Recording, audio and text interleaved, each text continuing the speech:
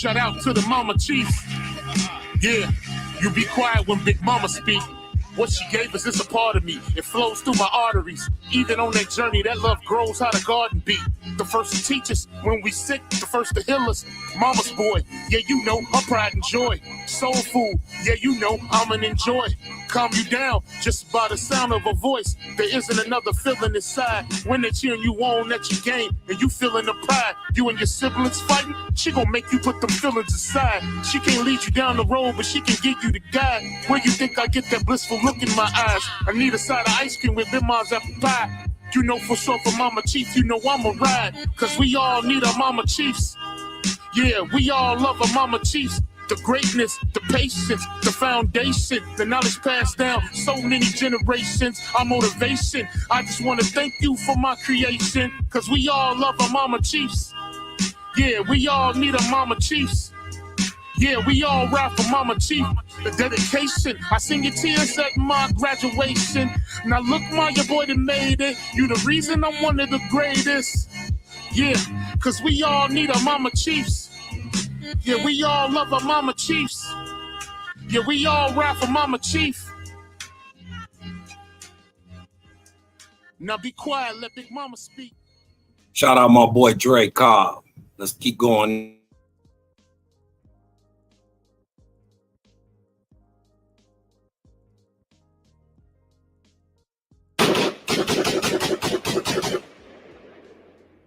Creator Gang is undefeated. I keep it real, pack to steal it for whoever want it. Clap, Judah be running laps when he get confronted. Got Devil Cosmon and knock you off of 500. They hit the club, roll up a Judah dub, forever blunted. Contemplating on who we gonna take out next. Got Cosmo, Cal, Malik, got Mac and be the best. The 4 horsemen who understand the business. Contract killers won't hesitate to kill a witness. 21 bodies executed on my hit list. JJ trying to watch me, trying to take pictures. Y'all working with woods and paint, a bunch of snitches. Peer pressure separate the real from the bitches. Niggas be gang gang until you start to bang bang. Let a nigga brains hang on everybody like dang. You thought it couldn't happen. Yahweh wouldn't smoke 9/11 Manhattan.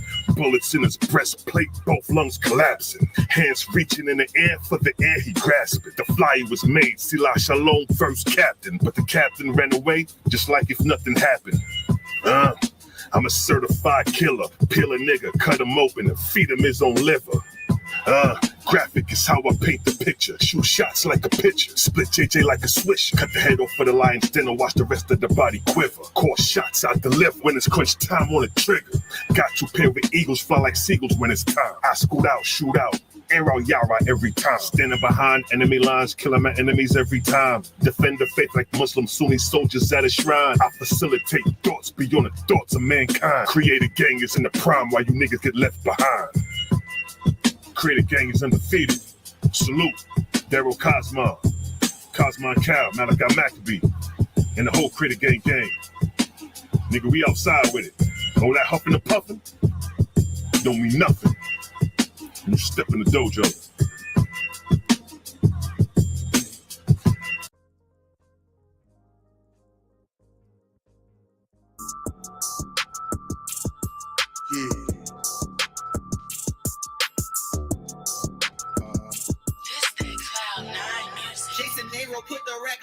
Creator Gang coming. Turning up the light and watch some boys start running. Let me tell you something, we ain't out here doing nothing. I can tell you scared, boy, niggas stop fronting. It was all in the plan, comprehension, understand.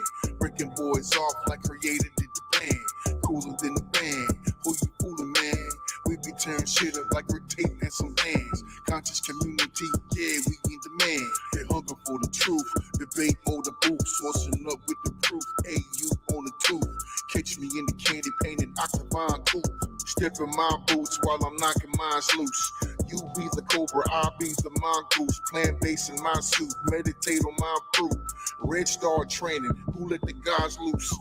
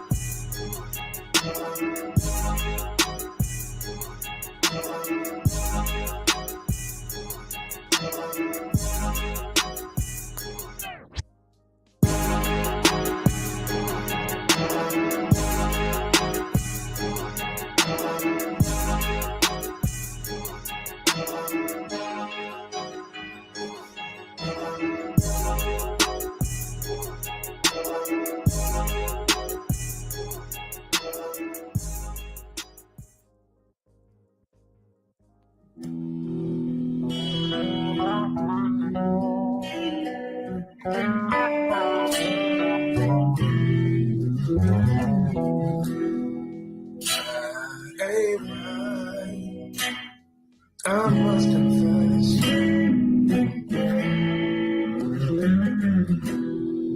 I'm feeling things like secrets down in my chest.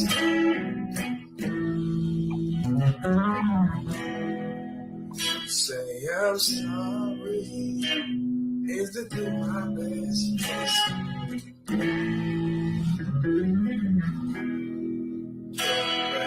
Restitution be the solution for all of the pain, the sorrow, the shame. I know I'm to blame.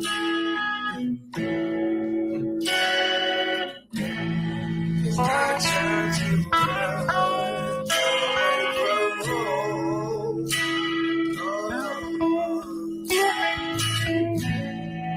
I found myself all alone.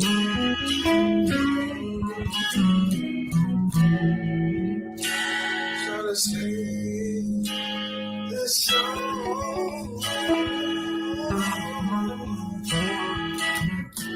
Had to learn a lesson on my own.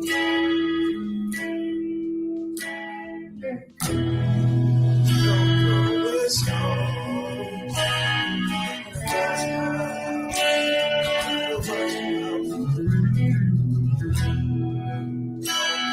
it's home.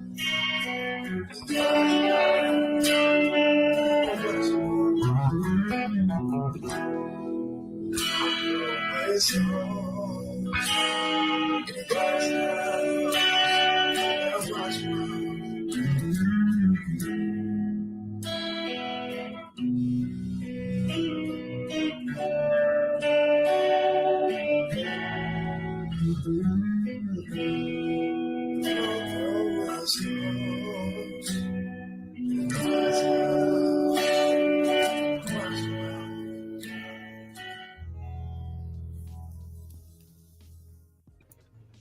out to the young Prince, Judah Vaughn, man. Y'all go over there to Millennium Zion, sub, like, share.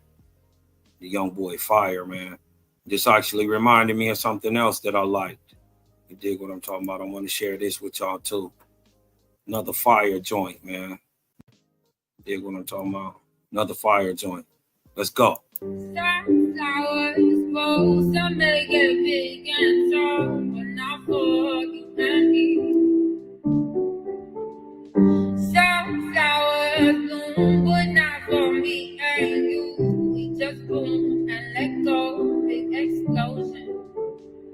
Some float away, it's just the wind that takes them.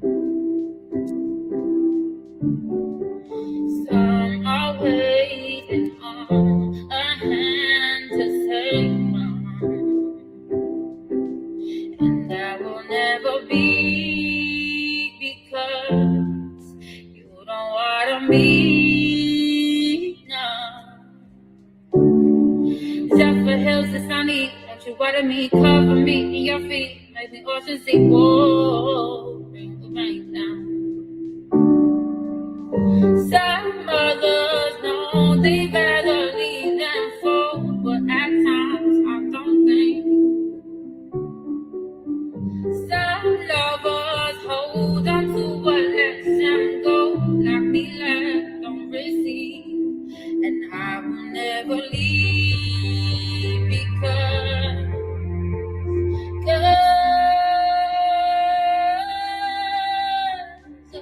you don't wanna be here. Oh no. Zephyr hills are sunny, water me, cover me in your feet, make the ocean see. Oh,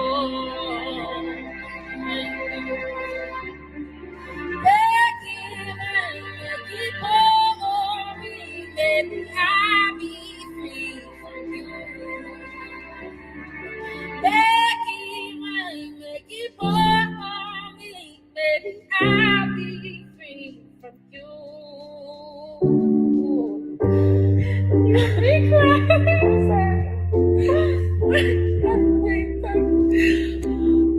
Wait, my heart hurts so bad.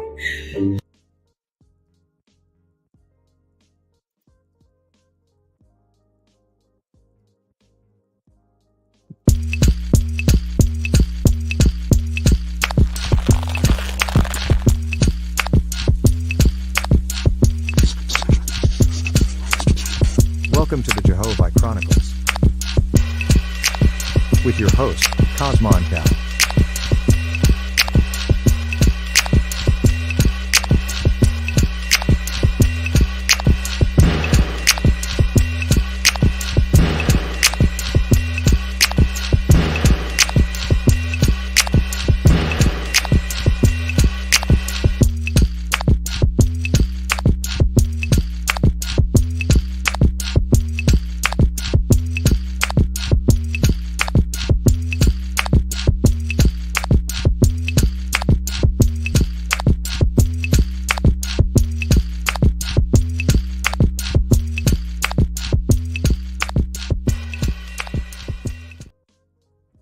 That's right. Right back like I left something. Your hostess with the mostest, burning like toast is. Cosmon, Cal, A, your naga, your nerve. Fresh up off of the curb, jelly, jam, and preserve. About to come and bring some more of this high Ethereum light, man. Hey, we gonna get into, everybody know Cosmon into the Aboriginal movement. You dig what I'm talking about, but what they seem to fail to realize in many times that I am a faithist first. I just happen to be an Indian. You dig what I'm saying? It's no hate on nobody. It's not big you, little me. We better than anybody. No, it's just the fact that the history, the nationality, ethnicity, culture of the multiple groups of Aboriginal Americans, right? That were found here before colonization. Their history is hidden on purpose. So now, with the understanding being brought forth in the through the Book of Earth, Sky, and Spirit, or OSP, new revelations are being brought back to the earth, confirming the old statement: "There's nothing new up under the sun." Right? We are regaining many of the and learning that many of the things that they call myth, story, right? Folklore is in this day becoming all too real. It's no further than to just Google, have myths ever become true? And watch how many things come up. So today we're going to get into the nationality, the culture, and the heritage of the great megalithic builders of America. I'm talking about the people who built Tiwanaku. I'm talking about the people who built Sacsayhuaman.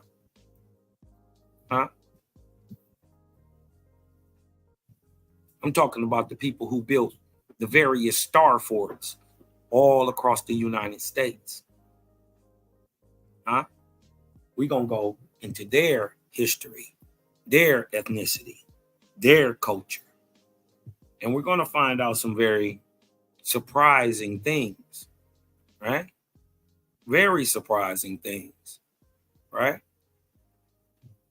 We're going to find out that through the copper-colored Aboriginals of America descent, the modern day copper-colored Aboriginals of America. Also, we're going to find out that even these early ancestors that I'm going to show go back as far as 70,000 years right here in America, right?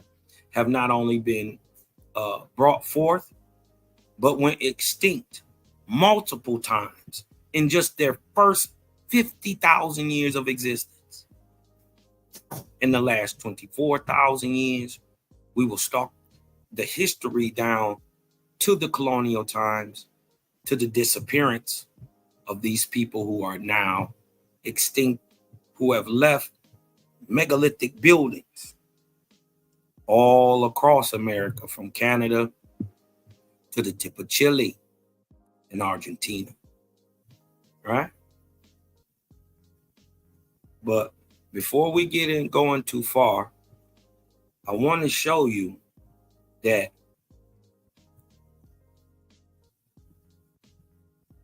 the large copper-colored people, right? If you won't believe Cosmon's story, if you won't believe their history, mythos, folklore, and you need white Europeans or Europeans as a whole to make anything real for you, right? I want to show you that this is not a far-fetched idea, and that the world has known about this and has hidden this for hundreds of years, right? From the very first time that a European landed in this colony or in this nation, on this continent, he was forced to deal with not only copper-colored indigenous people, but very large copper-colored indigenous peoples, right? We're going to go to show today that those people, quote unquote, that race, right, are the forefathers to us, the modern Indians, Right? We know about the motherland, but what about your father's land? Let's get into a little of this, y'all. Fair use. Fair use. I just want to bring this out real quick to show you that this is not a game. I am not playing. I am bringing brand new information that is old and been looked over, glossed over, right? We're gonna shout out to my boy Swordfish. He sort of inspired this whole lesson that I'm gonna bring forth on the copper-colored peoples. I was showing some information on my boy OTK and building with my boy Truth. And I just told it, look, the large Negroes who built all the megalithic buildings are the Ahuans. I didn't get into it, you dig what I'm talking about, but I showed them objective proof, right, that the people left their names on the structures and on the towns and the rivers. But everywhere you see one of these megalithic structures, you're going to see Ahuan. Right. And my brother asked, well, what language were they speaking? And I want y'all to pay close attention to the beginning of this video, because they're going to show you that when in 1539, when De Soto came to America, he ran into a large, giant, copper-colored Indian. Guess what his name was? Does anybody know what his name was?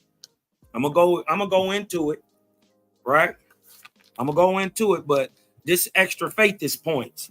If anybody can tell me this large copper-colored Aboriginal who met De Soto, right?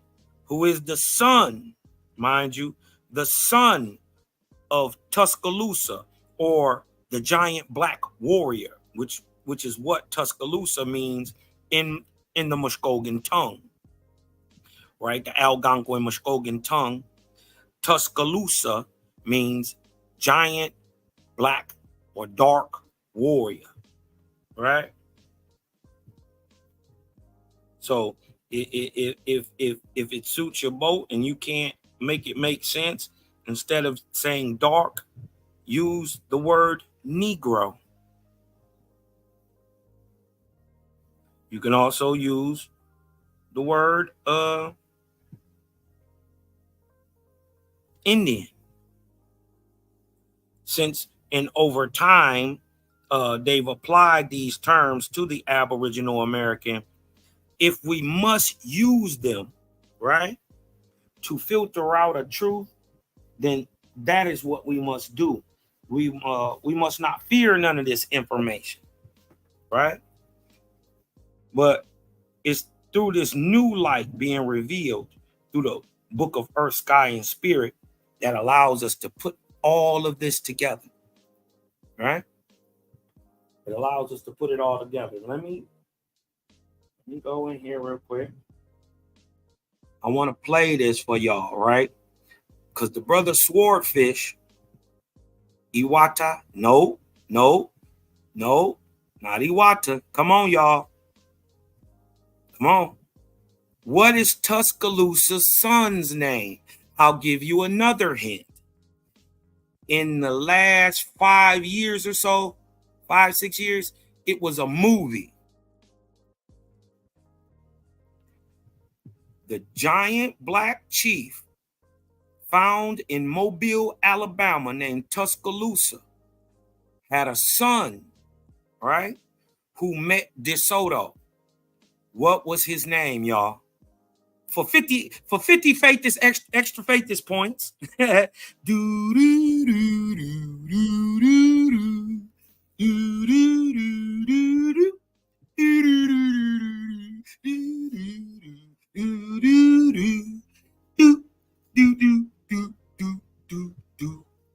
All right. I ain't see nobody come with the answer yet, so I'm gonna just go ahead and tell y'all.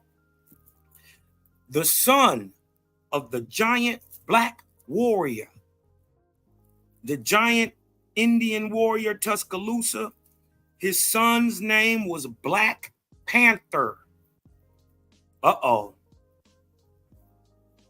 Uh-oh. You see how they turn our history around on us? They told us that Black Panther was from Africa, didn't they? But they never told us that DeSoto met a giant that he said out his own mouth was a giant in Alabama.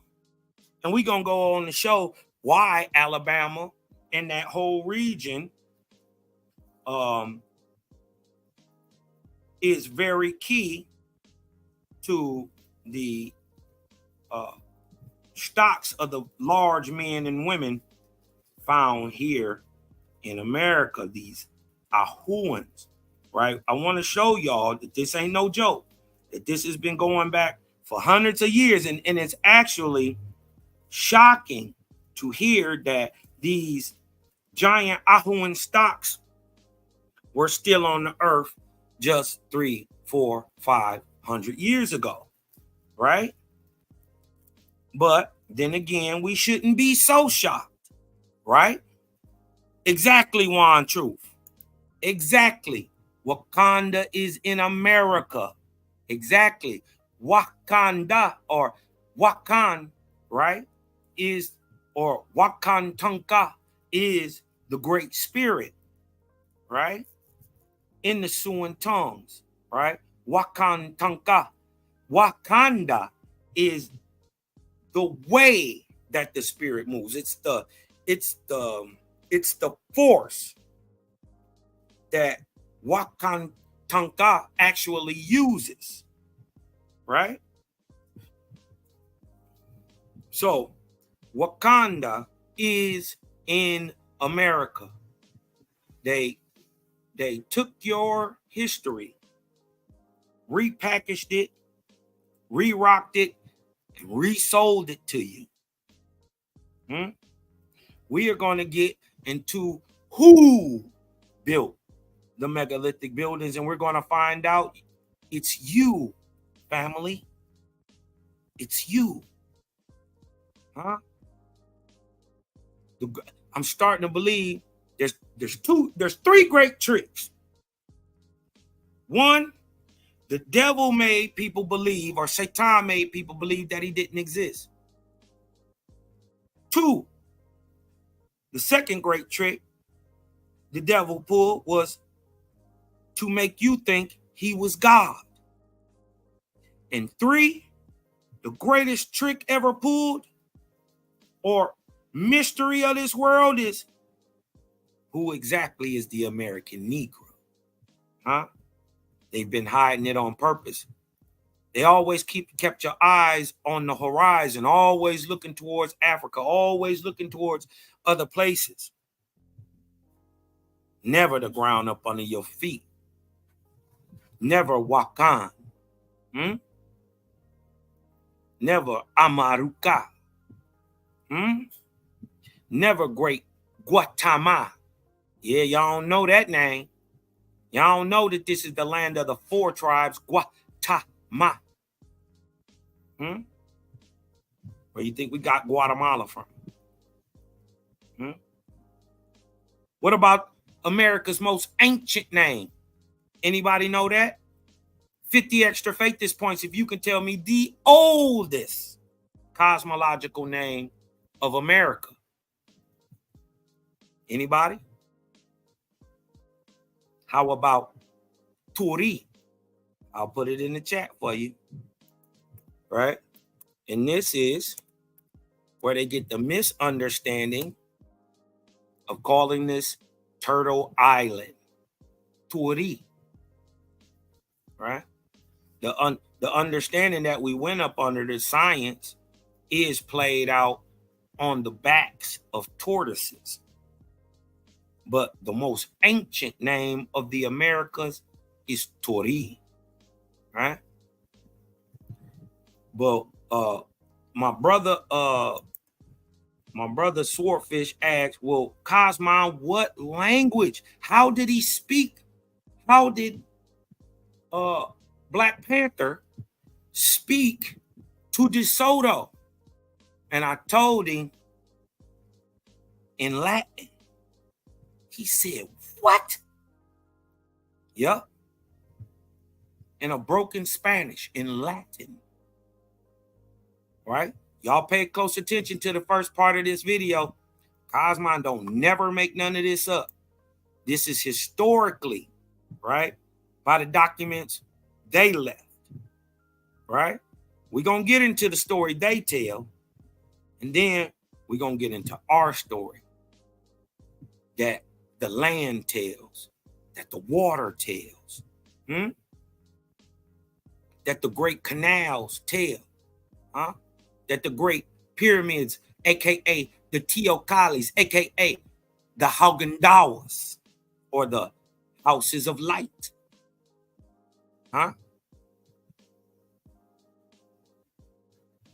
We're going to get into our history, our nationality, our American culture unabridged. But let's see what is commonly known, right? This is commonly known, right? And what's been left by our historical enemies, but nonetheless, it has been left. I'm not asking you to believe any of this. I'm just letting you know these stories are hundreds of years old. Even your enemy attests to these stories. So why wouldn't you believe your brother when he tells you? And with that being said, let's get into this, y'all. Check this out. Investigation is sponsored by June's Journey. Hey, fellow seekers, I'm Mr. Mythos. In 1539, an army of 600 soldiers and slaves trekked 4,000 miles through the forested wetland of what we now know as the southeastern United States. Leading these troops was the Spanish conquistador, Hernando de Soto, one of the most successful explorers of the New World, who made his riches plundering gold and selling slaves. Among the native tribes, warnings of his expedition spread quickly. On October 5th, 1940, De Soto and his men were resting in the remains of a village when, in front of them, the shaded forest began to rustle and a massive figure emerged. De Soto's private secretary, Rodrigo Rangel, was the one to record this encounter. Quote, "Seeing him, we paused, dumb with amazement. A great-limbed giant, the heads of our tallest men reached only to his breast." End quote. This towering native gazed down at the troop of silent Spaniards, then locked his eyes on Hernando de Soto. In rough, broken Spanish, the quote, "This towering native gazed down at the troop of silent Spaniards, What did he then speak? locked his eyes on Hernando de Soto." In rough, broken Spanish, the giant introduced himself as Black Panther, the son of the powerful chief Tuscaloosa. He announced on Hernando de Soto. In rough, broken Spanish, the giant introduced himself as Black Panther, the son of the powerful chief Tuscaloosa, locked his eyes on Hernando de Soto. In rough, broken Spanish, the giant introduced himself as Black Panther, the son of the powerful chief Tuscaloosa. In rough, broken Spanish, he introduced himself to De Soto. Did y'all hear that? In rough, broken Spanish, which means he was speaking Latin, right? Remember, all Romantic languages, Spanish, Ladino, Portuguese, French, Greek, Roman, are Latin-based languages. Now we must ask how, if they are just coming here, this is 1539, y'all. 1539. Right?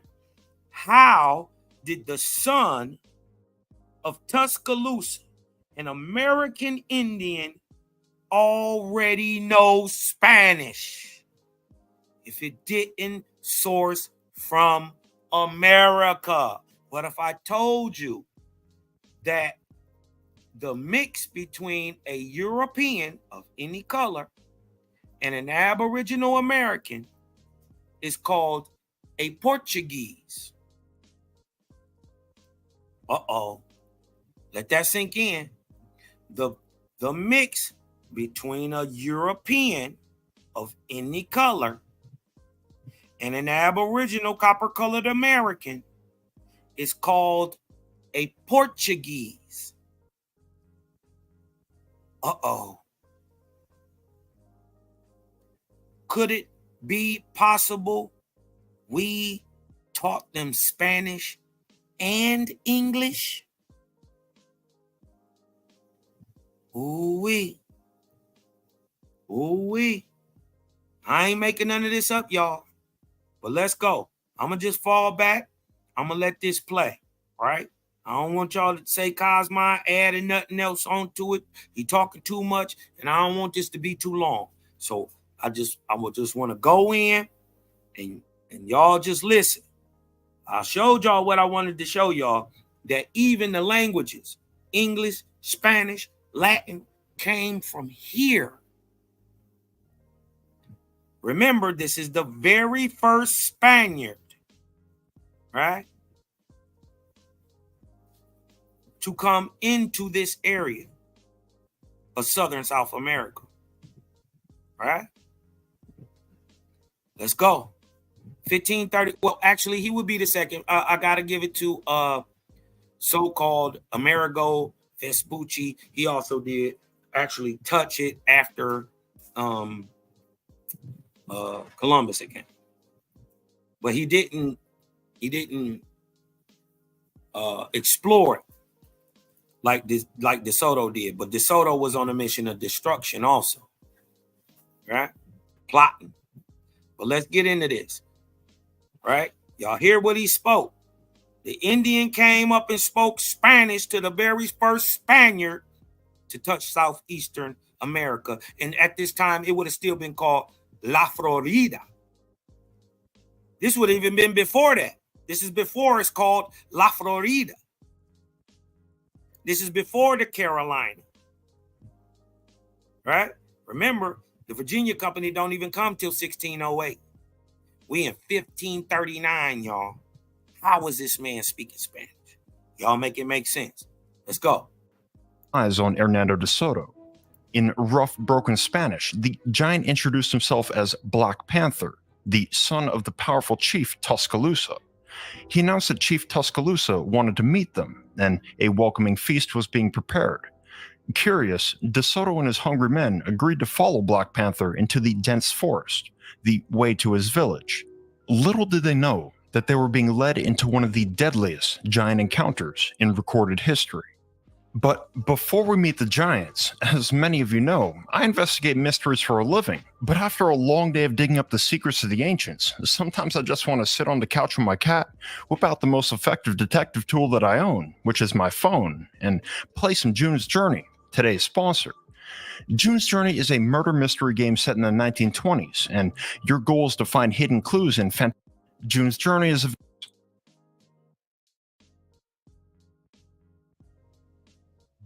3 days had passed as Hernando de Soto and his army followed the indigenous giant who called himself Black Panther.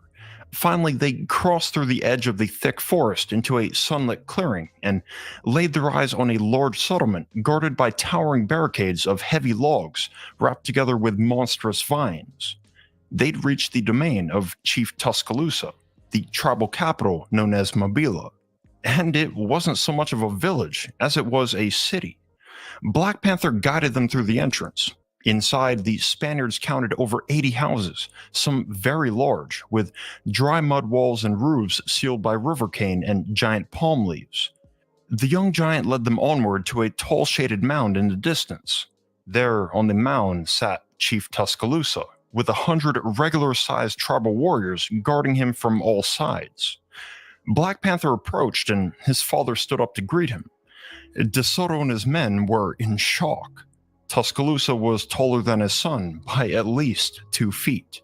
Quote, a giant mightier than his son, with big-boned, sinewy limbs, like a gnarled, leafless tree. High up he towered.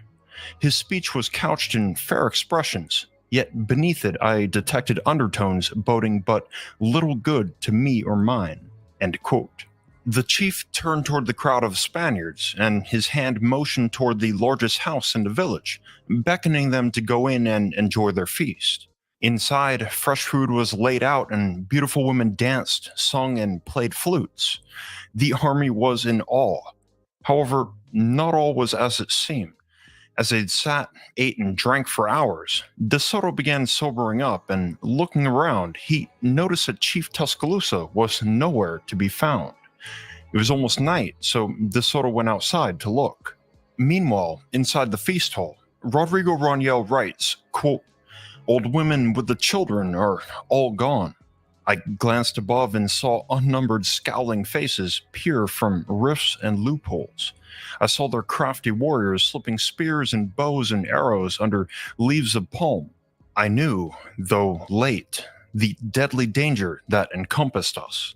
The dancing and the singing ceased." End quote. Outside, Hernando de Soto spotted Chief Tuscaloosa at the entrance of the village. The grounds of the entire village had been cleared, and the giant was about to leave. This was an ambush. De Soto immediately cried out for his men to defend themselves. As they rushed out, a hail of arrows came down on them, slaughtering 200 of the conquistadors. The rest battled their way out and escaped. In the early morning, the survivors regrouped and plotted their revenge. They approached the village of Mobila and launched an assault on its barricade. They hacked away at the logs and eventually broke through and stormed the city. The conquistadors set fire to the buildings, killed over 2,500 tribespeople, and beheaded Tuscaloosa's son, Black Panther. It was a massacre. And at the end of this fierce 9-hour siege, which would become known to history as the Battle of Mobila, the entire tribal capital had burned to the ground. After searching the wreckage, however, Chief Tuscaloosa's body was not found among the dead. All assumed that Chief Tuscaloosa had escaped deep into the forest, so De Soto and his army spent the next several weeks searching for him. During that time, the Spaniards encountered many other gigantic man-made mounds, just like the one Tuscaloosa had sat on as a throne, but they never found Tuscaloosa. A few months later, Hernando de Soto caught a fever and died, and his body was dumped in the Mississippi River. The surviving conquistadors returned to Spain to deliver their official report that giants in America indeed existed, just as other expeditions and conquistadors before them had claimed. Many of the most well-known and influential explorers of the New World, the Americas, encountered giants and documented it. Some of these giants were hostile and ill-willed, while others were friendly and kind. Between tribes, they varied greatly in looks and culture. The only real difference from humans was their size. Christopher Columbus first reached the Americas in 1492, but he wasn't the one to first discover the giants there. That title goes to the Italian explorer Amerigo Vespucci, who the Americas are named after. Amerigo Vespucci made the first European contact with American giants in 1499, and much further south on the map than Hernando de Soto. This took place on the Caribbean island we know today as Curacao. In his journal, Vespucci writes, quote, "We landed to see if we could find fresh water. Going along the shore, we beheld very large footprints of men on the sand, and we judged if their other members were of corresponding size, that they must be very big men. We discovered a trail and set ourselves to walk on it 2 leagues and a half inland. We met a village of 12 houses in which we did not find anyone except 5 women, 2 old ones, and 3 girls so lofty in stature that we gazed at them in astonishment." End quote. Amerigo Vespucci did what early European explorers of the New World tended to do. He accepted drinks from his unexpected hosts and immediately began plotting with his men to kidnap these 3 girls, who were abnormally tall. However, their plan sizzled out when the men of the village returned. Quote, "When the men entered, some of our fellows were so frightened that at the moment they thought they were done for. They were of such lofty stature that each of them was taller when upon his knees than I was when standing erect. They were of the stature of giants. We gave them soft words and sign language that we were men of peace and that we were out to see the world. In fact, we judged it wise to part from them without controversy. They stuck with us all the way to the sea and until we embarked." End quote. 20 years later, in 1519, the Spanish explorer Alonso Alvarez de Pineda would be the next to report an encounter with giants. This was in the same region later trekked by Hernando de Soto, the southeastern United States. Somewhere along the Mississippi River, de Pineda and his men landed at a large settlement of native villages. This society was inhabited by, in his words, quote, "a race of giants from 10 to 11 palms in height." End quote. These Goliaths were covered in golden jewelry and other ornaments, and they were also super friendly, thankfully. They offered the conquistadors food and a place to rest, and helped repair their equipment. Most interestingly, de Pineda recorded that there wasn't just giants living there, but also a population of pygmies, a people of extremely short stature. The Spaniards stayed and left without any issues, and in his report delivered to the Spanish governor of Jamaica, de Pineda talked very highly of these people. The same, unfortunately, can't be said for another giant encounter 1 year later. This was recorded by the Italian scholar Antonio Pigafetta, who traveled alongside one of the most famous explorers in history, the master navigator Ferdinand Magellan. On behalf of Spain, Magellan had set out on the very first expedition to circumnavigate the entire world. In October of 1520, over a year into Magellan's voyage, he and his crew were sailing in the narrow straits of the southernmost tip of South America. This was Patagonia. At first, the explorers were struck with sheer awe at this exotic unknown land of glacial waters, grassy deserts, and snow-powdered cliffs. However, the magic of this place also extended to its severe, unpredictable weather. It wasn't long until repeated barrages of rain, wind, and lightning forced them to dock their ships and land for 6 long weeks. According to Antonio Pigafetta, Magellan's appointed voyage chronicler, quote, "We had been 2 whole months in this harbor without sighting anyone, when one day, quite without warning, we saw on the shore a huge giant who was naked and who danced, leaped, and sang, all while throwing sand and dust on his head. He was so tall that even the largest of us only came midway between his waist and his shoulder. His eyes were ringed with yellow, and in the middle of his cheeks were painted 2 hearts. Our captain ordered one of the crew to walk towards him, telling this man also to dance, leap, and sing as a sign of friendship. When the giant saw us, he marveled and was afraid, and pointed to the sky, believing we came from heaven." End quote. Magellan and his crew followed the giant back to his village, and there the other towering tribespeople made the same mysterious gesture. Quote, "When our men reached them, the giants began to dance and sing, lifting one finger to the sky. 6 days later, a giant approached our men. He first touched his head, face, and body, and then did the same to our men, afterward lifting his hands toward the sky." End quote. This sign language is notable because it happened with seemingly every giant they met during their stay. I want y'all to take clear notice of the sign language. Everywhere they went, it seemed that they spoke in sign language. I want y'all to understand, in America, right, this is our trade language. It is a pidgin language. This is how a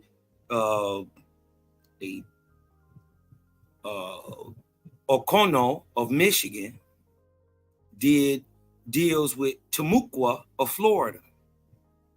This is how the Onondaga, right, of Michigan, right,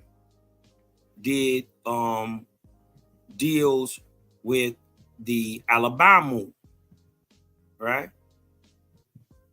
They didn't necessarily speak the same tongue, or this is how an Iroquois deals with a Muskogean speaker, right?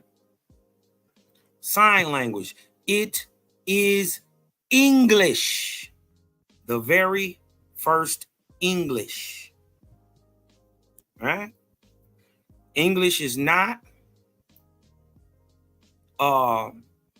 only written or spoken, it is also signed. Right?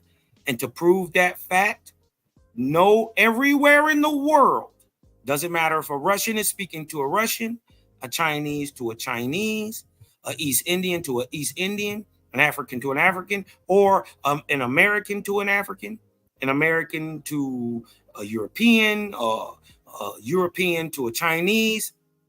When they are signing, right, the language is only deciphered in English. Everywhere in the world. No matter if a Russian is speaking sign language with another Russian, in his mind, it is deciphered in English. All right, let's get back. The question is, what exactly were these people trying to communicate? Were they indicating that their tribe had some connection with the sky?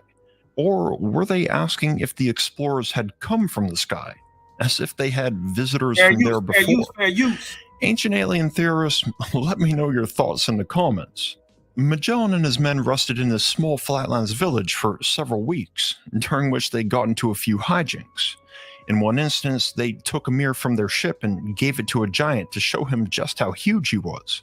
But this immediately backfired. Pigafetta recorded, quote, "The giant seeing himself was greatly terrified, leaping back so that he threw 4 of our men to the ground," end quote. Still, these giants were extremely friendly, even if they were skittish around mirrors. Unfortunately, Ferdinand Magellan couldn't hold back his conquistador urges. He'd confirmed with his own eyes that giants actually existed, and became obsessed with the idea of taking 2 of them back to Spain as proof. So Magellan plotted a kidnapping. His chronicler Pigafetta admits that the scheme was a cunning trick, but necessary because these giants would have easily killed them if they tried to do it any other way. The trick was to lead a few giants to an isolated area, then shower them with all sorts of metal gifts, including knives, scissors, bells, and mirrors, and in the shiny confusion, slap cuffs and chains on the legs of 2 of the giants and pretend it's jewelry. Quote, "These giants took great pleasure in seeing these fetters, and were grieved that they could not hold the fetters in their hands, because their hands were already full of other trinkets. But when they saw the bolt across the fetters being struck with a hammer to rivet it and prevent them from being opened, these giants were afraid. But the captain made signs to them that they should suspect nothing." End quote. At this point, the other giants realized that they'd been fooled and that their friends were in danger. They began to shout at the sky above, then attacked Magellan's men, killing 1. But when they realized that they were far outnumbered, they ran off for reinforcements. Meanwhile, Magellan and his crew escaped back to their ship with the 2 giants they'd chained up and set sail. Riding away on the high seas, it was then that Magellan gave a name to the giants. He called them the Patagonians, and the region they lived in was Patagonia. In Spanish and Portuguese, the word pata means foot or paw, and usually in the large sense. Thus, Patagonia literally means land of the big feet. On the ship, Antonio Pigafetta reported that, quote, "Each of the 2 Patagonians we captured ate a basket full of biscuit and drank half a pail of water at a gulp. They also ate rats without skinning them," end quote. Sadly, within a few weeks, both Patagonians became terribly ill and died. And not long after, Captain Magellan would go on to face multiple mutinies and eventually meet his own slow, painful death from a poisoned arrow, his last sight being his crewmates leaving him to the enemy. At the end of this cursed expedition, his chronicler Antonio Pigafetta was one of only 22 men who survived, and his detailed notes on the Patagonians would soon become the most famous giant encounter in recorded history. Cole, he's my miracle child.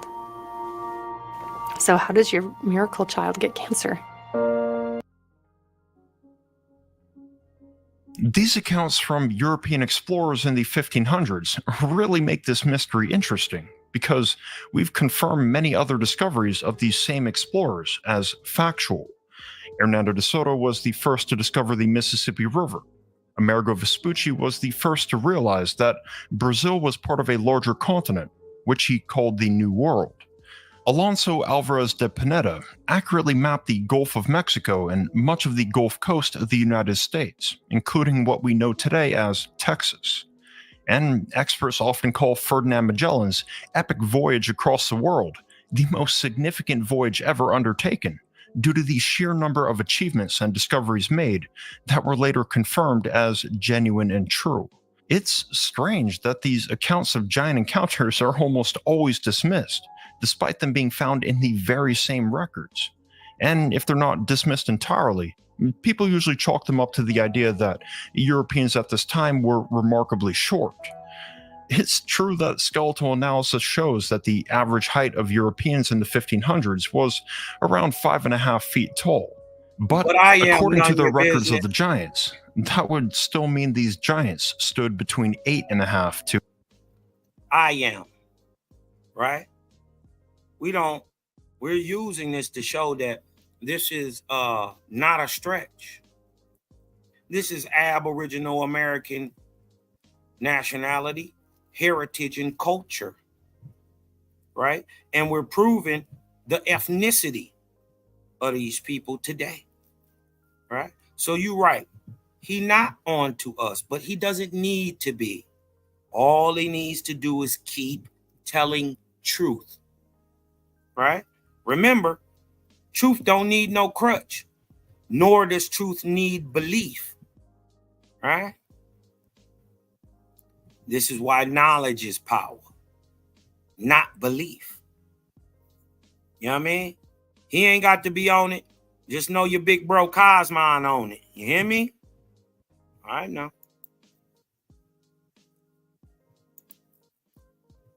To 11 feet tall. As far as we know, the tallest human in recorded history was Robert Wadlow, who stood at 8 feet and 11 inches due to an extremely rare medical condition. So I think it's right to say that an entire colony of people at that height might not be classified as humans, but giants. It's no surprise to the native people of this land that the Americas were once home to a race of giants. Vital records of native mythology have been documented since the 1500s, and giants are frequently mentioned. This is... Now, does Mr. Mythos know that there's a difference between an American Indian and a Native American? I'm sure he doesn't. But that doesn't mean that the story is any less real. And you must take into account, we gave the Native American these stories. This is what people must take into account.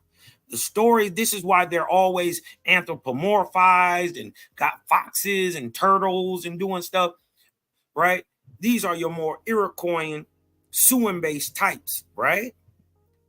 But the Algonquins, who are older, right, and descend directly from this megalithic builder stock, we didn't come from anywhere else, right? Unlike half the Siouans, who are mixed with the Iroquois, and the Iroquois themselves, who are mixed with the Aleut, Inuit, and Timé people, right? So, does this man know that a Native American is different than an Aboriginal or Indigenous American or an American Indian? No, he does not. But the tale is the information we're looking for. Remember, we're talking about a mythos that has been purposely hidden, right? Right. Siouan would be admixed, right? You could be, Aleut Inuit, Aleut Iroquois, and be Siouan. You could be from a Muskogean speaking people, like let's say the Timucua, and you mix with the Iroquois. The resulting people are suing or admixed. There are 3 different major people groups in America when the European, who, by the way, we got to get over this whole pale face stuff, right? We got to get over that. Many of the very first conquistadors and Moors to come to America were turned around and also were your enslavers. People who benefited from head rights, patents, and deeds, right? Authorized through Dum Diversis, Sectesimal, and the Doctrine of Discovery. You dig what I'm saying? Where God of the Christians said it was okay to kill, slay, and enslave anyone that wasn't a Christian. Huh? We got to give a shout out to the Native American, though, because a lot of the stuff that we taught them, they were able to keep alive, right? Don't necessarily run away from the Native American, even though you're not him, because much of his culture is yours. The dancing in the circle from the Algonquins, the niggas. As I was saying, there's 3 major people groups. There's a Algonquin stocks, which are basically, to use the term, negroidal. Then you have your Iroquoian stocks, who are basically mongoloidal.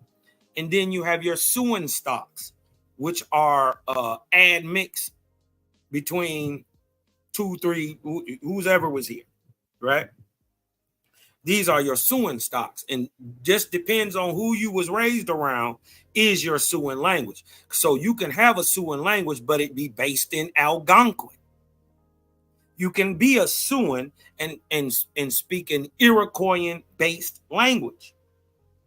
Or, right, you can speak a Siouan. You can be Siouan and speak Siouan based in both, right? Or one or the other, right? Which is now a Siouan tongue, right? So we got to understand that it was majorly 3 people here when the European got here. But remember, America, or Guatemala, the ancient cosmological name of America, which is where you get Guatemala, or the land of the 4 tribes, where the boats from the times of Noah, right? Noah is a time, not a man, landed, and these people go on from there to populate this, repopulate this continent again. Yeah, that's right. We had a bottleneck extinction event roughly 24,000 years ago. But we're going to keep going. He don't know, but take note. He is dropping what has been historically proven. We don't have to believe the records, but they are there, right? And they are to be used, right? So let's get to using them. Particularly important for the Aztecs, whose empire and culture would be made extinct by later Spanish conquests, who not only carried out countless massacres, but also introduced contagious, deadly diseases, which wiped out over 80% of the native population. Few records were made before the Aztecs were all but gone. In 1544, a 7-year-old child named Diego Duran moved with his family from Spain to Mexico, where he grew up in the culture of the remaining natives. Not only was Duran surrounded by Aztec culture, but he became fluent in Nahuatl, the Aztec language, and learned to read their ancient hieroglyphs. Over the years, Duran grew into one of the most trusted Europeans in the eyes of the Aztecs, and their elders and shamans chose him specifically to preserve their first-hand narratives. So he spent the next 3 decades of his adult life living in their community and recording interviews with them. Chief Jonesy, what up? This unique arrangement is why his work, titled The History of the Indies of New Spain, is arguably the most important documentation we have today on ancient Aztec beliefs and traditions. It's also how Diego Duran first learned about the origin of giants in America. According to Aztec mythology, there exists a place deep in inner earth known as Chicomastok. In English, Chicomastok translates to the 7 caves. These 7 caves belong to 7 different tribes, one of which was the Aztecs. Thus, Chicomastok is believed to be the place from which the Aztecs and other Mesoamerican people. Now, I'm not sure. I haven't watched this. Hold on. I'm not sure, but I haven't watched this. But remember what the people's name is. The name of the large copper-colored Negroid megalithic builder of America is Ahua. I-H-U-A. Ahua. So all these large men you seeing on the screen would have been called Ahua. Right? I want y'all to understand that the Great Pyramid of Chichen Itza, right? And was built or said to be built by a giant. Guess what the giant's name is, y'all? Guess what the giant name is who built El Mirador and built the biggest pyramidal structure in the Americas, right? Guess what his name is? Remember, the people are called Ahua, right? What was the builder of the oldest pyramid in America? His name was Shelhua. Let me put it in the chat for you so you can see it, right? I don't know if he's gonna go into it, but I wanted to bring this out so y'all understand that I'm not making this up. Shelhua, right? So basically he's saying Hua, the man, and Shell would be his first name. Shell, the man. That's like saying Cosmon Cal. You dig what I'm talking about? Just interesting to tie, right? I'm bringing out some new information. The people are called Ahuan. We find out that the oldest and largest pyramid in the Americas is built by a man named Shelhua. And they are in their own mythos called giants. I'll back up just a little bit, right? Let's go. Belonged to 7 different tribes, one of which was the Aztecs. Thus, Chicomastok is believed to be the place from which the Aztecs and other Mesoamerican people first emerged onto the surface of the earth. According to Diego Duran's records, quote, when these 6 tribes had settled on the surface world, they recorded in their painted books the type of land and kind of people they found here. These books showed 2 types of people, one from the west of the snow-covered mountains toward Mexico, and the other on the east, where Puebla and Cholula are found. The people from Puebla and Cholula were... Cholula is Shelhua. Remember, the builder of the great temple of Cholula is Shelhua. Or the giants, the Kinametsin, which means men of great stature, end quote. According to the Aztecs, the Kinametsin were already there when their people emerged from inner earth. So these giants actually have a much more ancient history than the 7 tribes of Chicomastok. If we rewind to the weird part, the real weird part is that lines up with Owaspy. That the Ahuan, the large copper-colored Negroid race, was bred afterwards, and that there were 2 people here when they came onto the planet. One, the mound builder, the other called the Druk, right? Which would be the understanding of what your Cro-Magnon type would be. A 100% modern human, but a nigga who don't get it. Right? The warrior type, not the spiritual type. Right? It's crazy. That agrees with Owaspy. That the large copper colored people came later. Now, later is still 22,000 years ago, but still, right? They said when they came out the caves, there was already people here. Very beginning of life on Earth, an age the Aztecs referred to as the first sun. The first people to be created were giants. The god Tezcatlipoca created this race of giants from his own ashes after throwing himself into a great fire.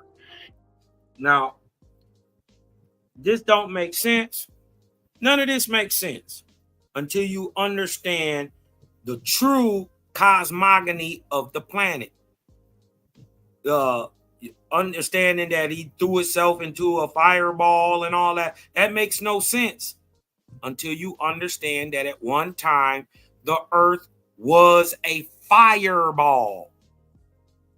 All right? Notice they're anthropomorphizing these deities. But notice these angels, these gods, are in the shape of men. Right? I got a debate coming up. Somebody was crazy enough to take a debate with me that angels are not dead men, or the spirits of dead men are what we call angels, right? So easily beat that up. But a lot of this stuff makes no sense until you understand the true cosmogony, that the world in its earlier stages was a fireball, hot, molten. Nothing could live or breathe on it. Right? So they're trying to explain cosmological events through measures of time, right? So if I'm not mistaken, right, if I'm recalling my Aztec Mayan history and all this stuff, Incan history, they're going to tell you that we are in the 5th root race, when actually we are in the 7th, right? But if I know some of them say we are in the 7th race, but many of them say we're in the 5th. That's because they don't understand the eras, the first and second era of time. It's just told in mythological stories like this, right? Y'all get a real cosmogony, man. We got a whole book in Owaspy called Cosmogony and Prophecy, right? I always talk about prophecy in the Bible. Why ain't your God never turn around and tell you how to prophesy? And the other Aztec gods provided the giants acorn. Look at the people they made. Copper colored, high top fades. I'm just saying. For nourishment. However, a long fight sparked between Tezcatlipoca and his arch-rival and fellow god, Quetzalcoatl. At the end, Tezcatlipoca became so enraged that he sent mighty jaguars to the earth, and these fanged predators viciously tore apart all the giants, with no survivors. Thus ended the age of the first sun, which lasted exactly 676 years. However, this wouldn't be the last of the giants. They'd eventually be reborn, though it would be a long time until this happened. The age of the second sun lasted. Again, that history that comes from the Native Americans agrees with Algonquin, and Native American history both agree with Owaspy. Well, you're going to find out that Algonquin history is recorded in Owaspy. Everything that y'all think y'all got, or anything that y'all lost, is recorded in Owaspy. Oh yeah, it's different. It's different. Let me tell you something, none your business. Because she asked, what is Owaspy? We'll get into that later, but I don't want to derail this. But it's a practical spiritual guidebook for the advancement of man as a whole and as man as groups. Right? And it gives you a history from now to the flood, and then from the flood to the creation of man, and even a history of the creation of the planet. How, when, where, why, and with what it's done. Those are the things a great spirit would tell and know, right? Because he would be the only one there. Right? Owaspy is the return of Aboriginal American nationality, heritage, culture, and ethnicity. Right? That's right. Let's get in. Let's keep going. This lines up with what Owaspy said. 676 years, the same length as the age before it. And likewise, the second sun ended in another apocalyptic event where catastrophic hurricanes and floods destroyed the world. Any living beings who survived by climbing up into trees were turned into monkeys. After this came the age of the third sun. See, the crazy part is the Algonquin flood story doesn't tell that part. So where did they get this story from? Right? We doesn't say nothing about that. Nothing about no turning into monkeys, and understanding that has a spiritual understanding, and it means certain men reverted back into their animalistic nature, right? It's not nothing. Nobody really turned into a monkey. They're trying to express a thing objectively, right? When it's actually a spiritual rate and is subjective, right?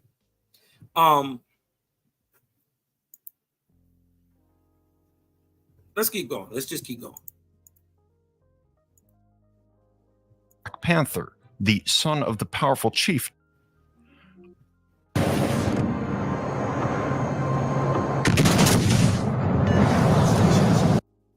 All that we know about the remaining three pyramids is from the use of ground-penetrating radar. Age of the second sun lasted 676 years, the same length as the age before it. And likewise, the second sun ended in another apocalyptic event where catastrophic hurricanes and floods destroyed the world. That sound familiar? Do the Algonquins got a flood mythos? Of course we do. Guess where it was written at before any Algonquin wrote it down? In Owaspy. Owaspy is a primary source for the Algonquin flood myth. 25,000, not 2,500, 25,000 years ago. Or exactly the year 22,553 BC. I'm not guessing, I'm telling you when the flood happened. During the 17th arc cycle after the creation of man. 51,000 years after the creation of man. Huh? In a cosmological time, an arc cycle called Noah.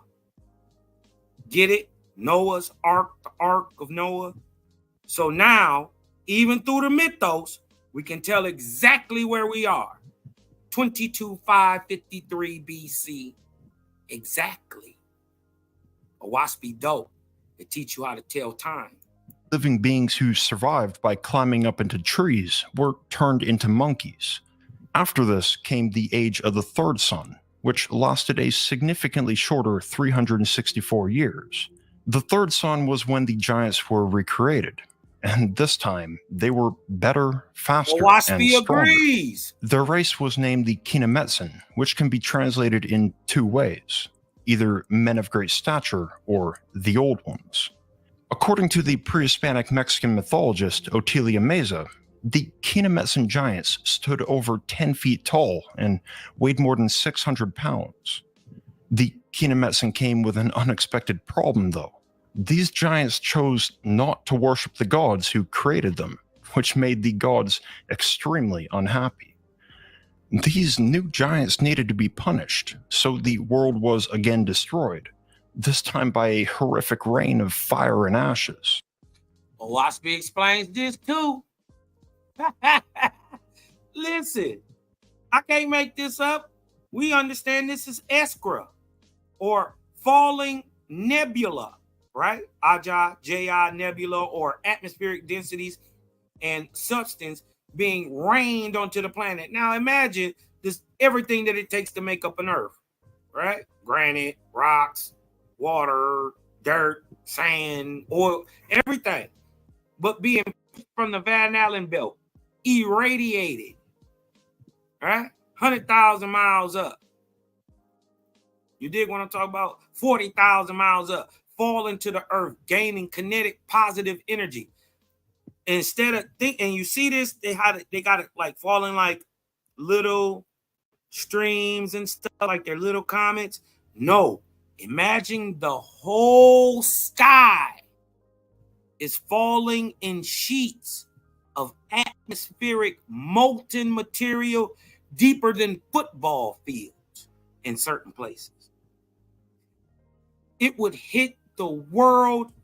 Listen, there ain't enough bombs on this planet to explain what happened on this planet at certain times and areas. And then it's not guesswork. We know when it's going to happen. There's a rhythm, a pattern to everything. It's just about, can you read the pattern? Do you know what Tesla was talking about when he told you 369? He was giving you keys to prophecy and you didn't even know it. Now it's time for the faithists to reveal this and bring this back out to the world. And I'm giving it to my people free. Yeah, so Cosmon channel gonna grow slow. Yeah, Cosmon channel is not gonna get helped. It's not, they not gonna share my stuff. Trust me, but in the end, I will be here last. Huh? Because I'm giving them what they need. Huh? Not what they want, what they need. And what you need is nationality, heritage, culture, and ethnicity. The things that you cannot find in a genealogical test. Huh? A genealogical study. Nor can you find them in a DNA test.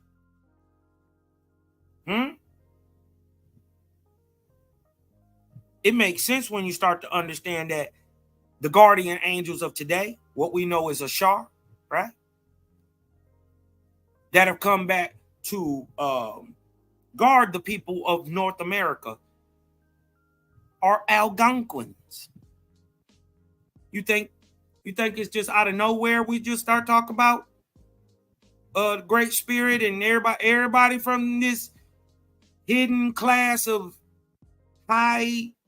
highfalutin spiritual people? Everybody talking about the Israelite now. Oh, everybody Buddhist, Brahminists. Oh, I'm super Islamic now. Oh, I'm directly from the line of Muhammad. And you think it's a game? You think it's just by chance that niggas in America, just in the last 5 years for the most part, right? Since right before COVID, right? I even give it 10 years, right? Been pushing heavy this Aboriginal stuff. You think it's just out of nowhere? Huh? If y'all remember back, think back. It exploded in 2013. It's been growing ever since. Think back, y'all. Huh? Remember your God told you that you're supposed to use the sun and the stars and the moon, the sun and the moon to tell time? Why didn't he turn around and tell you how to do that? Huh? Would that reveal something? Would that shake up some timelines, even in his own narrative, if you knew how to truly tell time?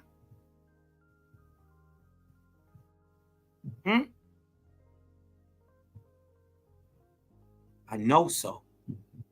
I don't believe so. I know so. However, the Kinametsin were far more capable than their predecessors, and part of this advanced giant population survived to see the next age, the fourth sun.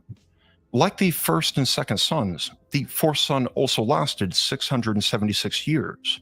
The Kinametsins still needed to be made extinct, though, among other problems, so the rival gods Tezcatlipoca and Quetzalcoatl put aside their differences to cast the most catastrophic destruction of them all, a massive sweeping flood across the earth. This deluge killed almost all life, but even then, a few Kinametsin giants managed to survive. Quote, all of the giants either perished in inundation or were transformed into fishes, save 7 who fled into caverns. When the waters subsided, one of the giants, called Jehovih. Who? Y'all think Cosmo be making this up? No! I'm well versed. They don't like that I know what I know. I'm not guessing. I'm not thinking. I've been through this. I've been through the ups and I've been through the downs. I've read every piece of literature that the greats have written. I know I'm standing on the shoulders of giants, so I know I got to know this. I know I have to know this. It's good. It's good, Kago. It's good, Kago. She good.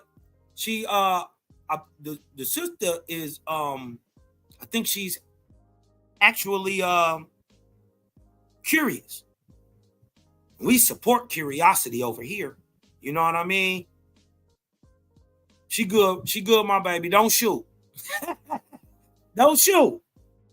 You dig what I'm talking about? Don't shoot. Don't shoot. Don't shoot. We got pit bulls over here though. They get on your ass. Okay. Listen, I don't bar none of that crazy. You dig what I'm talking about? But I will let people come up here and spit the illest stuff. Right? And then the crazy part is I'm just about guaranteeing you Owaspi has something either yay or nay or something on the topic that nobody else was bringing out. I can pretty much guarantee you that. This is a different thing. It's the new steps. It's the new life. This is not Nintendo. This is PlayStation 10. See what I'm saying? This ain't PlayStation 5. It's PlayStation 10. And this is why the Bible thumpers and the religious zealots are in the kerfluffle about Owaspi and they can't deal with us. This is why they run from us. This is why they don't want to have these conversations. Because it's going to change what you know. Whether you believe it or not is on you. Who cares? Right? Remember, truth don't need no crutch. But didn't I tell y'all? When the water subsided, one of the giants, what's him name? What's him name? Him downstairs name, Jehovih. What are the people we are looking at? The large copper-colored megalithic builder of today called Ahua. Didn't I tell you that he built Cholula and, right, the largest by volume in the world, well, not no more, but the largest by volume in the Americas, right, and bigger than those in Africa, right? I just found one in in China. Oh wait a minute! I just gotta say something about this pyramid in China. Is big enough to fit the 3 great pyramids inside of it and still have a whole fourth to fit a whole nother even larger pyramid inside. Oh my God, listen. In China, in China. Right? But didn't I tell you the people are called Ahua, and the great first builder, the builder of Cholula, look, he's building, he's an architect. I'm telling you the large copper-colored people are called Ahua. What is him name? Him name Shelhua. Fresh out of the American mouth. You ain't got to believe it. But I'm showing you it's there. Surnamed the Architect, went to Cholula, where he built an artificial hill in the form of a pyramid, which served for an asylum to himself and his 6 brethren. End quote. Most people don't. What he build? What did the giant nigga build? A pyramid, a megalithic structure. We gonna keep going. Know that the Great Pyramid of Cholula, located in modern-day Mexico, is the largest pyramid in the world by volume. Its volumetric size of 4.45 million cubic meters is larger than any. I'm trying to tell you, they just found one that's even bigger. Yeah, I can't make this up. I can't make this up, man. Oh man, they got I think it's in Xi'an, China. They found 79 new pyramids, and one of them is so big. Oh my God. This thing is massive. Right? But again, here go. I keep hating the tout of Owaspy, but Owaspy don't miss.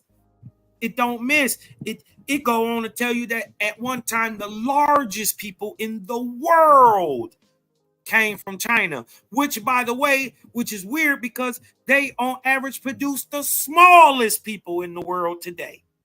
This is crazy. And then you go and see the biggest rock cut structures in Asia, the biggest pyramids in the world in China. Yeah, they thought the rock of the pregnant stone over there in Baalbek was the biggest, but they got one 600 more tons heavier in Asia, in the Longshan cave, not Longshan, Longshu. What do you call that thing where you dig rocks out of? Slipping my mind. The word is slipping my mind. Where you dig rock out of to shape and form is called a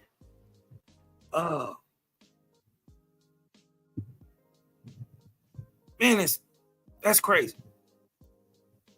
Hey, what is it called? It's on the tip of my tongue. It's called a, come on, y'all. What do you call that? What do you call that? A place where, a quarry. Thank you. And they thought the one in Baalbek was, which was at 1,000 tons, was the biggest in the world. So they looked over in Asia, seen one 1,600 tons. And the crazy part is it's balancing on a little itty bitty little nub of rock. Look, I can't make this stuff up.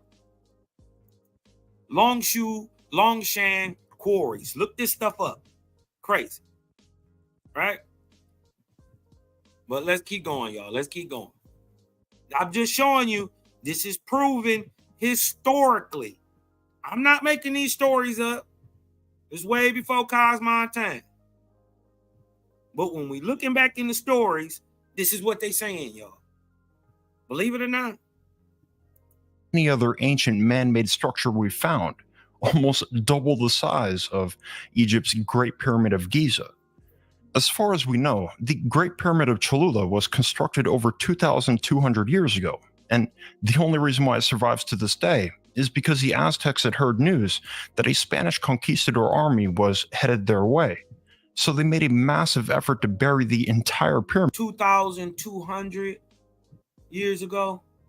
Or is this from the time of 22,000 years ago? Remember, the flood happened exactly 22,553 BC, within after that 600-year period, which is called Ham Shem Yafet. Y'all starting to get it? Noah ain't a man. Noah is a time. Remember in Bible they talk about times and half times? Well, a time is 400 years. So what's a half time, y'all? 200 years. Right? You break them 200s into three, you break that 600 years into 3 200 periods. They're called Ham, Shem, Yafet. Starting to catch on. They're not men. They're times. But from 23,153 BC to 19,553 BC, a 3,600 year period, or the 17th ark cycle after the creation of man, called Noah. Noah's ark, the ark of Noah, right? After this calamity, right? This is why they built this, look up top, up here on this mound, right here on Cholula. They built a church on top of it, right? But look at the structure up under it. It looks like this. This is how they found it. But this on the bottom is how they found it. This is how it looked up here at the top, right? Massive, right? This is how it looked in the 1800s when they found it, right? 1900s. They didn't even know it was there. It just looked like a hill, right? Which showed that it's true antiquity. This stuff had been out of use for years before any European got here, or before an Incan set foot, or even the more modern Mayans, right? Because the Maya and the Mayans are two different people, two different times, thousands of years apart, right? So, and even the Mayans didn't call themselves Mayan. Mayan is a time, right? Where anybody during that time, during this certain era, would be called Mayan, right? Y'all catching on now? We're going to get it. We're going to get to it. We're going to break it all down. Pyramid with dirt and shrubs in order to hide and preserve it. When the Spanish arrived in Cholula in 1519, they took one good look at the site and thought it was an interesting hill and the perfect place to build a church. Even though Diego Duran recorded the legend of a great pyramid built in Cholula, no one ever actually believed it was true. Over hundreds of years, though, the dirt slowly eroded.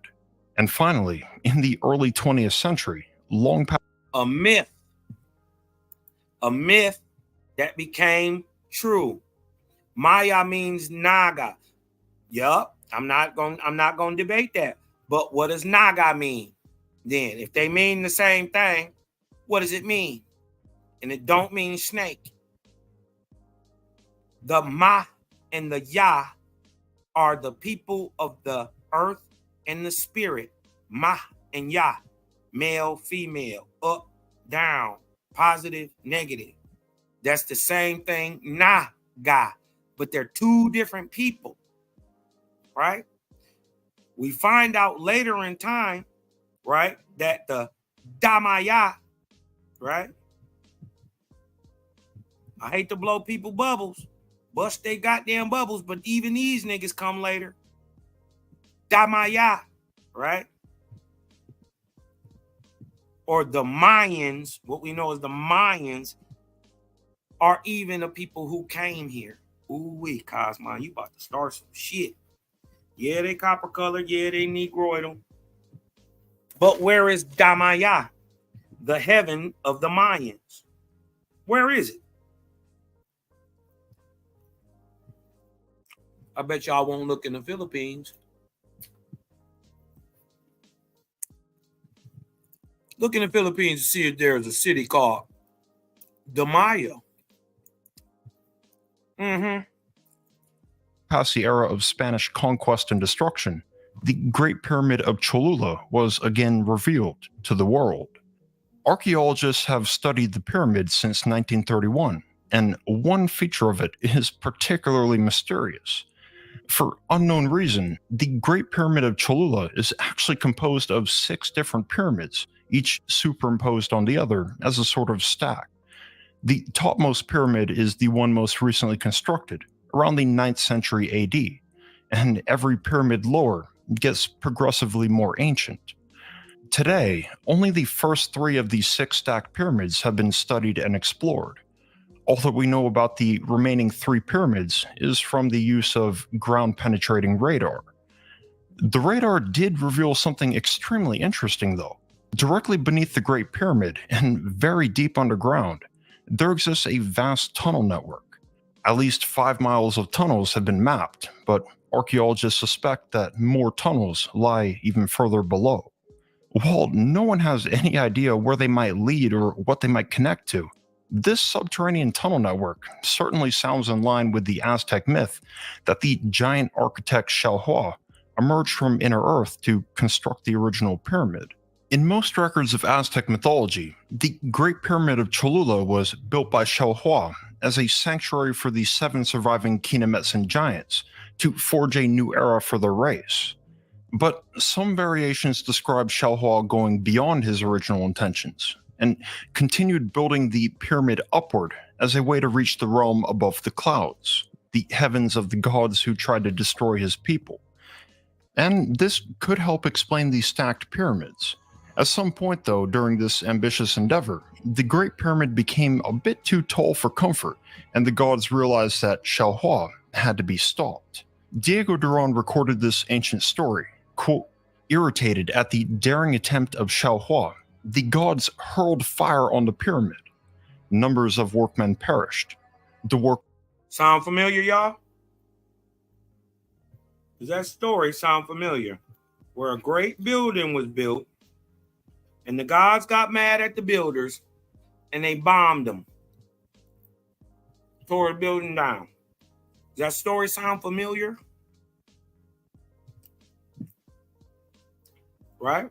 It won't really make sense to y'all how they got these stories until you truly understand the Trinity, or the Father, Son, Holy Ghost doctrine, which is what they were practicing.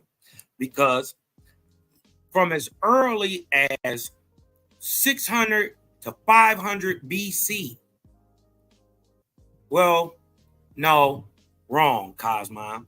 From as early as roughly 250 BC, from the transition from Olmec to Mayan, right, civilizations, you get the story of a Father, Son, Holy Ghost doctrine of a man who comes down and lays his life down ignominiously, dying for his doctrine, right?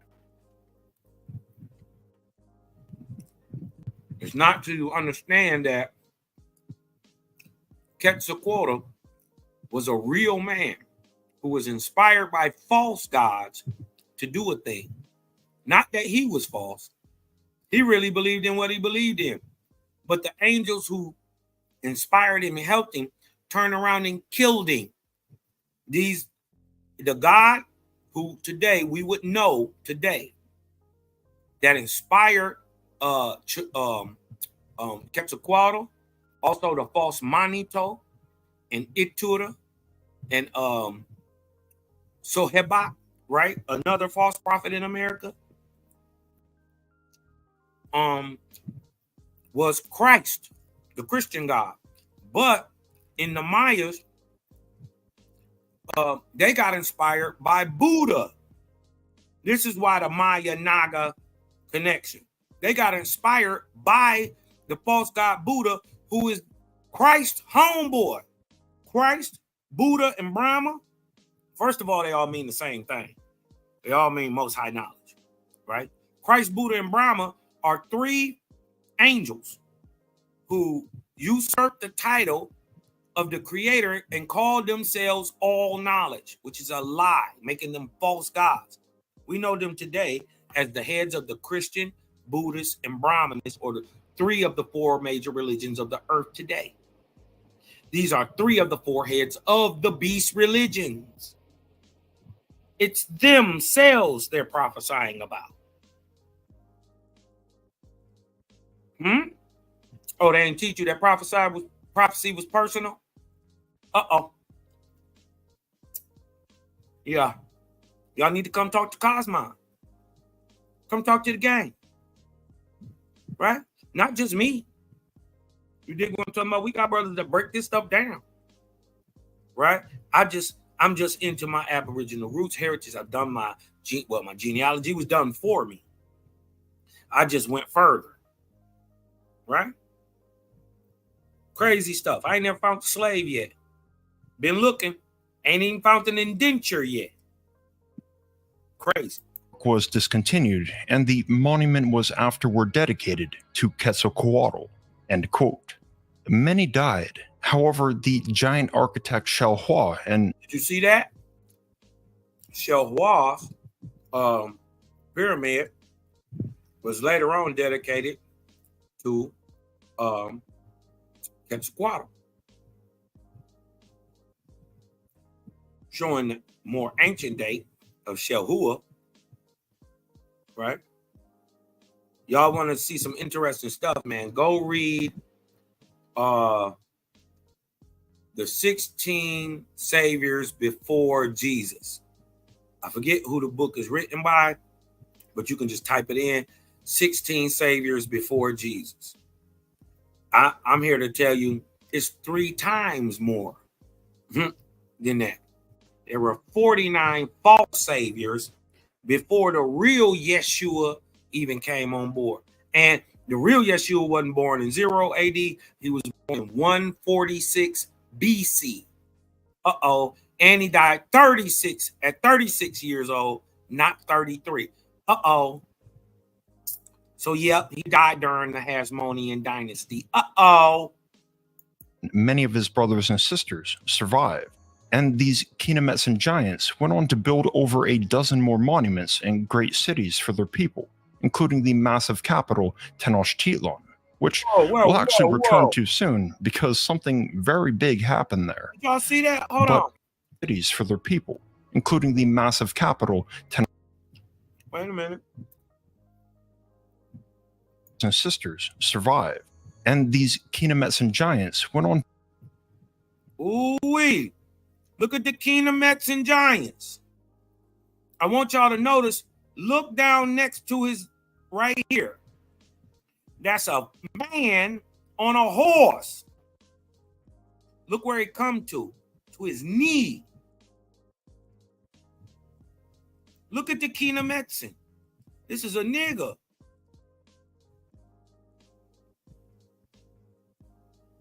Look at him. Ain't no mistaking who he is. Look at his brother. Where he get this copper color skin tone from and all this nigga hair?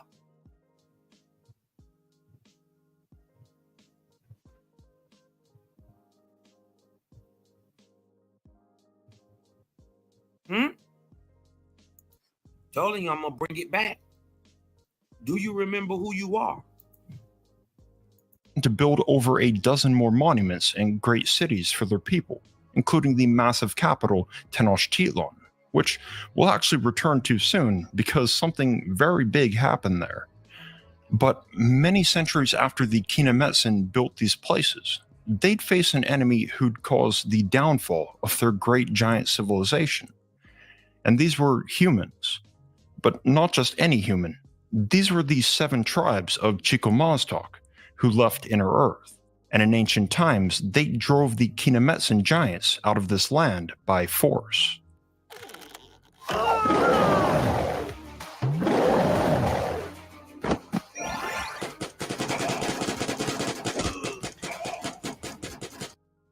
According to Diego Duran's records, the war against the giants was waged between the 10th and 13th centuries AD, when the Aztecs, the last tribe to leave Chikomaztok, joined the other 6 tribes and entered the region we know today as Mexico.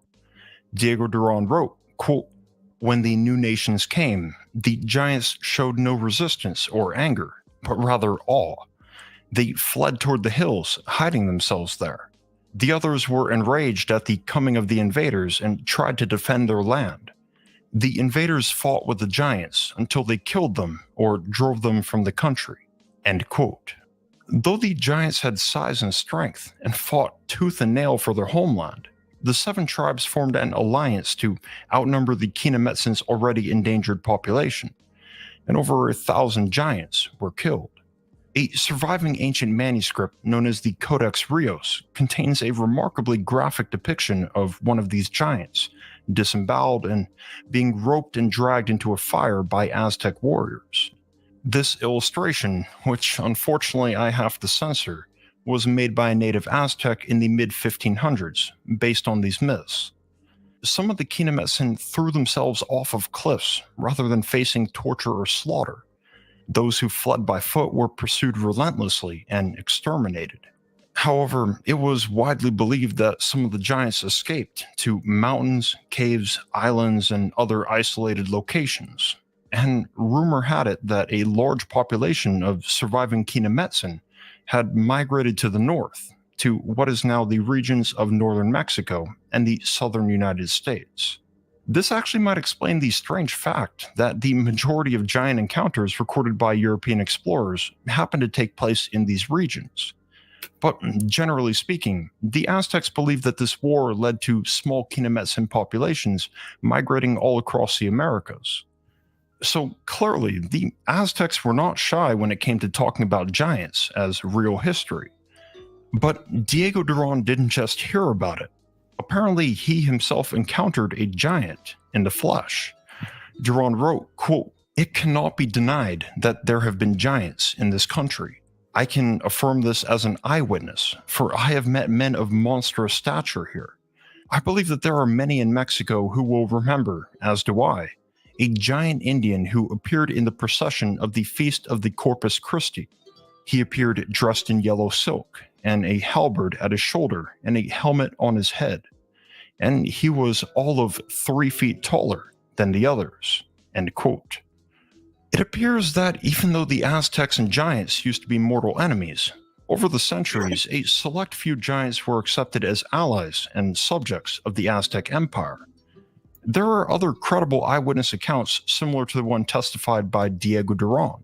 And this brings us to perhaps the most well-documented record of a giant encounter in Old America, which occurred in the Aztec capital city I mentioned before, Tenochtitlan. Located in the center of modern-day Mexico City, Tenochtitlan was the largest, richest, and most powerful city in Mesoamerica. It's estimated that its population was between 200 to 350,000 people, making it one of the world's largest cities at the time. And this city has a history with giants. According to Aztec mythology, Tenochtitlan was originally built by a giant named Tenoch, one of the 7 Kinametsin giants who survived the Great Flood. So perhaps it's fate that a giant would be the city's greatest hero and defender in its final days. In 1521, a massive siege was waged against Tenochtitlan. This was led by the Spanish... Interesting. This reminds me when Owaspi says, he tells the Ayans or the Ahuans to protect the Ayans, protect the mound builders, right? Be their protectors. You dig what I'm saying? Interesting. That we got a story of a of a giant fighting amongst regular people. Conquistador Hernan Cortez, who'd become infamously known as the very man who conquered the Aztec Empire. And the Siege of Tenochtitlan was the decisive event.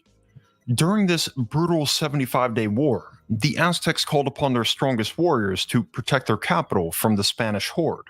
And Hernan Cortez detailed one who posed a major threat in his report to Charles V, the King of Spain. Cortez wrote, quote, "The Aztecs had one formidable warrior of giant stature called Zilakatzin, every stone he sent bringing down its target. He was made aim of all the Spanish archers and musketeers, his great stature making him easily distinguishable. But they could never defeat him." End quote.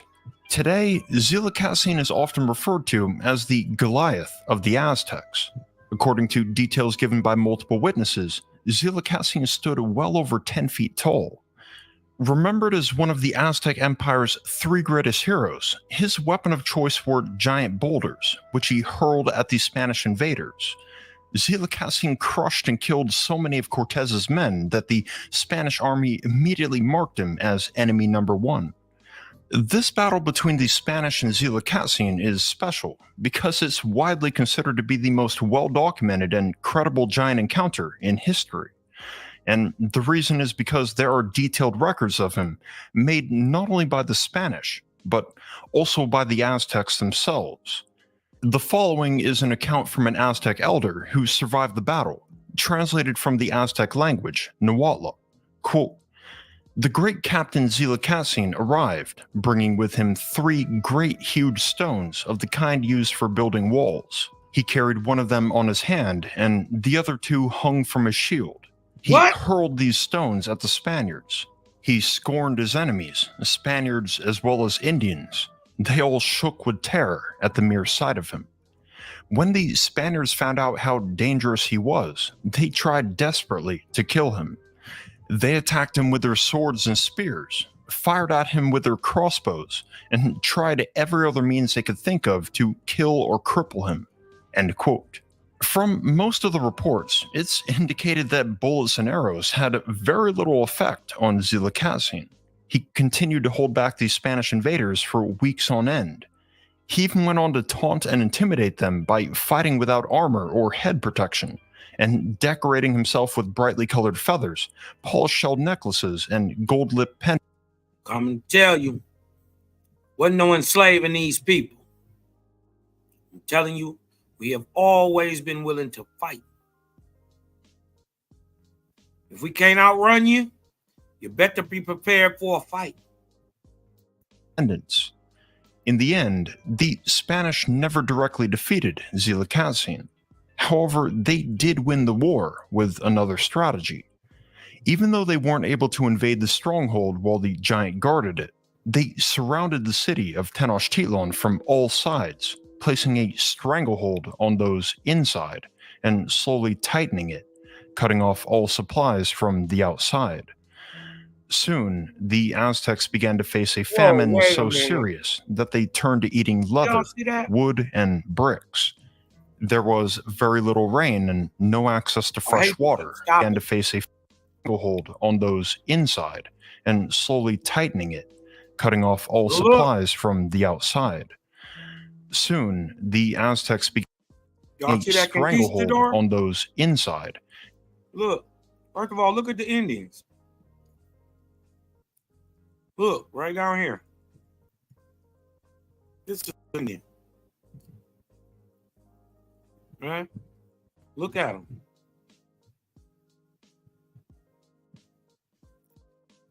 Copper skin. But I want you to take notice of the conquistador. Look. Look who actually came and seen you.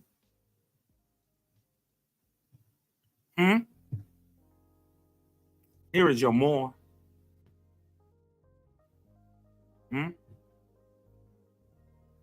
Here's your Spaniard.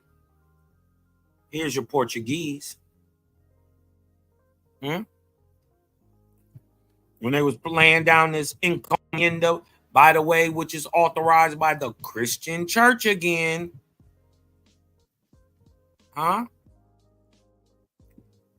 This Indian style slavery, the encomienda or forced Christianity onto the people, was done by people who look just like you. I want you to let that sink in for a second.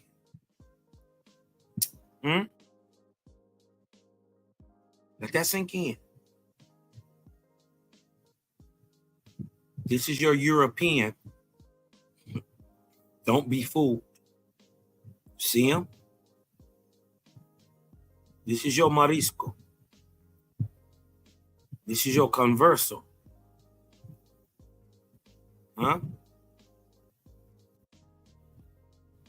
Your undercover Jew. This is your Calvinist.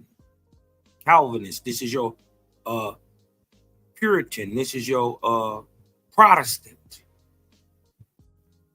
This is your also your Jacobite. Yeah, some on flip-flop. Yep. right? They conquered you with people who look just like you. This is why you was friendly enough to even let them in.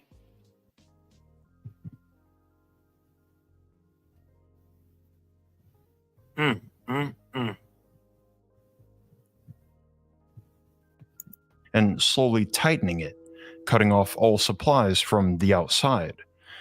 Soon, the Aztecs began to face a famine so serious that they turned to eating leather, wood, and bricks.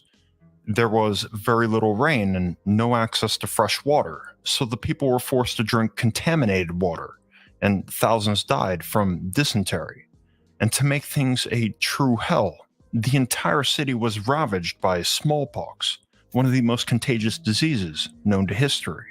The Aztec Goliath Zilikatzin may have not been killed by Spanish weapons, but it's assumed that at some point the giant met his fate inside the city walls from either starvation, dehydration, dysentery, or smallpox. After Zilikatzin had fallen, the Spanish army advanced inward, and it wasn't long until the few Aztecs left surrendered. As disturbing as it is heartbreaking, the fall of Tenochtitlan marked the fall of the Aztec Empire and would change the course of history irreversibly. For better or for worse, it also ended up serving as one of the most intriguing records of a real-life giant, because the accounts and descriptions of Zilikatzin given by both the Spanish and the Aztecs match up. And this indicates that the witnesses' words are accurate. And if that's true, then giants may have actually existed. But if giants aren't fantasy, but a historical reality, there's certainly a lot more records and perhaps physical evidence worth investigating. So, if you want a sequel, let me know in the comments. Thank you for watching. If you're looking for more on the historical... Right? That was cool. Nice little build right there. But let's get into the information that they don't know. All right? If you're not searching, you will not find.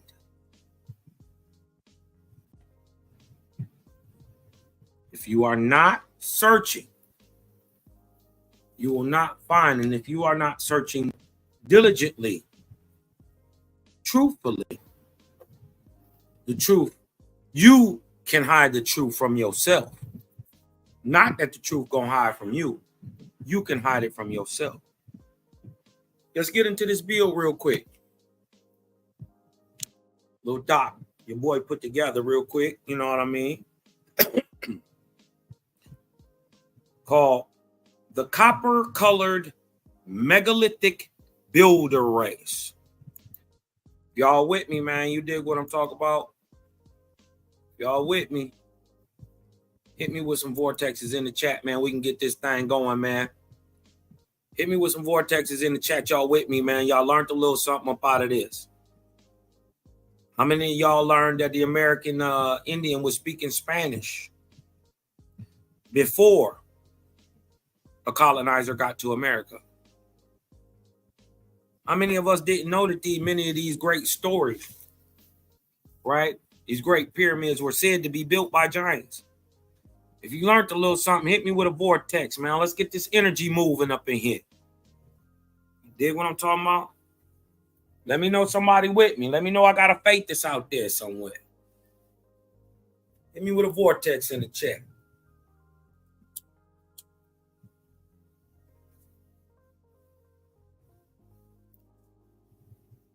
I see some vortexes coming in. All right. All right. Guess ain't nobody know nothing, right? Everybody knew everything I just brought out. All right. Well, let me show you what you don't know. Let me build on the copper-colored megalithic race. Look. Starting to make sense. Why they were painted so, why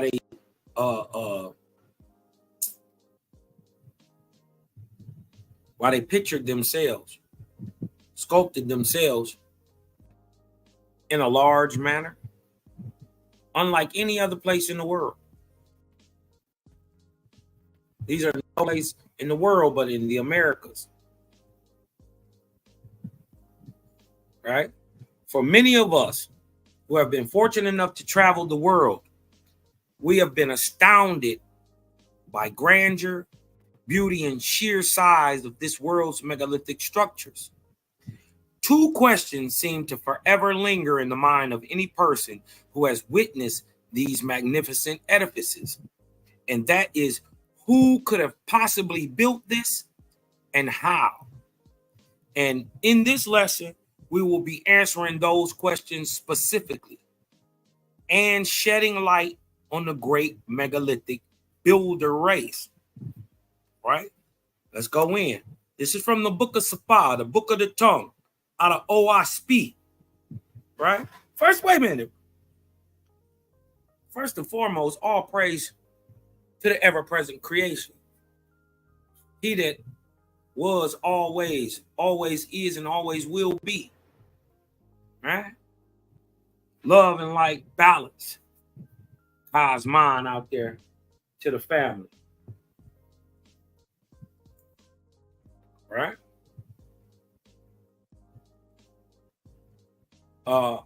This is from the book of Safa, out of OSP. The flesh hath perished. The seed still liveth. Listen, the flesh of the fruit hath perished. Right? But the seed still lives. My seed is in languages, in words, in rocks, in ruined walls, in fallen temples, and buried cities. Right? This is the Creator speaking. He said, if you want to look for me, you want to find footsteps of me and the things that I've done in this time, look at the languages. Look in the words. It's in the rocks, on the ruined walls, and in fallen temples and buried cities. Huh? So there's buried cities out there, right? Okay. These remnants, right? These languages, these words, these rocks, these fallen temples shall speak their parting words. Hear ye these, my sons and daughters. O ye that search for the light of ages past, for those who look through the historical past, but you find not. It says, I, what? The Creator, but the languages, the words, the rocks, the ruined walls, the fallen temples and buried cities, am the book of the past, of things that are past. This is from the proof pages of John Lance 1881 pre-publication copy, which is basically, in a sense, the 2 tablets of stone written by the hand of God. Right? We asked for that from the Hebrews or the Christians. Crickets. Right? Showing that OWASP is a primary source. Never been changed, never been tampered with, never been played with. When we finally let the rocks speak, they speak loudly of culture, where a race of ancient men used a style and technology of building structures that still baffles men today. Right? Since the beginning of recorded history, we've been tantalized with the stories of a hidden master race of builders, proven by the megalithic structures long abandoned and empty all across the world. Stories of master builders, large and small, spread across the entire world, which has left man to theorize that there had been a race of master builders that dominated the ancient world in times past. Well, the all-comprehensive light of OASP has brought us new information, jewels to be used when deciphering the ancient world of the master builder race. OASP states, in the past have I not said all things shall be revealed? I quicken the righteous with my own hand, and they, the righteous, will comprehend without belief. They will know, right? The time of what? Preaching and believing is at an end. Man shall know by his own knowledge and practice that which he knows. In practicing what you know, right? The Creator's light is being manifested in this day, 2024. And guess what? Even Bible agrees with what Owaspi is saying, right? Luke 18:7. For nothing is secret that shall not be made manifest, neither anything hid that shall not be known and come to light.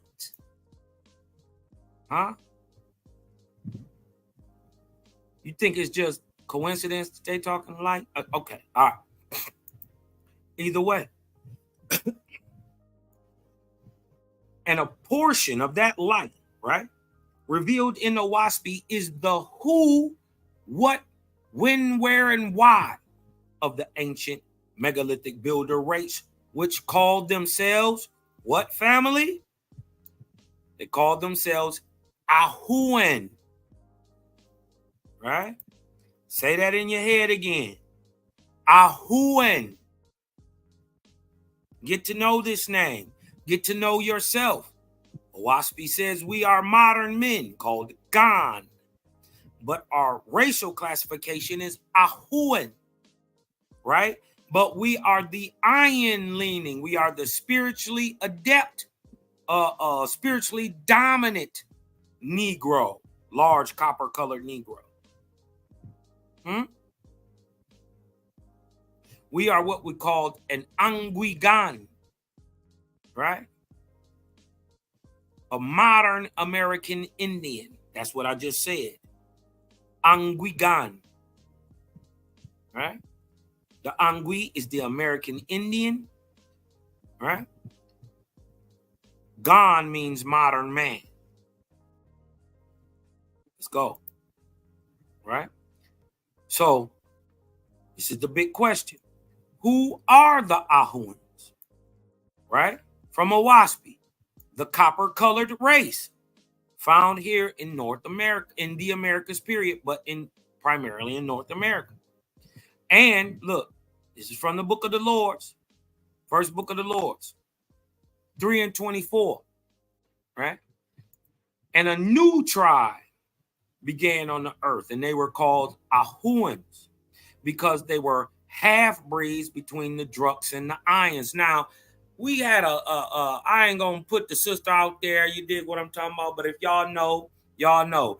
Owaspi has had a hater in the House of Consciousness since day one, a sister, right?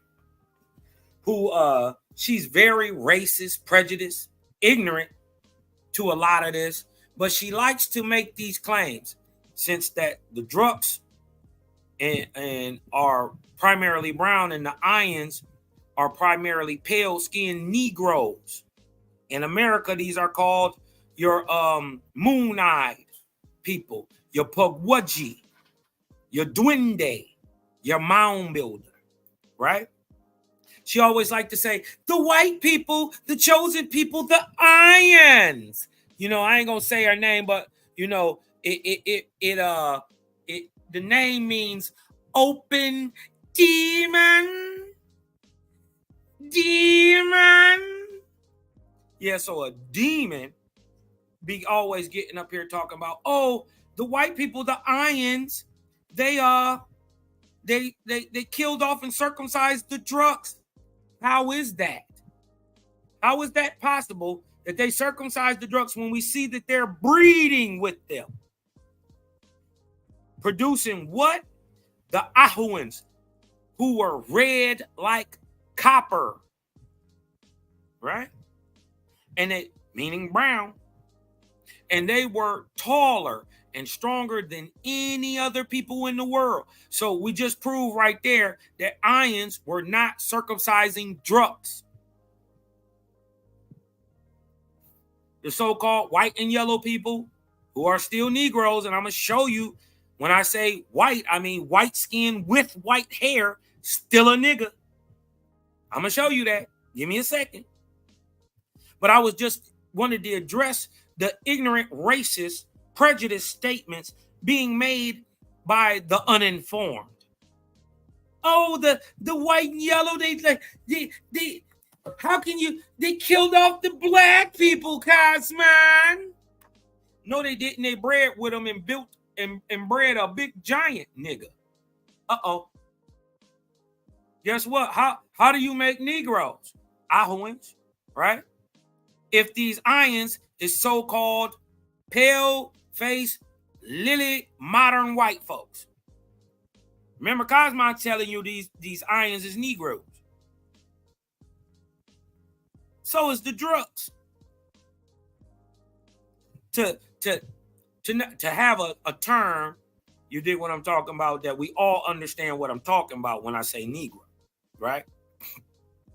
Using the colloquial term, right?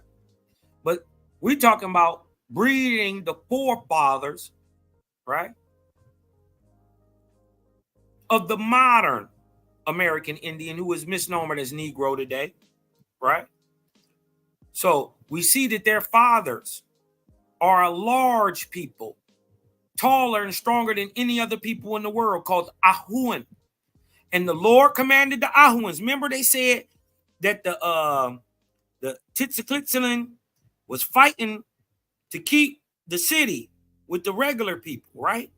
Look, he says that the Lord commanded the Ahuans, saying, protect the Ions, protect the people that get it, the mound builders. Remember, Ions are mound builders, the little people, white and yellow. Now, I want you to notice this. See this 204? Right? People say, oh, Cosmon, you talking about you? Are you talking about Europeans, Cosmonian? I thought you were talking about Americans. Of course I'm talking about Americans, but you didn't know that the mound builder stock was primarily pale skinned, right? White, right? With all the nigga features, all the nigga hair, but with white skin and white hair. The Algonquins, and the Iroquois, all across the United States speak of these people. The Duende, the Pugwudgie, the Moon-Eyed people. Huh? It's all in our own mythos. Check your own mythos. But remember, they white and yellow. Are these Ions who we just debunked wasn't castrating the drugs? They bred with them. And that the Ion, the Ahuan, the large copper-colored Negro, is a half-breed between the drugs and the Ions. Right? Don't let them play onto your ignorance, right? Because they're ignorant. Cosmon gonna remove all doubt. Right? We're gonna go into the book, show you why I'm saying what I'm saying. Right? Protect the Ions, the little people, white and yellow. Number 204, right? Call them what? The white and yellow, the little people, call them the sacred people, for you are of them, right? They are drugs and Ions. A drug and an Ion makes an Ahuan, right? Okay, right? Now let's look at what a drug commonly looks like. This is how Waspy explains them. Negroidal,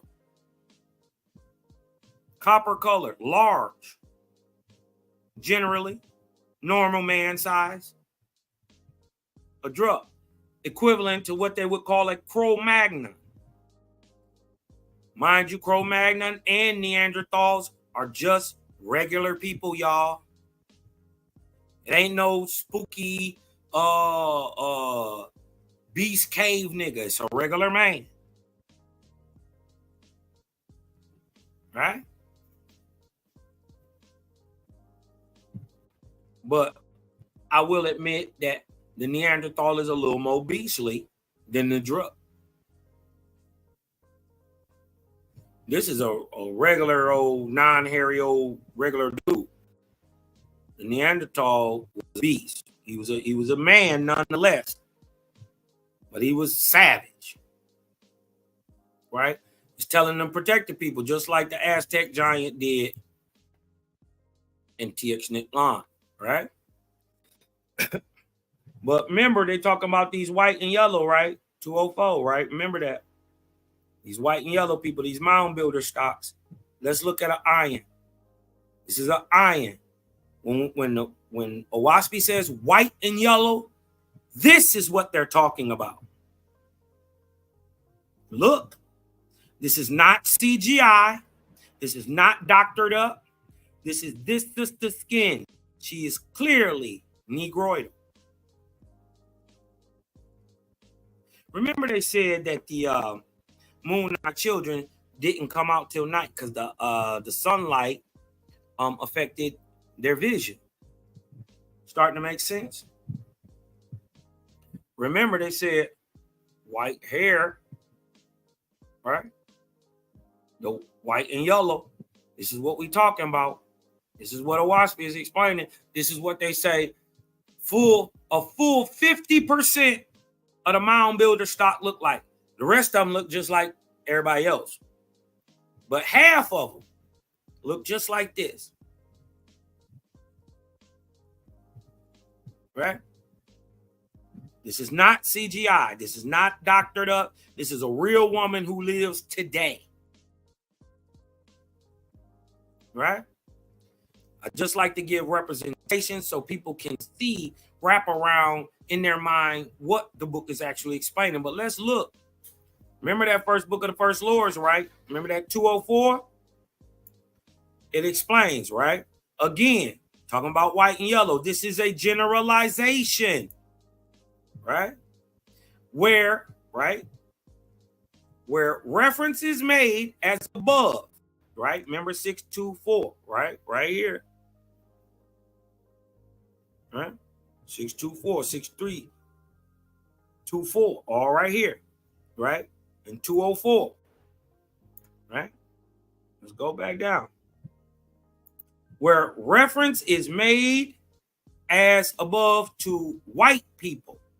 Look what Owaspy said. It does not mean what we call white people, but white in fact, with white hair also. Not what we call modern day white people. When reference is made to white people, white and yellow, it does not mean what we call today modern Caucasoidal European white folks. No, that's not what it's saying, right? But in fact, in America, they looked at it like this half the time. Other times, they were just the same colors as me and you, right? Owaspy shows that too. Irons come in all colors, but they come in this color too. So all do mean all. So guess what? There's a white one too, and it's a nigga. Get over it. So you can't judge a book by its cover no more.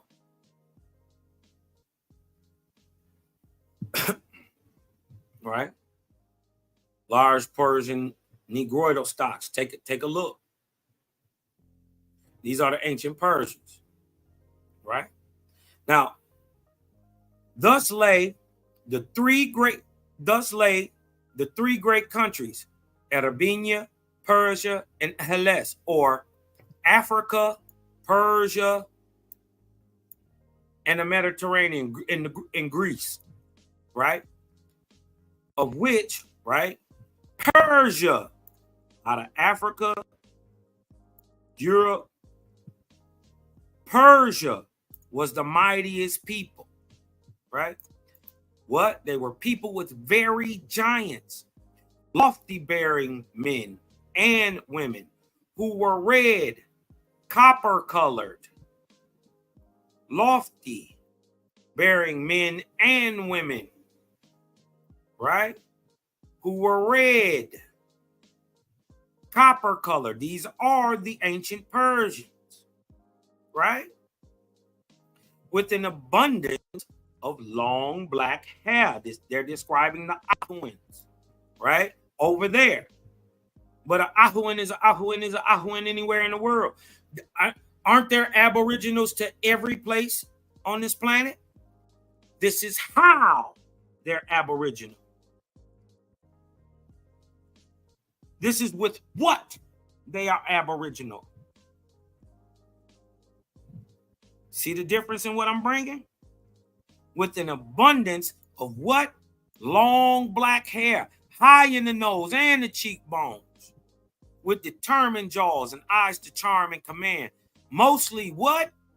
Full-blooded Ahuans. Now, we'd already seen that in America, these same people is called Ahuans. But now we done brought it all the way across the world.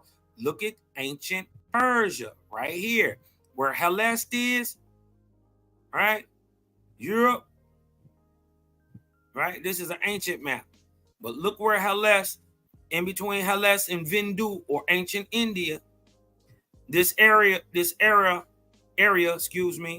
becomes Persia. In between the three great lands, Africa, India, Japhet, or Russia and China. See, boom, boom, boom, boom, boom. In between, that's your Persia, right? This is pre-flood.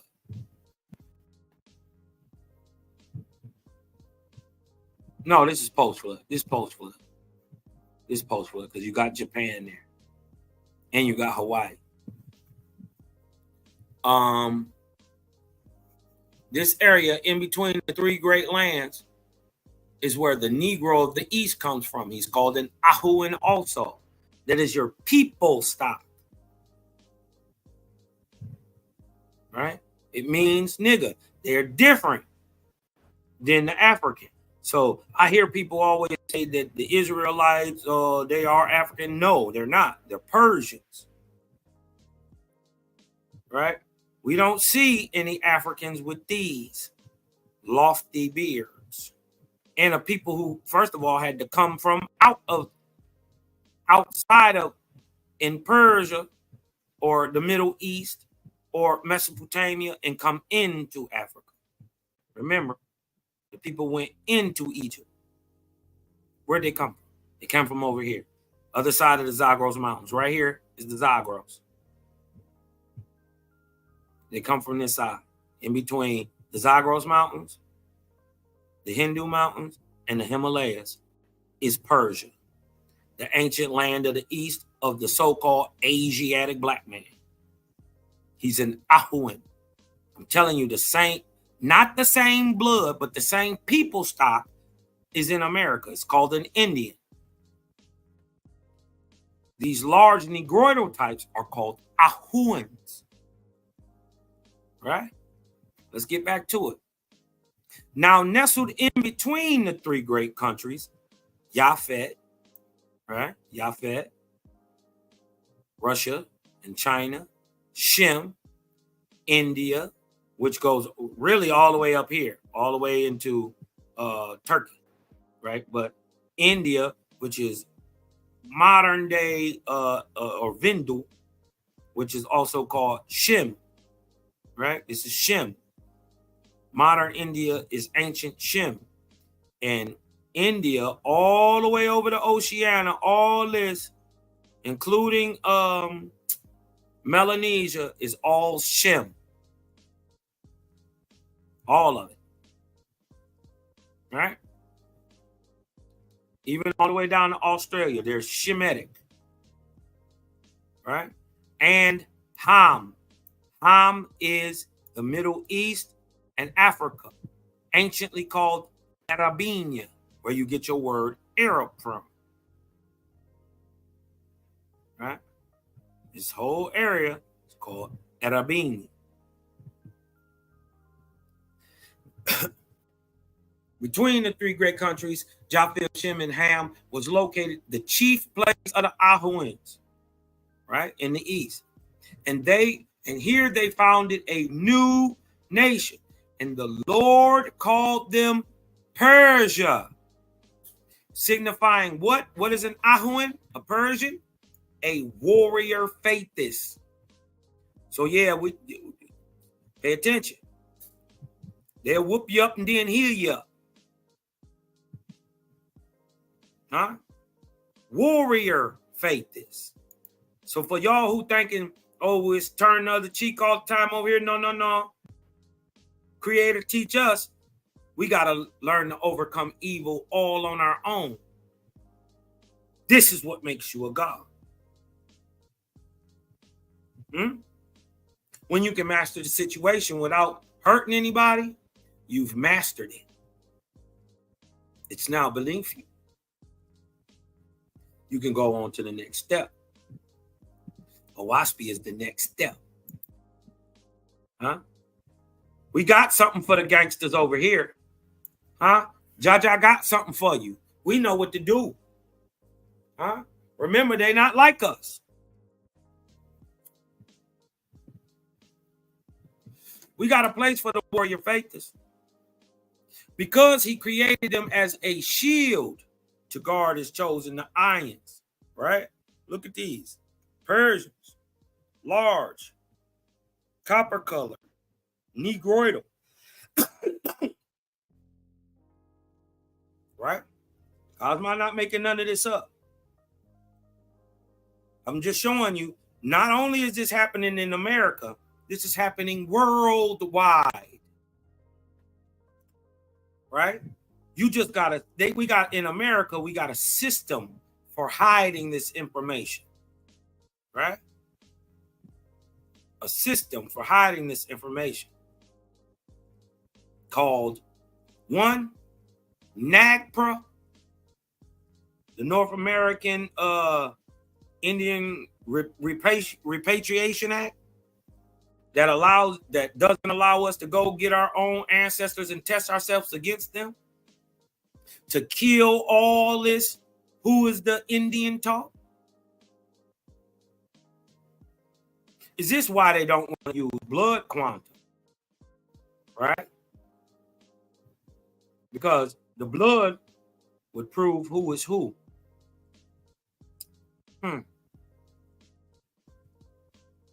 If you're not running me against blood pallets of the oldest American stock, how do we find out who the oldest American is?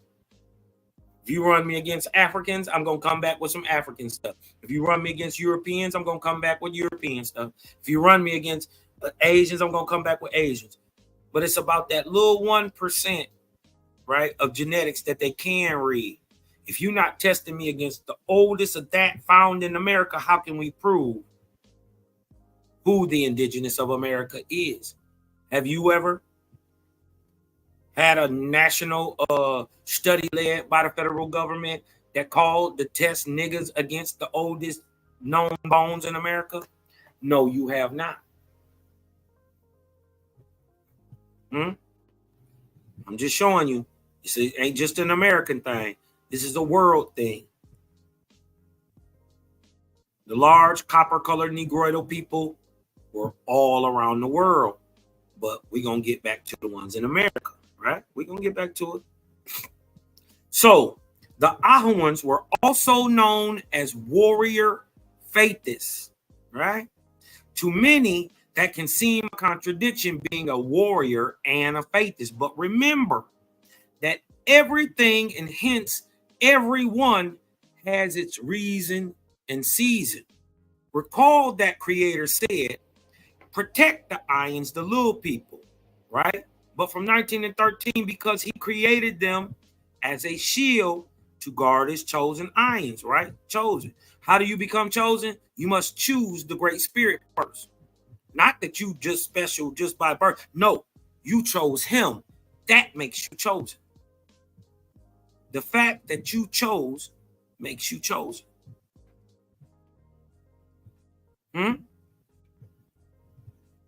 Not because you got some old mystical, magical bloodline that's just going, no. Because you are doing the works. You chose to do the works of the Creator. You chose him, making you the chosen. You got this in you too. Because guess what? These ions mix back with these ahuans. This is your megalithic builder. This is your mound builder. When you mix a megalithic builder with a mound builder, you get a cosmon. You get a nigga. Everywhere in the world. Right? So many will justifiably push back against the idea of a faithist killing anything that breathes. And I understand. But what many have failed to take into account is the most impactful part of any living being, its environment. Now, you must take into account the great antiquity we're speaking of, right? And what type of people and animals were on the earth at the time. Let's look at the Ahuan. Let's take a look at the Ahuan in the Americas, right? This is from the first book of God, right? I do not blame you, O Iron. I saw the darkness, right? I do not blame you, mound builder. I saw the darkness, saw your straits, but you shall never again dwell with the Druks. The people that you dwelt with to produce the Ahua, right? And we're going to show the people were called by the Creator this name. Watch this. You shall never dwell with the Druks, the people who don't have spiritual ability, also called Cain. In your biblical narrative, your iron would be Abel, or the people with spiritual ability. Get it? Abel, ability. Cain, Cainite.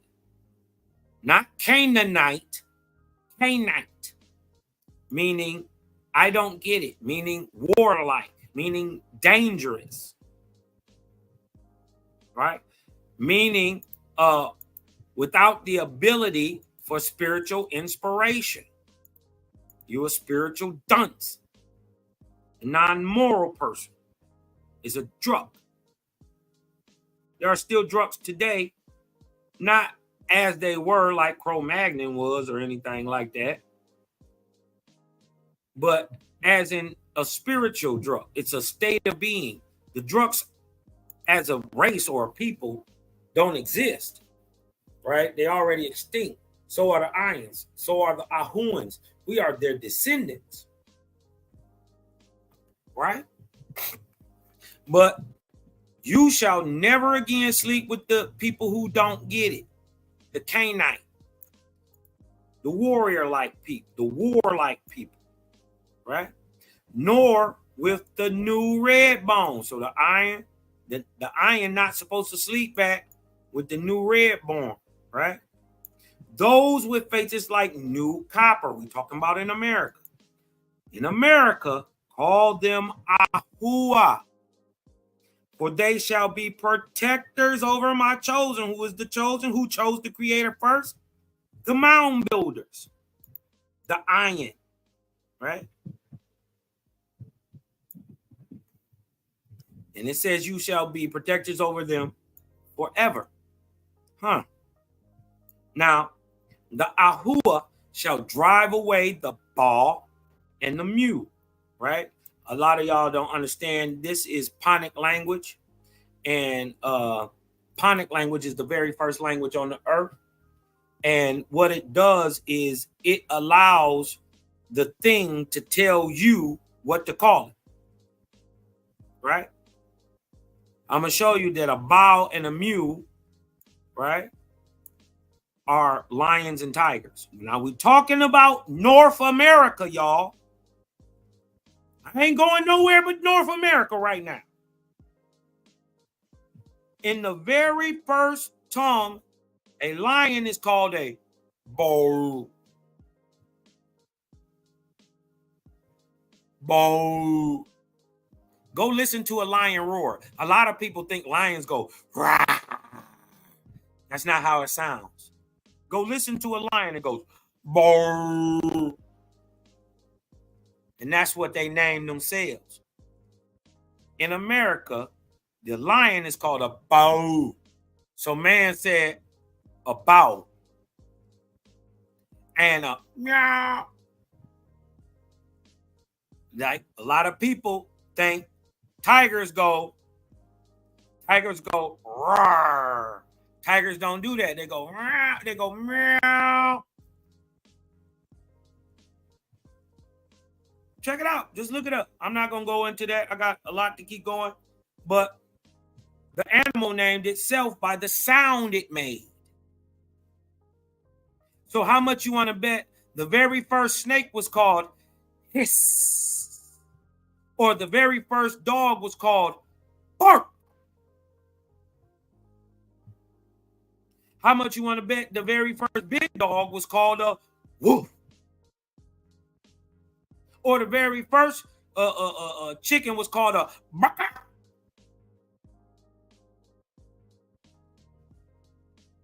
Man imitating his environment. Adam couldn't, he was in his infant state as a race. There was no way he could have spoke. Who taught him first? The animals. Right? But look, the Ahua, the large copper-colored man of America, shall drive away the Bah and the Mu, right? And look, and great serpents. Uh-oh. We talking about dinosaurs? What great serpents in America? Uh-oh. And all man-slaying beasts. So what were the Ahuans brought back for? To protect the little people who did not war. And so hens got killed easy. If they couldn't outrun it, they just got towed up. Right? I'll show you later on in another whole nother section about at certain times the iron did protect themselves. If they couldn't charm an animal, right, and it was too vicious, right, and they couldn't charm it to not kill anybody or kill them, right, like many of these great serpents, right, they couldn't calm them. They were vicious beasts, non-thinking animals, right, and who just, they run off hunger, right. They had at a time, they had a weapon, but not a weapon like you think, right? I'll get into that, but if you really want to get into some real Aboriginal warrior culture and real Aborigine history, look up the eagle whistle, the eagle bone whistle, the drum, and the gourd rattle, right? The rattle, the drum, and the whistle, right? Used during the prayer circles, right? And the red circles and all that, right? But anciently, were used as weapons. Oh, Cosmine, what you talking about, Cosmine? How you whoop a nigga with a whistle, Cosmine? You gonna beat the drum, Cosmine, and defeat an animal? What are you talking about, sir? We'll get into that another time. But remember, I'm revealing culture of the Aboriginal Americans. And do we have the bone whistle, the drum, and the gourd rattle right here in North America? Yes. Why? Right? Because before the Ahua, right? Before they was rebirthed back onto the planet. Now, mind you, this is the third time, right? They were put back on Earth to kill off lions, tigers, great serpents, and all man-slaying beasts. Why? For I will make mighty nations out of the copper-colored aboriginal megalithic builders of America. Now notice, there are serpents, mews, and balls on Earth, right? And that the Ahuans, right, the megalithic builders, the copper-colored large ones, protect not only the ions, but themselves also. But what is the mew and the ball, right? Let me go show you what a mew and a ball is. Remember, look, in 8:15, right? Right? The mew and the ball, right? We got the link for that for 8:15. Look what it's saying on Wasp. The mew and the ball are lions and tigers, respectively. So a ball is a lion and a mew is a tiger. But Cosmon, I thought you was talking about America. We ain't got no tigers in America, Cosmon. We ain't got no lions in America today, Cosmon. Has there ever been lions and tigers in America? And when were they? Huh? So Owaspi is explaining that there was lions in America at one point, right? Is this even true? Let's look. This is called the Panthera atrax. I want y'all to notice the date when they went extinct. Watch this. Remember, the large copper-colored man is protecting the mound builder from these, the largest lions to ever walk the face of the earth, the American lion, right? Called the Panthera atrax, is more commonly known as the what? The American lion. It is also called the North American lion. Look, I told you I'm not making none of this up. I'm only talking about North America. American or the American cave lion. The scientific name, Panthera atrax, is a Latin phrase that translates as cruel or fearsome panther. It lived in North America from the Pleistocene epoch about 340,000 years ago, right? Before it went extinct about 11,000 years ago or 9,000 BC. Huh? I'm going to show you that I'm personally talking about a time in between 19 and 16,000 BC. But look when they went extinct. 11,000 years ago. That's 9,000 BC. There hasn't been an American lion since 9,000 BC. How did a white boy from Ohio, first of all, know that their ancient name in Algonquin was mews and balls, right? And know that there were American lions and tigers before they were ever found by science? Decades before they were ever found by science. I'm talking about almost to the 1980s. They didn't figure out that it was an American lion. I'll go into it some more. Owaspi bringing this out in 1881, though.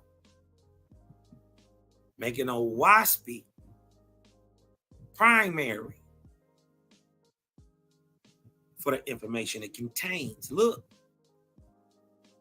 So is it true that there's an American lion? Yes. Panthera atrax, he hasn't existed since 9,000 BC. So they say, right? All right. Now, take clear notice that the American lion goes extinct in America during the Younger Dryas. Did y'all take notice? Huh? And during the what? the quaternary extinction event. Come on, Cosmon. Put them up on some game on the Younger Dryas, right? A rapid cooling period on the Earth. Explain how, why, when by Owaspy. But what about the quaternary extinction event? Huh? Anybody ever talk about that? How many people brought this forward? Huh? I ain't heard none of y'all, nobody, bring up the quaternary extinction event, let alone do a build on it. I brought it out for the very first time that I seen. Not saying that this is just my information. I'm just doing this. No, I get the information free, so I turn around and give it free, right? But I'm the first one I seen bring out the quaternary extinction event and even correlated to the time of the Younger Dryas, circa 11,000 to 9,000 BC, huh? But this why Owaspy is unmatched, right? Remember, the Lord's second book correlates to the time of Su or Izaraka, which gives us the ability to put the actions of these people, these great Ahuans, on a timeline, y'all, right? So we already got them as soon as 9,000 BC, correlating with the Panthera Satrax or the North American lion, right? But remember, this goes back to the time of Su, right?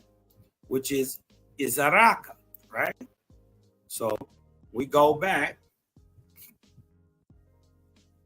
to the time of Su, right? Su, an Etherian angel, right? A male, right? Is true God over the planet, an Orion chief during the arc cycle of Izaraka, right? Which is the 18th arc cycle after the creation of man, or 54,000 years after the creation of man, which is a 3,200 period of time from 19,553 to 16,353, or from 19,000 to 16,000 BC. That's where we're talking about. Huh? Tell your scientists to do this. Put it on a timeline. Between 21 and 18,000 years ago, or 19,553 to 16,353.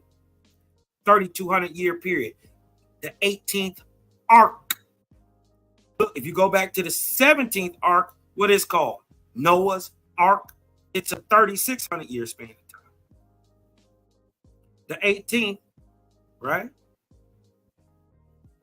called Izaraka, was under the auspices of the Orion chief Su, with the time 19 to 16,000 BC. Now we're putting this thing on an actual calendar to tell you when we are talking, not just who we talking about, where we talking about it, what they doing, when. Let me see your favorite groovy guru do that. Huh? And then, mind you, I brought it back in true time, right? Using the moon, right? In the timetable of prophecy. And then I'm so dope, right? I put it back into Gregorian time for y'all. Look, right here. These is Gregorian times. Mind you, we way down here in 25, y'all. This is where we at right now. We 176 years after 1848 or 2024. That's how you tell time. Ask them niggas, what year is it since the creation of man? Ask them, what year is it since the creation of thinking man?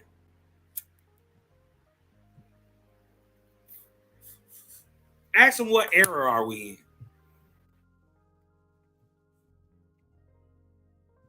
They got nothing for you outside of... Now look, see this right here, the 23rd arc cycle? Mind you, we right here in the 25th, 176 years in. Everything you know about,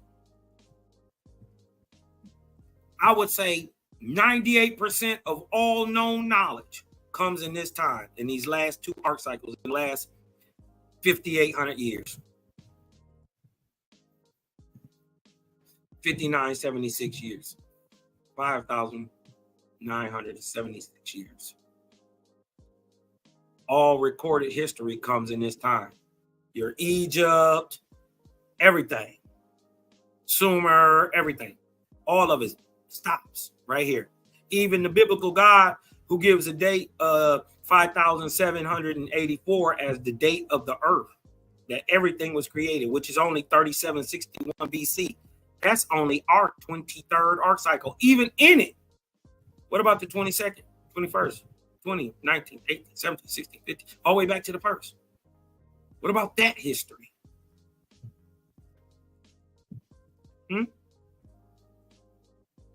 That's the culture I'm bringing back.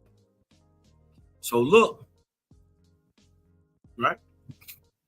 We see where we at now between in the time of Izaraka, during the Ark of Izaraka, under the auspices of God Su, right? 19 to 16,000 BC.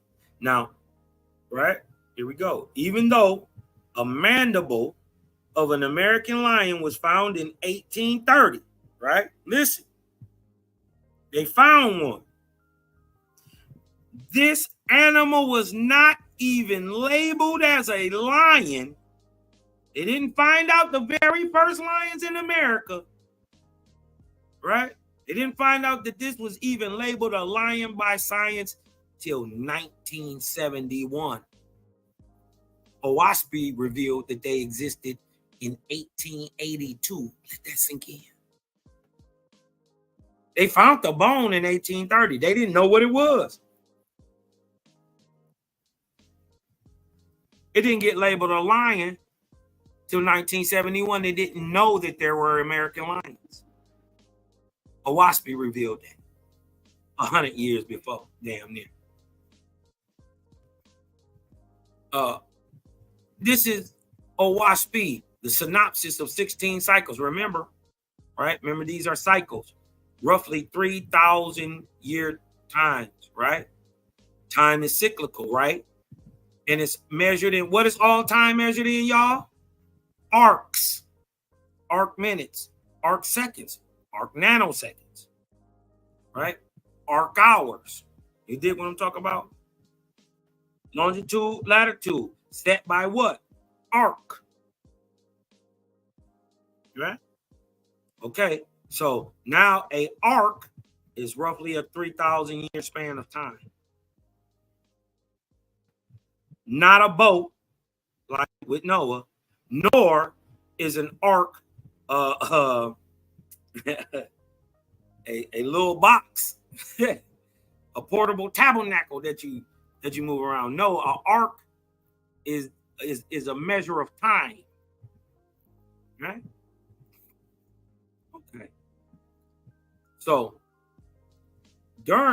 this is synopsis of 16 cycle, during the 11th cycle of Suli, right? Or between 41,723 BC and 38,723 BC. We look and see, the Creator said, in the early days, I raised up who? Ahuans. And I gave them certain commandments, among which was not to cohabitate with the drugs, right? Who the ions lay with to produce them. But if they breed back with the nigga who don't get it, their kids gonna be extra I don't get it. You see what I'm saying? It's called retrobreeding. It's called, or in dogs, we call it bad breeding. Right? You don't want to, for instance, you wouldn't prefer to breed with a person on who is highly on the spectrum, got sicknesses and illnesses. You dig what I'm talking about? Blindness, hereditary blindness, and other crippling diseases.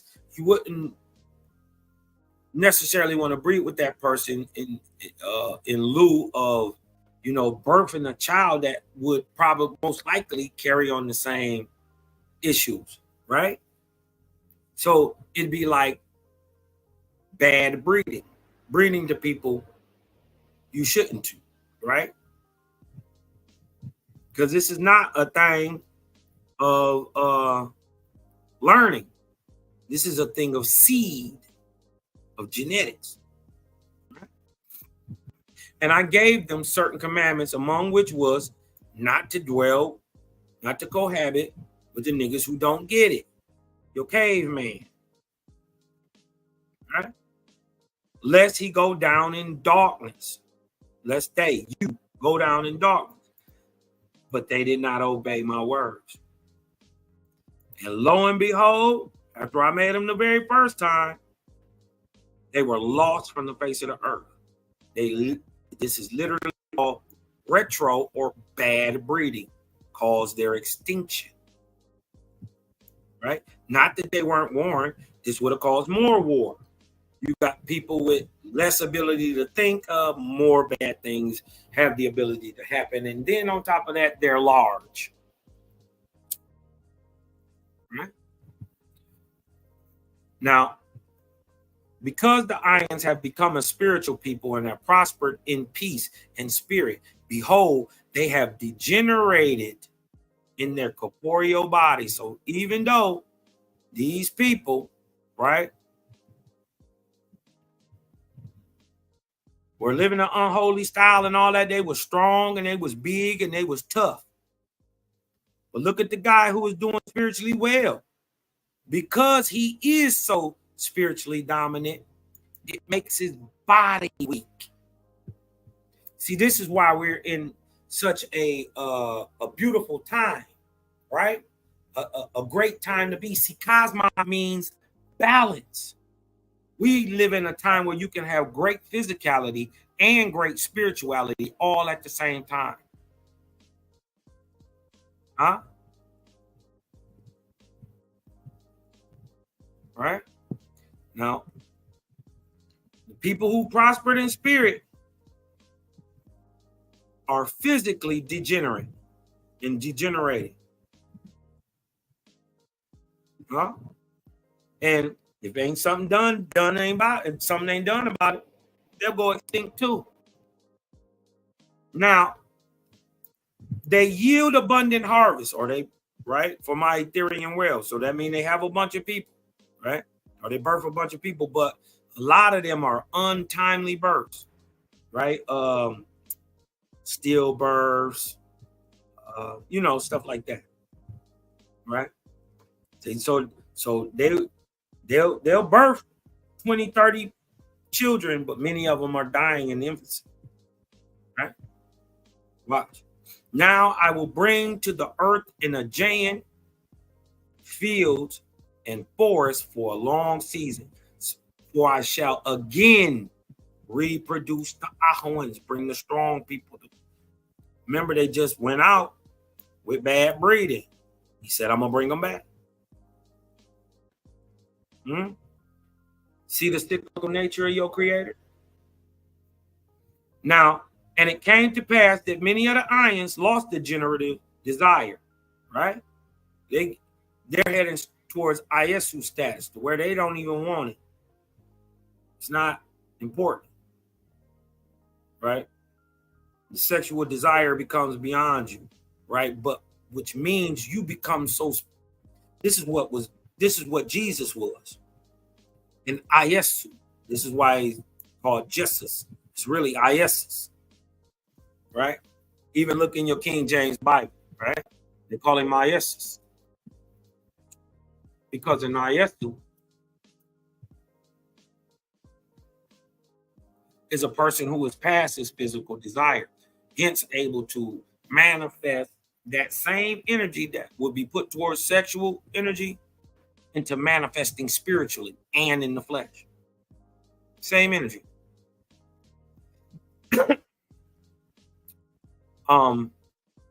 It said, so in many of the Ions, the mound builders lost the generative desire, and so did not bring forth many heirs. But the brown people, burnt with desires, and they laid hold of the mound builder women, and thus brought forth again the Ahuan race, the copper colored, strong, bright, and quick.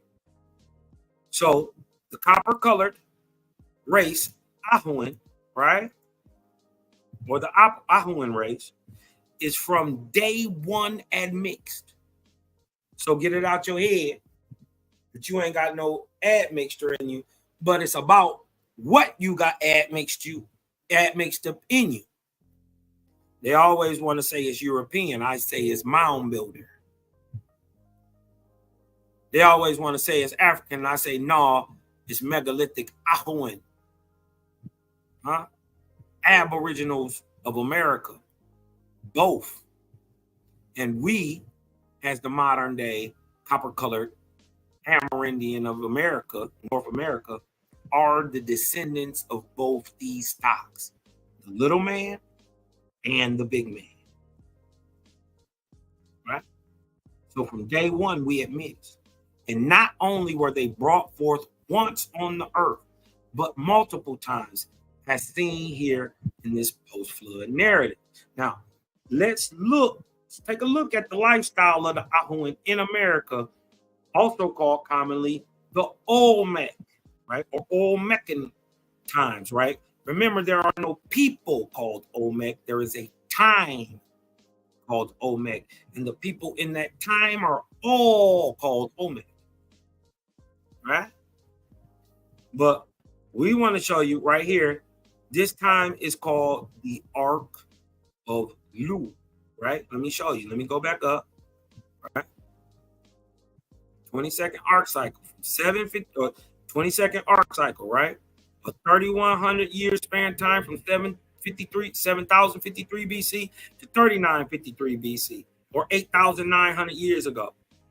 Called the what? The Ark of Lu, under the auspices of the Orion chief Fragapati.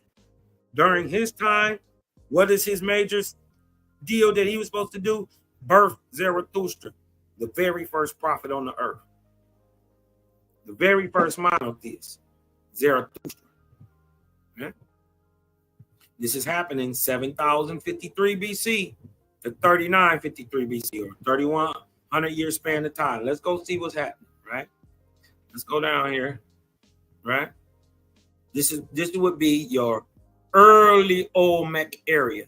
Now they don't want to put you back this far. Cosmon gonna take you back whether you want to or not. Remember, they don't have this information. Yeah. Now look, we in the timeline. I told you where we at. In between 7,000 and 4,000, right? 3,900, right? Now, between the great kings and their great capitals were 1,000 canals. We in North America, y'all, listen. Crossing the country in every direction, from east to west and from north to south. This is your culture. So that the seas of the north, right? Lake Michigan, Lake Superior, which is called Hula Hula Pan. Yeah, y'all ain't know nothing about Hula Hula Pan. Yeah, Lake Superior, Hula Hula Pan, right? From the seas in the north, right? Were connected to the seas in the south, right? Do you know what the sea in the south they talking about? They talking about the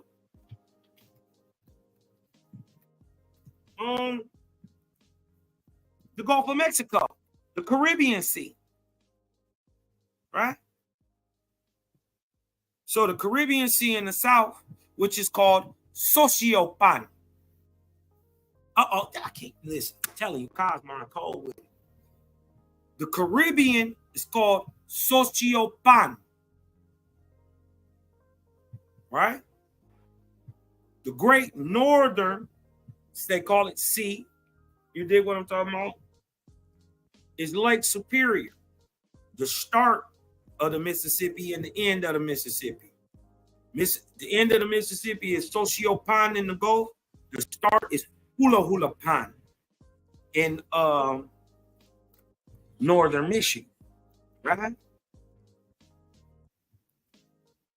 So look what they're saying. Thousands of canals crisscrossing the country in every direction, from east to west and from north to south. This is our highways, y'all. This is how we move on canoes. Watch this. So that the seas of the north, Lake Superior, were connected with the seas of the south, the Caribbean. The people traveled in what? The large copper-colored Negroidal people, 9,000 years ago, 7,000 to 4,000 BC, from 9 to 6,000 years ago, were traveled the whole country in what? You're gonna try to explain away somehow these ain't Indians, but they in canoes, right? This is what I'm trying to get to see. That's what you're trying to push for.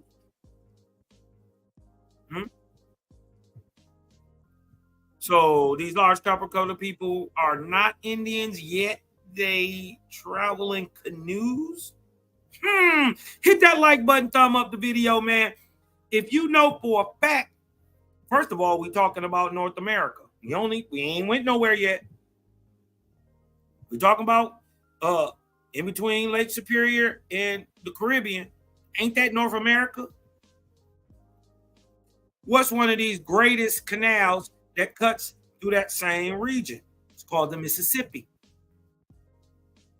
Or really, that's not even the real name. The real name of the Mississippi, right, which is the reworked Algonquin, right, which is called English, right, because remember, it's half French, half Algonquin, right?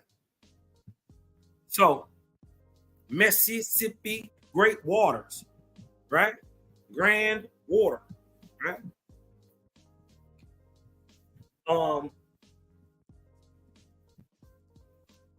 If you know for a fact, right, that Indians travel in canoes, right, in North America, hit your cousin with a 1 in the chat. So we know we looking and seeing who these large copper-colored Negroidal people is and how they got around. We looking at their culture, right? We looking at their heritage, right? We looking at the remnants of what they left on the continent, and many of the proofs that they existed are now our waterways, right? Y'all didn't know that they was handmade, did y'all? Huh? All right. The people traveled in canoes. Everybody know Indians travel in canoes, right? Aboriginals of America travel in canoes, especially in North America. We talking 7,000 BC, y'all. Already seaworthy.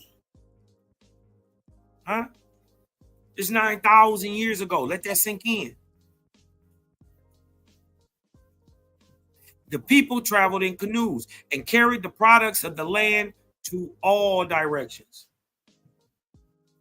Besides the canals mentioned, there were 7 other great canals named after the kings, right? Talking about in North America, named after the kings who built them. So what are you saying, Cosmo? I ain't saying nothing. Owaspi is saying that the great canals like the Mississippi were built, handmade, and they extended across the plains in many directions, but what? Chiefly east to west. So there was a time where you could go from the North Atlantic all the way to the North Pacific without ever touching land, right? Right here, right around Memphis, right? They got a cut straight through here like that. called I-80. And then once you get about here, I-80 go all the way through. Right here, roughly a little bit where Memphis is, right? It cuts straight across the country, right? That used to be an ancient waterway. And then to get down here, right? To get down here off the I-80, right? They got an ancient route called Route 66 that shoots you down in here into this southwest corner. It's an ancient waterway. Think about it. What waterway? You go to great waterways in America right now, right? The great ones, right? None of them will lead you directly all the way across until you recognize that the modern freeways has replaced, right, two things: railroad tracks and waterways. Right? Now, Waspy is saying in between 7 and 4,000 years ago, y'all was carving the Mississippi, and that it didn't exist 15,000 years ago. Even science will tell you that the Mississippi didn't exist 15,000 years ago. Where did it come from?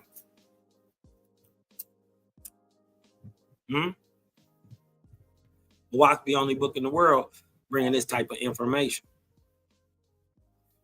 Why do you think we have so much fresh water here? No, I got some water.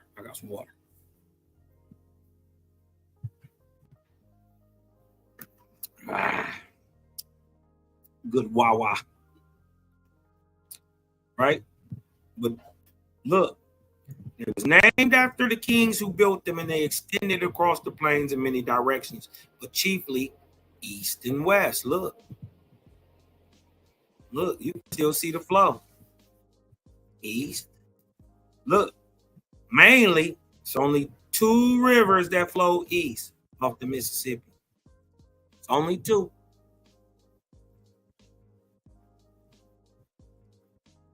That touch the Mississippi. I got a little surprise for y'all at the end. Don't worry about that. But I just wanted to show y'all that, look, that in those days, what days? Between 7,053 BC and 3953 BC. 3,100 year period. In those days, see how dope Waspy is? The kings and learned men set their hearts on building canals and finding places and roadways for them. Wait a minute, that's science. Huh? To carve a river, you must learn the level.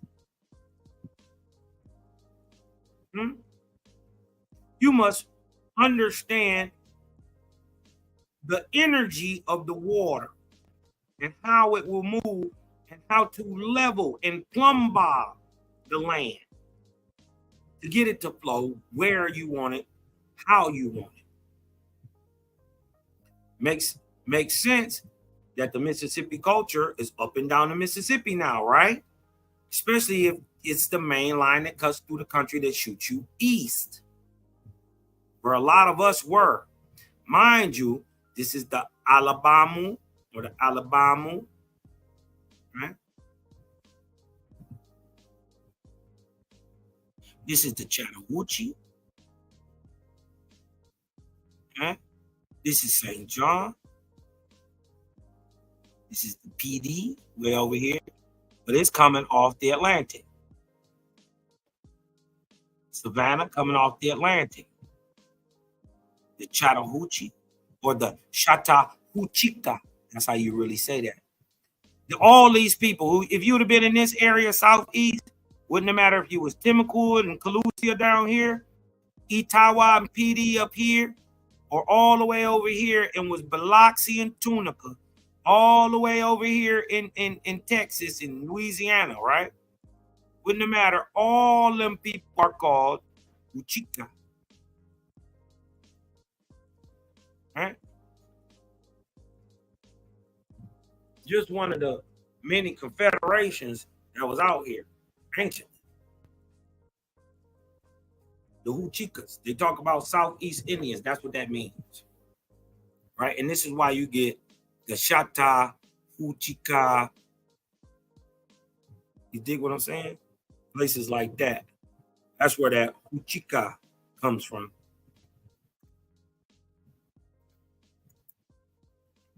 All right, hold on. Let's get back to this. And the great glory and honor of man at that time lay in this achievement, creating the great waterways, right? And God, who is Gichi, the great spirit, perceiving the virtue and wisdom of men, sent his angels to teach men the mystery of what? Canal making, to teach him to compound clay with lime and sand to hold water. Does anybody know what compounding clay with lime and sand creates? Does anybody know what compounding clay with lime and sand creates? Shout out to the Shata. I got a, my people Shata. I got some Biloxi people. I got some Blackfoot, Mohegan in me.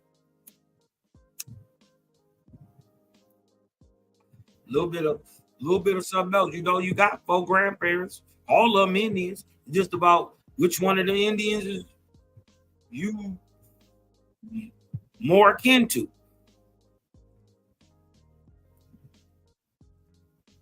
Not only is it limestone mortar, none of your business, it's concrete.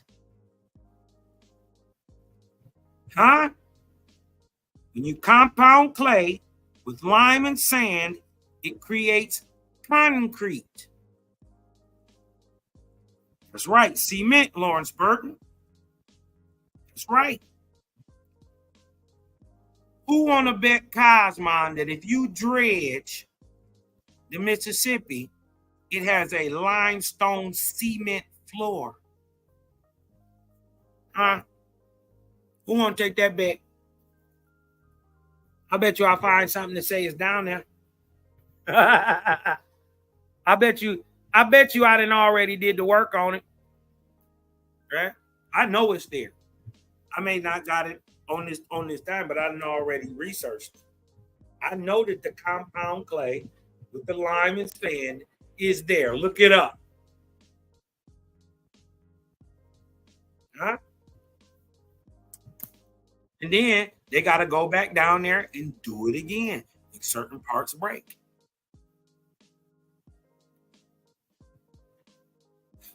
Huh? Okay. What they find down there? Rock, cement, holding water. Right? He said he sent his angels to teach man the mystery of canal making. Could man have known that on his own? No. To teach him to what? Compound clay with lime and sand to hold water. To teach man to find the gow. Huh? This is a plumber, right? To find the level, right? And the force of water, my friends, this is ancient masonry. This is science, technology, engineering, and math as the culture of the great Negroidal megalithic copper-colored builder of America. Look, the angels also taught man to make pots and kettles, to burn the clay in suitable shapes, right? How would you know to burn clay? What would make you want to burn dirt? Wet dirt.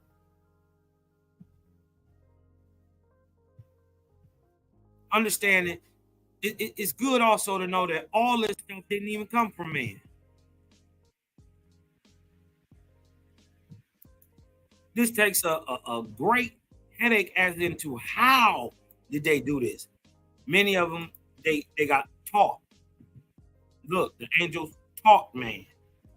to make pots and kettles, to burn the clay in suitable shapes, and to what?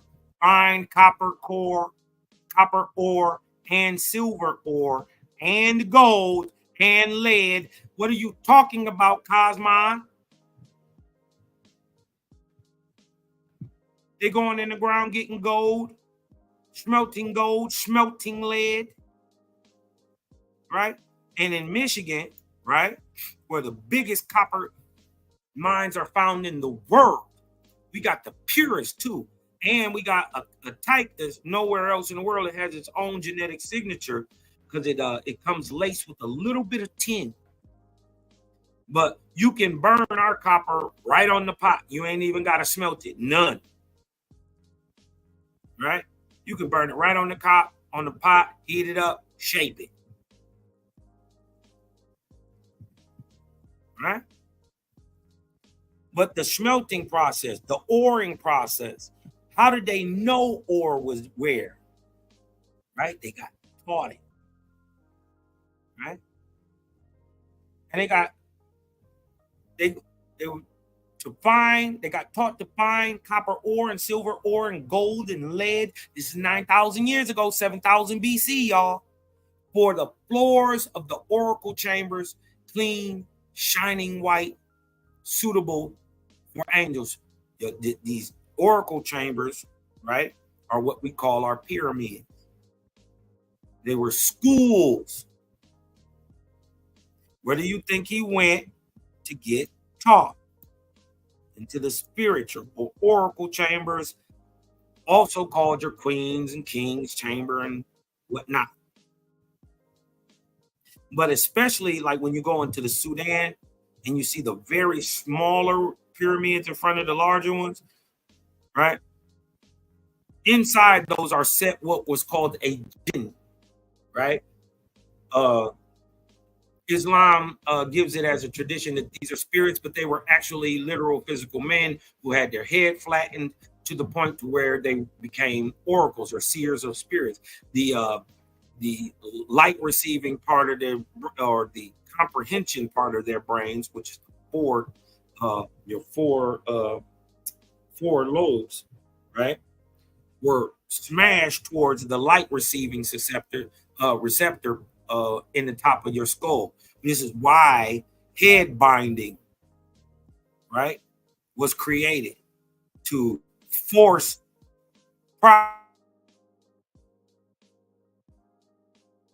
why they made certain people oracles, but they were nonetheless physical men and women, and so were the jinn, right?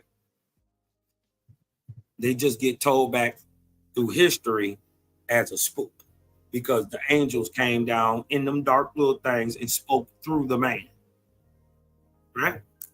That's what was happening. Often copper like dough, and hardened copper like flint, rock, or axes and mattocks. Mattocks is like a shovel for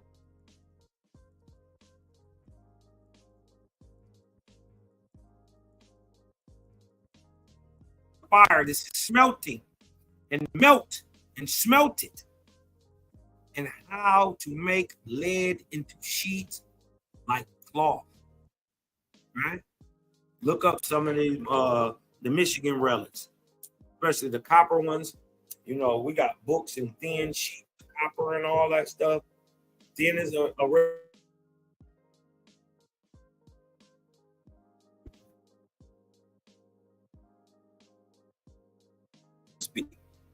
now we seeing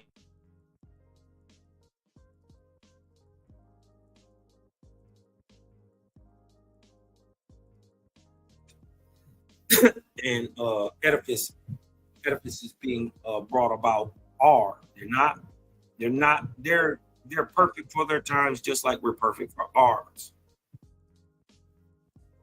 right? And they said they taught them how to make it in the sheets like cloth. They also taught man how to till the soil and grow wheat and corn. Now, if the Aboriginal American goes on to teach everybody else, who taught him? Uh-oh. Who taught the first Aboriginal how to grow soil and corn? Uh-oh. See, this is the same problem they have with that Adam and Eve concept. Well, my creator is my daddy and my mama. Well, then who was their creator? You see what I'm saying? Till we get back to the very first groups of people, and then who taught them? Right? Taught the women how to grind corn and wheat and make bread. Taught the hunter around. Listen.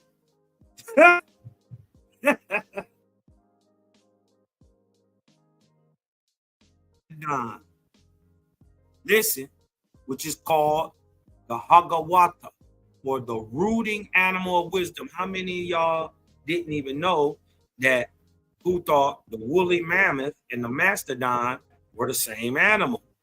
That the mastodon was like an elephant, like the woolly mammoth. It's not.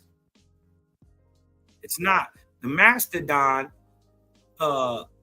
unlike, elephants and pachyderms that sleep standing up or, sleep out in the open, mastodons dug holes in the ground.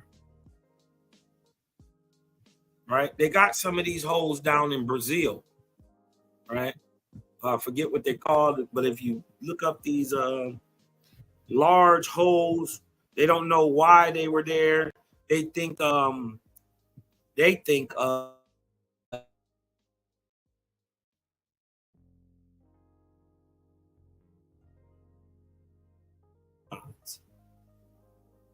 right?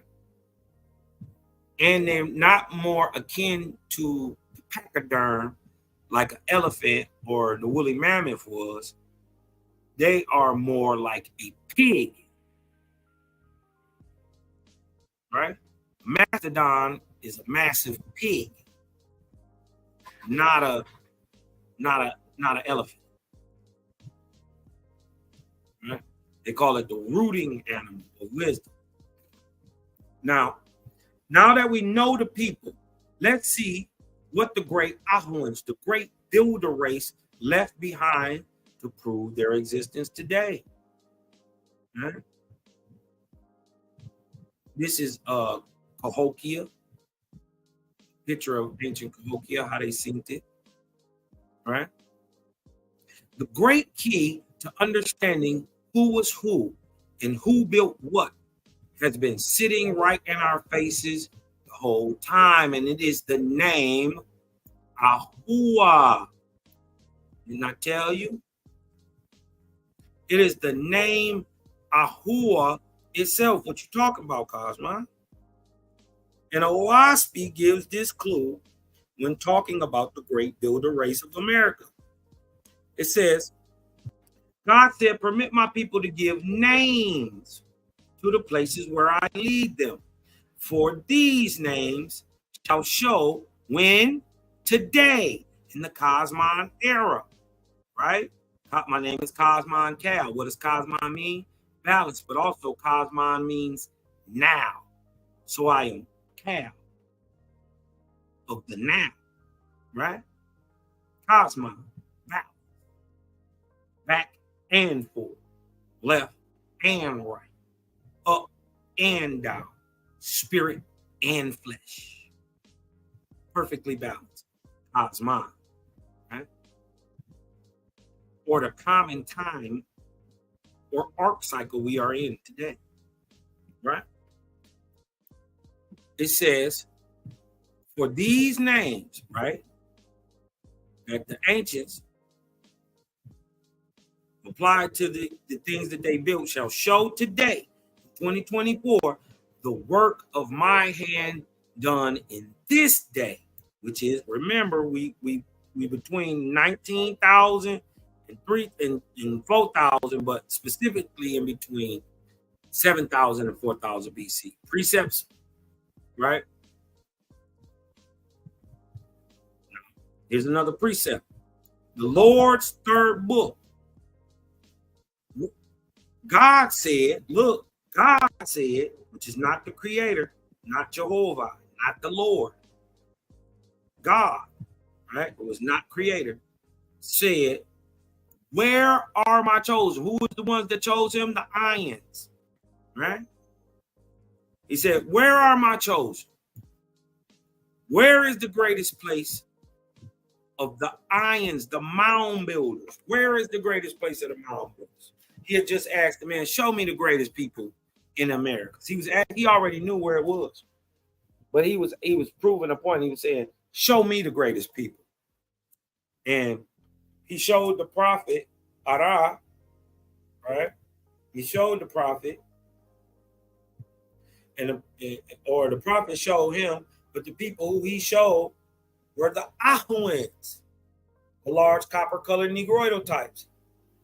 Watch what God got to say about it. He said, where are my chosen? Where is the greatest? He said, the greatest place of the Ions. He said, you have shown me the Ahuans, the copper-colored, large Negroidal megalithic builders. Look, this is America, y'all. They're great cities. These ain't no little thing. This is New York. This is Charleston. This is Miami. Right? This is Mobile. This is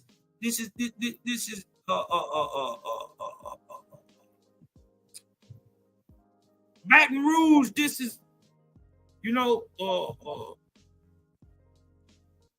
Galveston. This is Houston. This is LA. This is Salt Lake City. These Seattle. These places have always been there.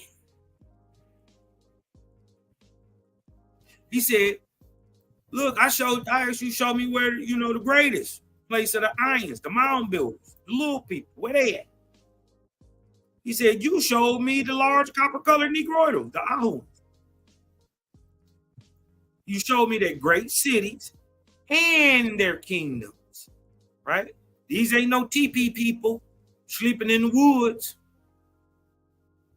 These are navigators, great megalithic builders. Huh? They got the art of masonry down to a science. The art of smelting metals and earths to a science. They're great. You showed me their great cities and kingdoms, their places of great learning. But the greatest of all, you have not shown. And look, and man said, I don't know, oh Lord, tell me. I thought I did show you, cuz. I don't know then. If these ain't the greatest people that I'm looking at, you see what he's saying? God said, you showed me the Ahuans, you showed me their great cities and all that, but you ain't showed me the greatest of all. Greater than your father's stock, the megalithic, was your mother's stock, mound building. Right? And man said, I ain't know, cuz.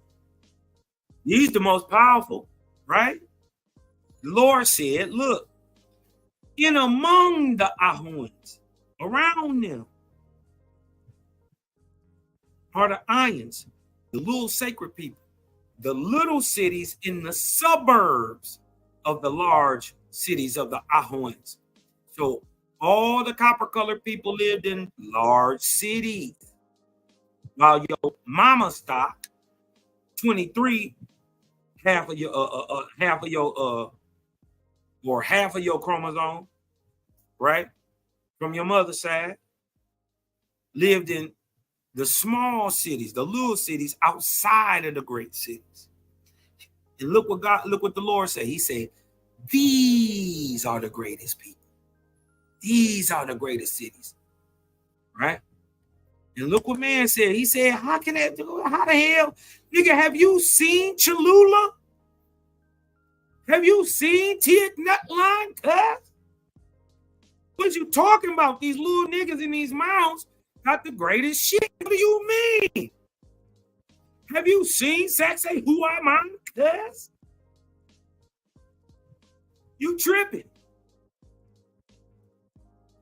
Right? He said, how can that be? Behold, the Ahuans are 3-1 compared to the Ayans. So for every Ayan, there's 3 Ahuans on the planet. The Lord said, these that built the temples, right, of hewn stone, the Ahuans, right, the large megalithic builders, right, and covered them with polished copper, are not my people.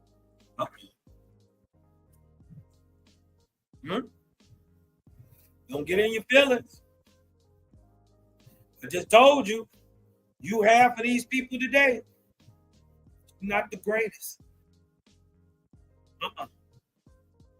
Yeah, you great. No doubt. You are the men of renown. You are the men of law. You are.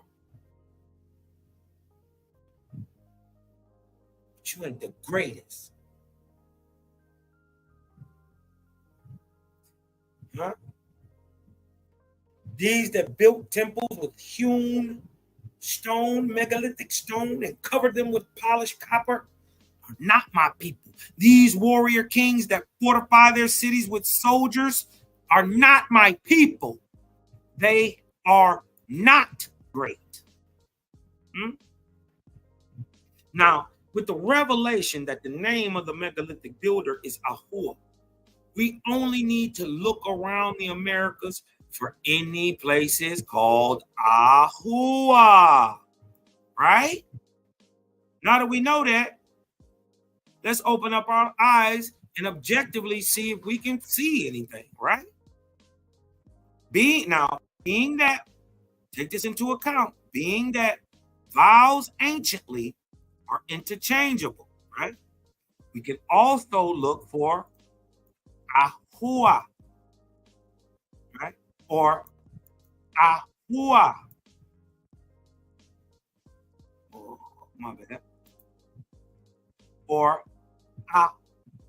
with the A in front, Hua. Right? Still makes the same sound, y'all. Right? It's not A-E-I-O-U. It's A-E-I-O-U. So Ahua still. Or Ahua, the J sounding like H in Latin. Ahua. Right? Or Hua, the G sounding like H, etc. Right?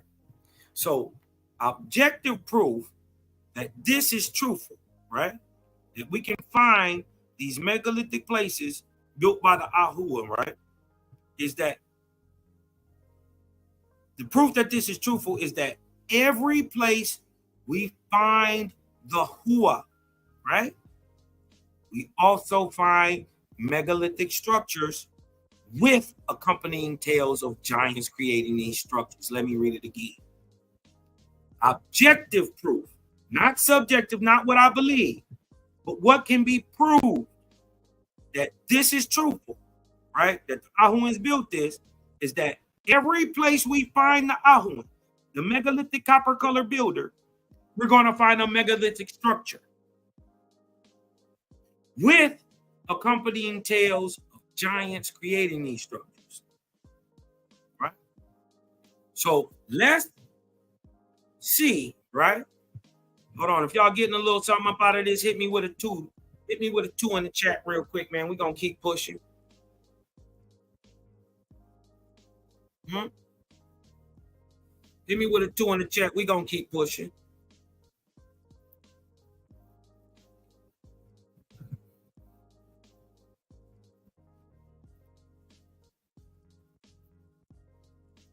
Huh? They can't have no pushback against this. They don't know anything about it. Keep that into account. If anybody is questioning this information without further doing some study, right? Without further doing study, remember They are suffering from cognitive dissonance because Cosmon or the creator, if they're not from Creator Gang, especially from the Horsemen, nobody has brought this out. We the first. So y'all got to come on in. I'll share the doc with you so y'all can see my work. You dig what I'm talking about? I ain't tripping. I get it free, bro. So I give it free. But objective proof that this is truthful, that the Ahua is the copper-colored megalithic builder of America, right? Like Owaspi is saying, is that every place we find Hua, we find a megalithic structure with the accompanying tales of giants creating these structures. Ain't no pushback on this. Remember, they going through cognitive dissonance. If you're not taking notes, going back to check my sources, right? You have no clue what you're talking about. This is why I be telling y'all Cosmon on a different level, right? Everywhere we see this Ahua, we're going to see a megalithic building, right? They've been right in front of our face this whole time, and we never seen them, y'all. Look, anybody ever heard of, what about Saxe Ahua Man? Place where man becomes God. Is that a megalithic structure? Do we see Ahua in the title? Huh? Even the ancient Chanca and also the Inca. And the Chanca, who the Inca colonized and kicked up out of this place, who was niggas, by the way, Ahuans. Well, and by the way, the Chanca call themselves the Ahua. Oh, I can't make this up. Look up the Chanca. Chanka. Chanca. These are the adversaries to the Inca.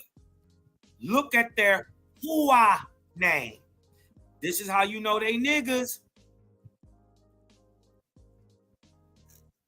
Remember, Ahua is the large copper-colored nigga. We got a story of giants building, Saxe Huaman. We find Ahua in the name and a megalithic structure built by the megalithic builders, the Ahuans. They left their name right on, just like if this was a Burger King, it'd have been a Burger King sign right there. We wouldn't have been able to mistake this for McDonald's or Taco Bell because it was a sign left on it. And guess what? They left a sign right in the name. Saxe Ahua Man.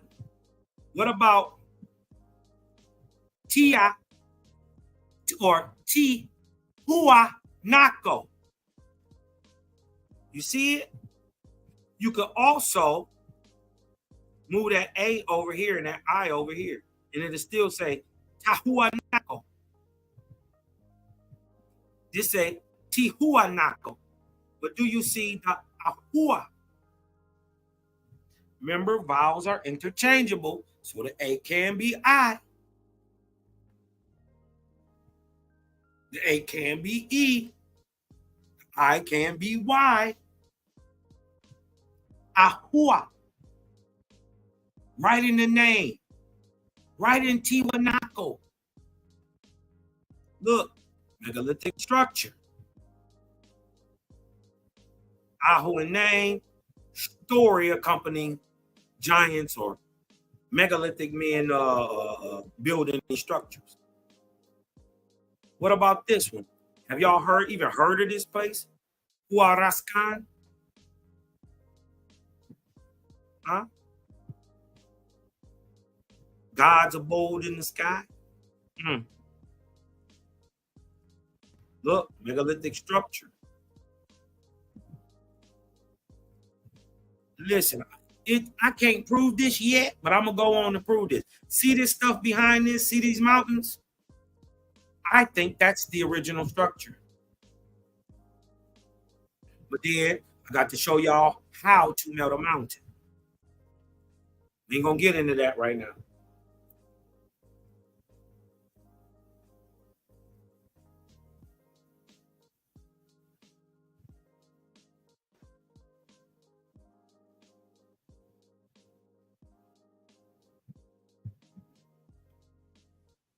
Right? We're gonna get into how you melt a mountain. We know how to do that too. Right? It's the same way you make a desert, the same way you make a sedimentary rock, same way you make a fossil, same way you make oil and coal. It's the same way you melt a mountain. I'll get into that another time. But still, we got Hua Ra, meaning above, or right, or Ras Khan.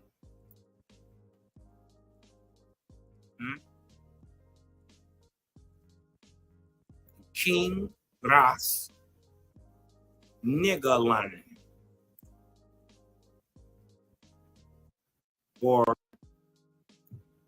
land of the king niggas, or big niggas. Ras mean large, not just king or great.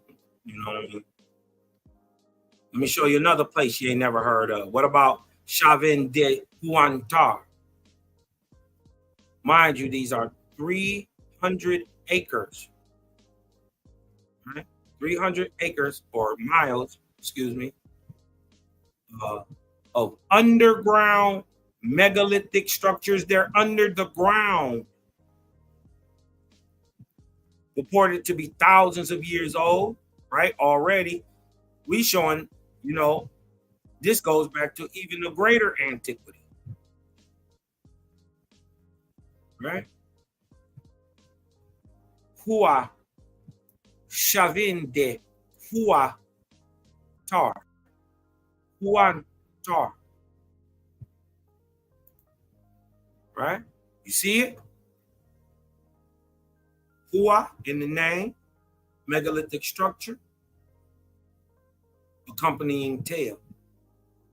What about Huaraz? Kingmen.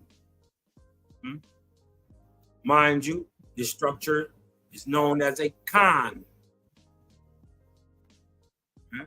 It was once a completed circle, and if you notice this building and its reading are aligned with the stars, this would be called an Ankh. It allows you to read the stars, these old structures, right? Mimic the sky. And per different times of the year, it sheds different parts during different solstices and equinoxes, and allows you to tell time. The whole structure was a way to tell time. And where you are galactically, this is crazy. Don't this look like melted rock? Look, this look like bricks on top of each other that was melted and pressed together. But it's a whole nother thing.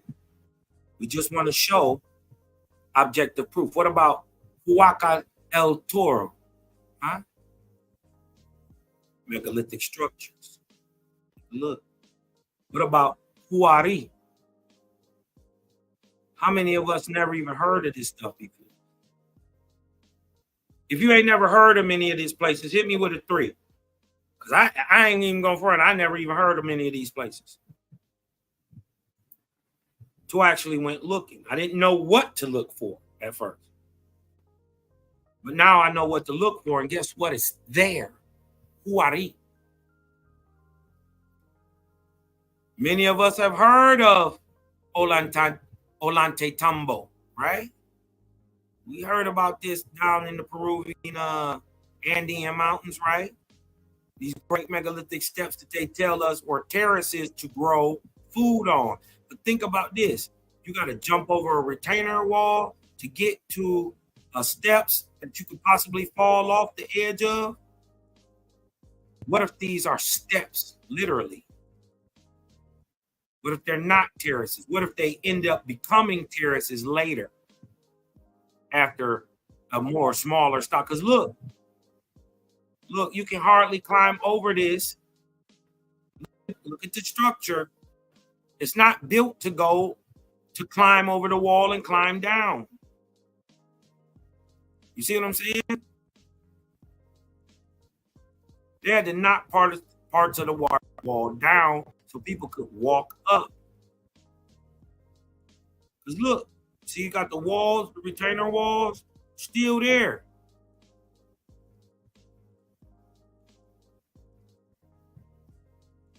This is Ollantaytambo, right?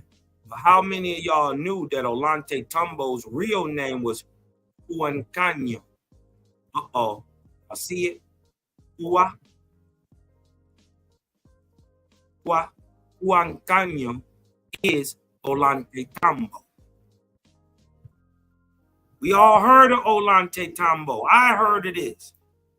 I never knew its real name was Huancaño. So that blew my mind when I was looking through the structures to see Ollantaytambo and to find out that its real name got Hua in it, proving that it was built by the Ahuan people, the large copper-colored, Negroid or megalithic people of America. What about the temple of Huatara? Hua, right? Look at the temple. That's sure a small temple. It's sure been eradicated and bombed. How do you do that? And the temple go back up in here. How do you melt this? See the melt, the burn, the the scorching marks? See the scattering of the material? This stuff is megalithic. There's no way it should move. How do you bomb one of these places out and actually melt the stone? A lot of people think this is just some type of algae, right? Discoloration. It's actually burned. It's over all the rock. Look way up here. Way up here. Right? This is what it would have looked like right here. See it? See the bare rock? It's bare like this. See? When it's bare, it looked like this. What made it look like this? What if all this is the ancient temple? I'm not saying it is, but shit, if they can do this, 300 miles of stuff this is underground, y'all. These are underground megaliths. Chavin de Huantar, they're underground. Who moved all this stuff under? All right.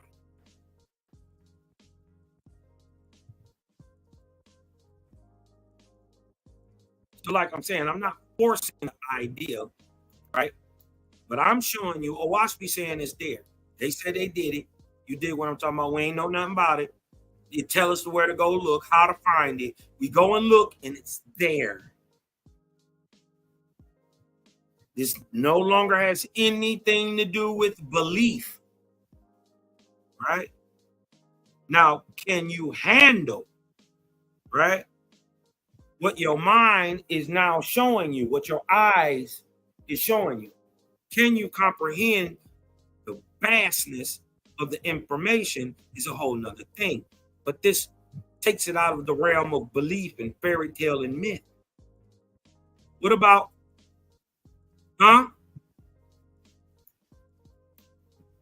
if you can see it, hit me with a 4 in the chat. If you can see it, hit me with a 4 in the chat.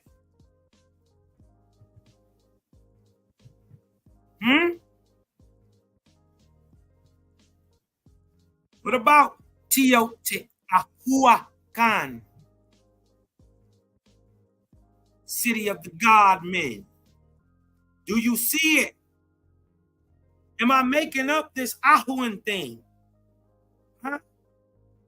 Why is it saying that these are the large copper-colored Negroes and this is what they left behind, and they purposely was supposed to name it after themselves, and then we go and look at the, at the megalithic buildings that they said that they were supposedly building, and they're named after these people we never heard before till you were brought to this light and this understanding by the Creator gang. Those who stand by the Creator, who, by the way, Waspy has said the very first people who will be bringing this light out in America are the remnants of the Algonquins. And mind you, it's only 4 of us. It's only 4 of us that bring this information out. Cosmon Cab, Daryl Cosmon, Malachi Maccabee, and Selah Shalom, all niggas from America. Waspy say the greatest voice is first going to come out of America from the Algonquins. We hear the only voice coming out of America is 4 niggas. So the 4 niggas are the, okay. But do you see Ahua right in the name of one of the greatest cities? Listen, this is in Mexico City. This is Teotihuacan. Do you see it, y'all? Cosmo not making this up. They making none of this up.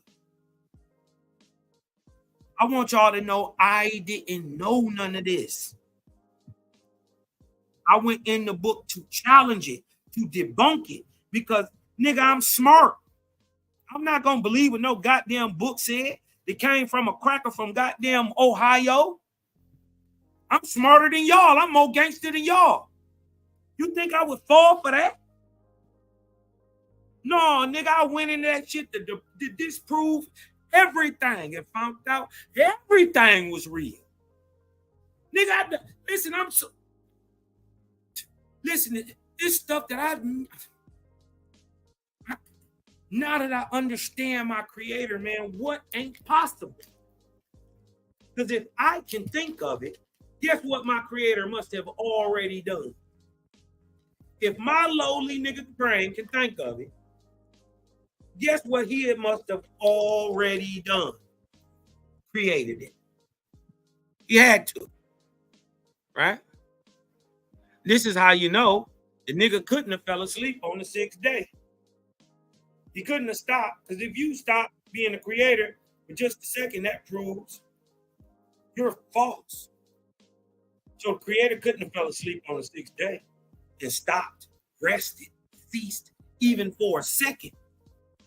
Because if you the Creator, what do you do, y'all? What does the Creator do? Create. He never, ever stops. But the crazy part is he's so great, he at the same time he's creating, he's destroying.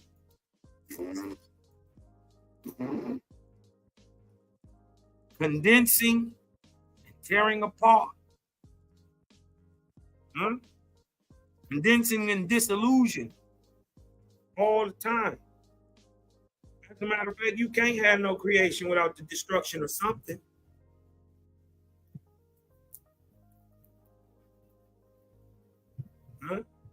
You can't have the destruction of nothing without the creation of another thing.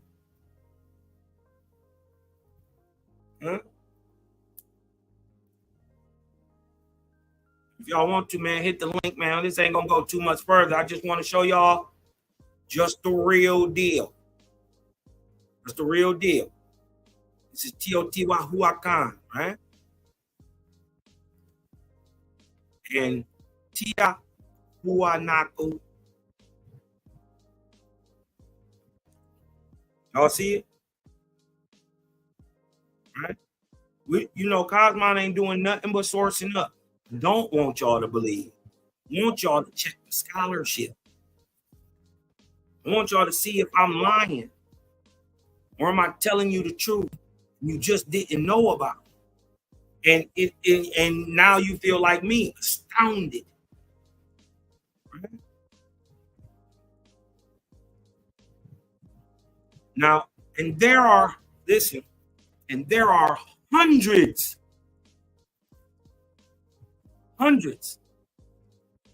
possibly thousands, but hundreds that I personally seen, right?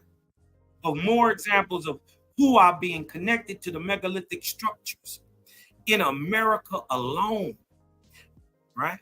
In hopes of not being too long-winded, I specifically stayed on those just in the Americas, right?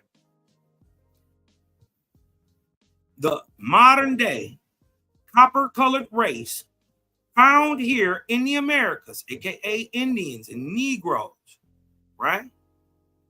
Found in America by the colonizers are modern descendants of the large copper-colored race.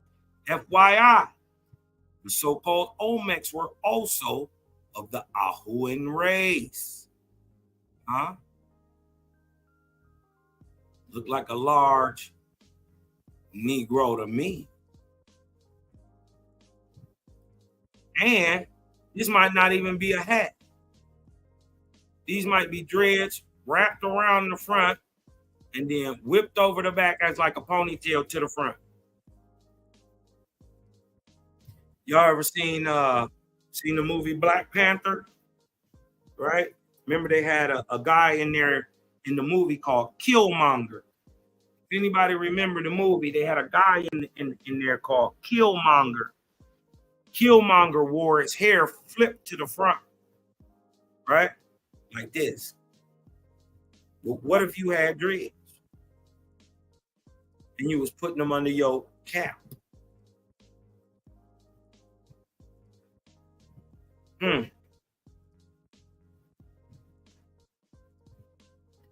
This new type of information, right? Linking the modern copper-colored race to America's deepest antiquity can be startling to many.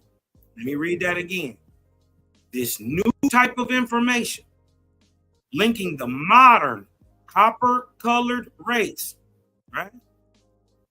Today, misnomer as Negro and African American, linking this copper-colored race to America's deepest antiquity can be startling to many. But what should be even more startling is the fact that this information is not new, in fact, but more akin to hidden. Let's take a further look into actual men with giant stature found in America. I just stayed in North America, y'all. It's so many of them. I just tried to stay and label it to the top 10. So this is from source, Ancient Origins, right?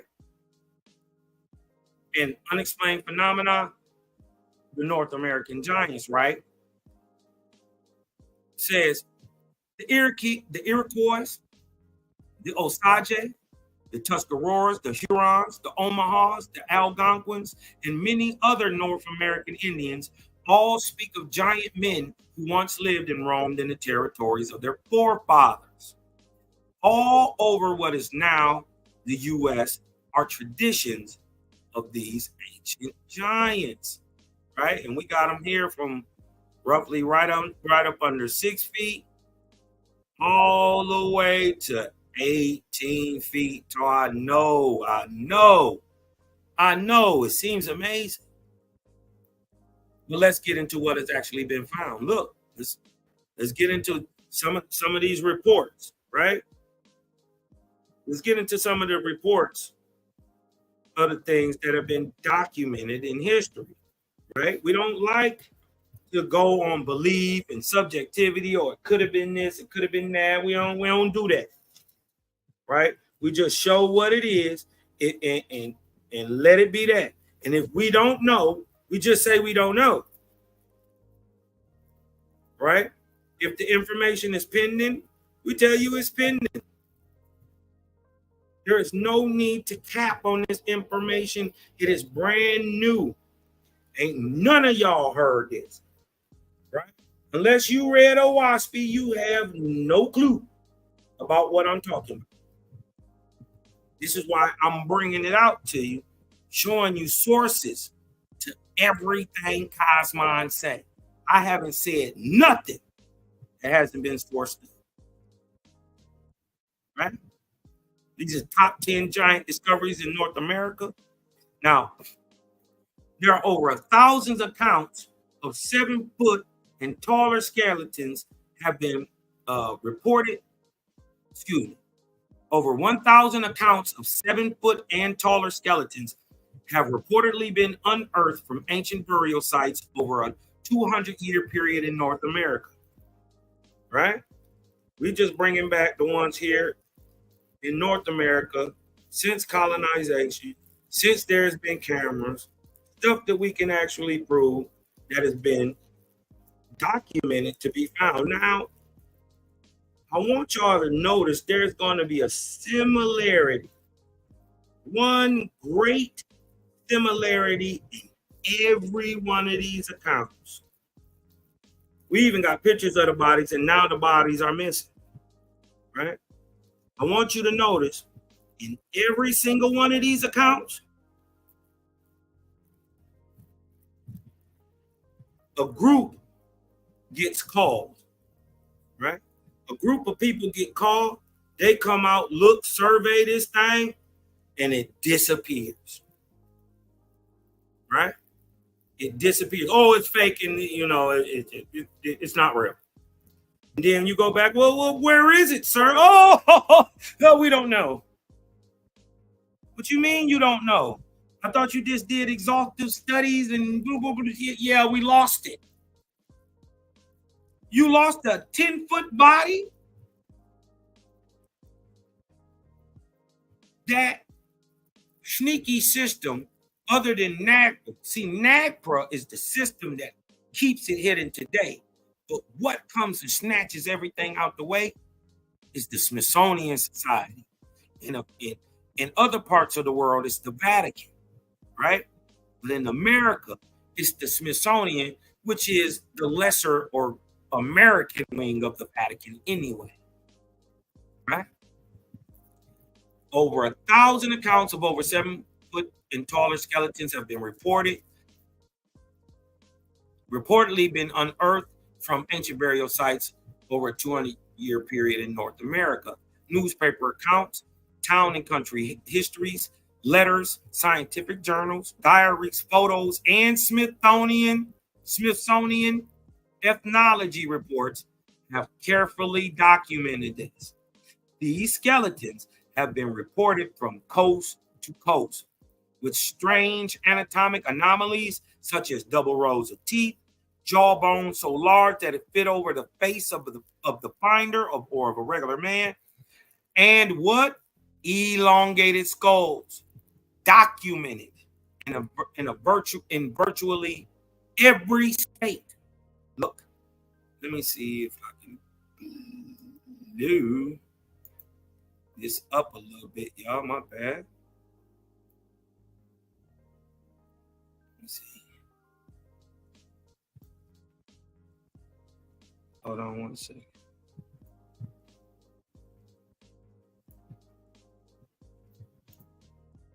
Right? Let's make sure everybody can see that.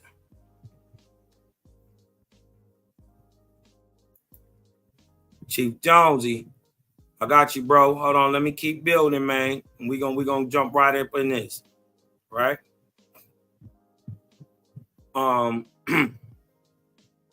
Right. They say in virtually every state they have documented at least an ancient skeleton that is more than 7 feet tall. Look at all these places, especially over here in the East, y'all. Look at this. Right?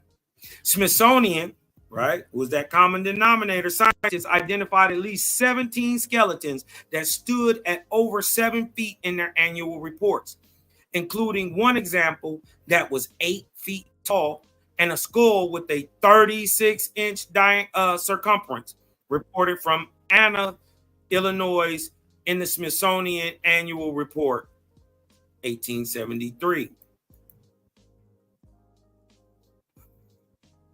Right? 1873. An average human skull, right, is about 20 inches in circumference on a 6-foot man. So how tall is a man with a 36-inch circumference head? If 20 inches fits on a 6-foot man, how tall is one? That's almost 2/3 as much as tall. More than double. Almost double. Right? So he would easily be a 9 to 11-foot man. Just fitting his skull. Right? The Smithsonian Institution is mentioned dozens more times as the recipient of enormous skeletons from across the entire United States. The skeletons mentioned no longer seem to exist, regardless of their actual size. And the remaining ones that were on display were removed and repatriated by who? Who I keep telling y'all? This who we got to get by. This is what the Native Americans don't want you to get into. NAGPRA. Why? Because you'll be able to set up whole DNA scans and test yourself against the oldest bones found here. Right? This will kill the talk for everybody. And then we'll be able to place Native Americans in that group, white folks in that group, niggas who claim to be Africans in that group, and actual Africans, and people claiming to be Aboriginal Americans, and see who's is the closest to, let's say, Louisiana, or the oldest bones found. We don't even know how old the oldest bones is. Why? NAGPRA, which is the Native American Graves Protection and Repatriation Act. This is who snatched up and killed and took Kennewick, tried to take Kennewick man, tried to take Lucia. She was in South America. She trying to take her for, right? This is the branch of the government that keeps us from actually doing the proper DNA work, right? A lot of my brothers say, a lot of the brothers who go against this, Aboriginal movement, we call them trans Africans because they all different types of Africans depending on which day, how they feel, right? One day they West Africans, next day they Sub-Saharan Africans, next day they Northern Africans, next day they Egyptians, the next day they Zulus, the next day they Sudanese, the next day they Ethiopians. So they own, you dig what I'm talking about? But they think we trying to hide from these tests. No, we want them, right? But we want the proper blood panels.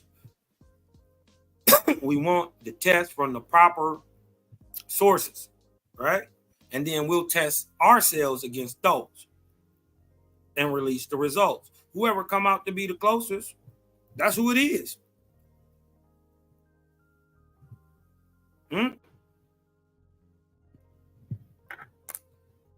Right. I personally do not support this law of NAGPRA. It does present a moral and ethical conundrum in terms of trying to ascertain the proof everyone wants to see, which is physical evidence of giants and who in America is genetically linked to these giant American Indians. Notice he calls them Indians. It's crazy.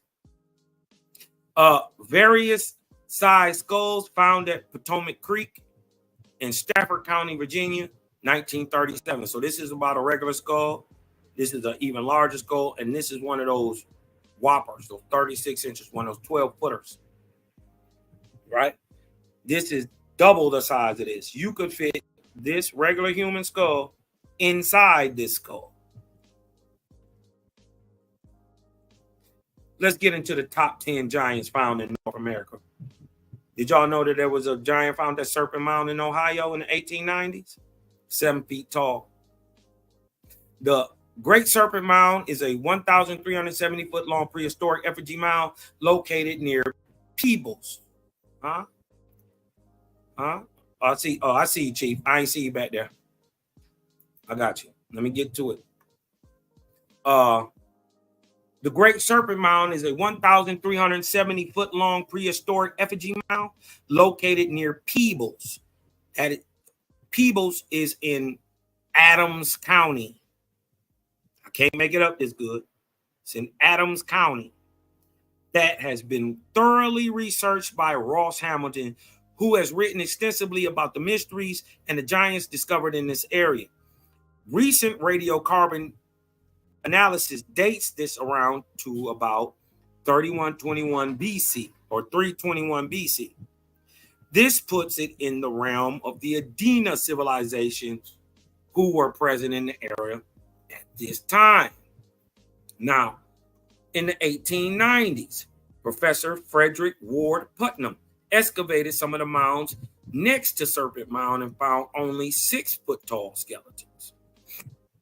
But what I'm telling y'all is the mound was never used as a burial place by the mound builders. Not once. The mounds aren't burial places, they're doors. It's a door. It's how you get in to the city. The cities are underground. How many times? I didn't say it first, right? But how many times we got to keep saying it? The mound is a door. They didn't live in the mound. The mound is how you kept animals out and how you got in. Later on in time, other of our Indian ancestors went on and buried and reused these things, right, as burial plots. Total different people. Nonetheless us, but this is us anciently, right? And if you do some research up under every one of your cities, you got major tunneling systems and massive spaces up under your cities. We got a space up under that sits up under Detroit, 1,200 feet. That's bigger than Detroit. They call it salt mines. I'm telling you, it's a city that got turned into a salt mine, backed up right to the river, right? And an aquifer. It had and still has a river that runs through it. I can't make it up. But anyways, man. Right?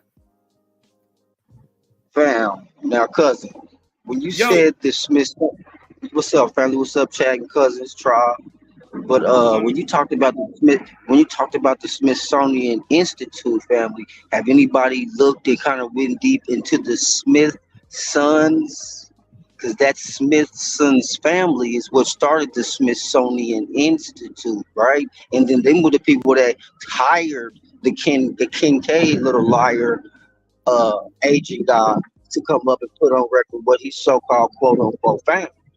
I want to go deeper into the Smithson family, but yes. We have to get into that. Because look, they got their hands in a bunch of mess. Everywhere we see one of these niggas pop up and everything disappeared. Oh, we don't know what happened to it. Oh, we lost it. Oh yeah, we flushed it down the toilet. No, the dog ate the homework. You dig what I'm talking about? A great fire. How can a fire be great? How many great fires you gonna have? How did you have a great fire in every city? In the 1890s, right? Professor Eric Ward Putnam excavated some of the mounds next to Serpent Mound and found only 6 foot tall skeletons, but a postcard showing 7 feet in height was recently rediscovered by researcher Jeffrey Wilson. It may have been one of those excavated by Putnam, as he was the only person to dig at the site. And this is from the postcard of a 7 foot giant who was cut off at the knees, right? Number 9, this is Cresap Mound in West Virginia, a 7-foot 2-inch skeleton. In 1959, Dr. Donald Drago, the curator for the section of man at the Carnegie Museum, unearthed a 7-foot 2-inch skeleton during the complete excavation of the Cresap Mound in northern West Virginia. Right? These large people. Notice where we at. West Virginia. Where we at? Ohio. I want y'all to keep track of that. Where are we at too? Because I'm about to hit y'all with something that's going to blow your mind. Right? Pictures of the 7.2-inch skeleton with the top part of the skeleton burnt right here. And then here's the ground plan of Cresap Mound showing the clay floor, right? Clay floor. And it's a level below this, as you see, where the fire and all that stuff is. Or in this right here, there's a level below this, right? Right here. All right. And right here, the giant skeleton is on the middle right. Right there. 7 foot 2 inches. Now, mounds in Iowa, right? Keep notice where we at. All right, 7 foot 6 inch skeleton. This account from the Worthington Advance, November 18, 1897, describes the ethnological work of who? Who? The Smith sons. At the Smithsonian Institution Division of Eastern Mounds. They got a whole division. There we go. See, I didn't even know that they was in the articles. I ain't even read this source, fam, but there they are right there, the Smithsons. You're gonna find out that they got all our shit. That's who got it. You see, but see, they're connected to it. Their name is probably not Smithson, so we just have to go deeper. You know what I'm saying? Do that research. I'm gonna dig because their name probably changed it to that name, like the rest of them did when they come over and try to recreate themselves. You see what I'm saying? Then that further hides their little identity, and they trace that they think we're not gonna be on the dog. Hound dog, bloodhound. We on their ass. There ain't no doubt about it. And then with information like this revealing stuff, bro. We not even looking where they looking, right? They over there looking. We way over here looking at some stuff they don't even know to look at, so they ain't picked through it yet, or they done found it and think it's some BS, and then put it to the side and don't know that's exactly what we going to look for, right? So they don't know that we daggering their ass every time we go into this ancient history.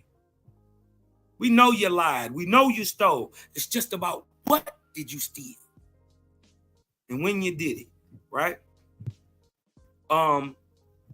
It says, I didn't even know this, that the Smithsonian had a Eastern Mound Division. So they just tear mounds up in the East. That's crazy. And quoted the director of Bureau of Ethnology at the time, John Wesley Powell.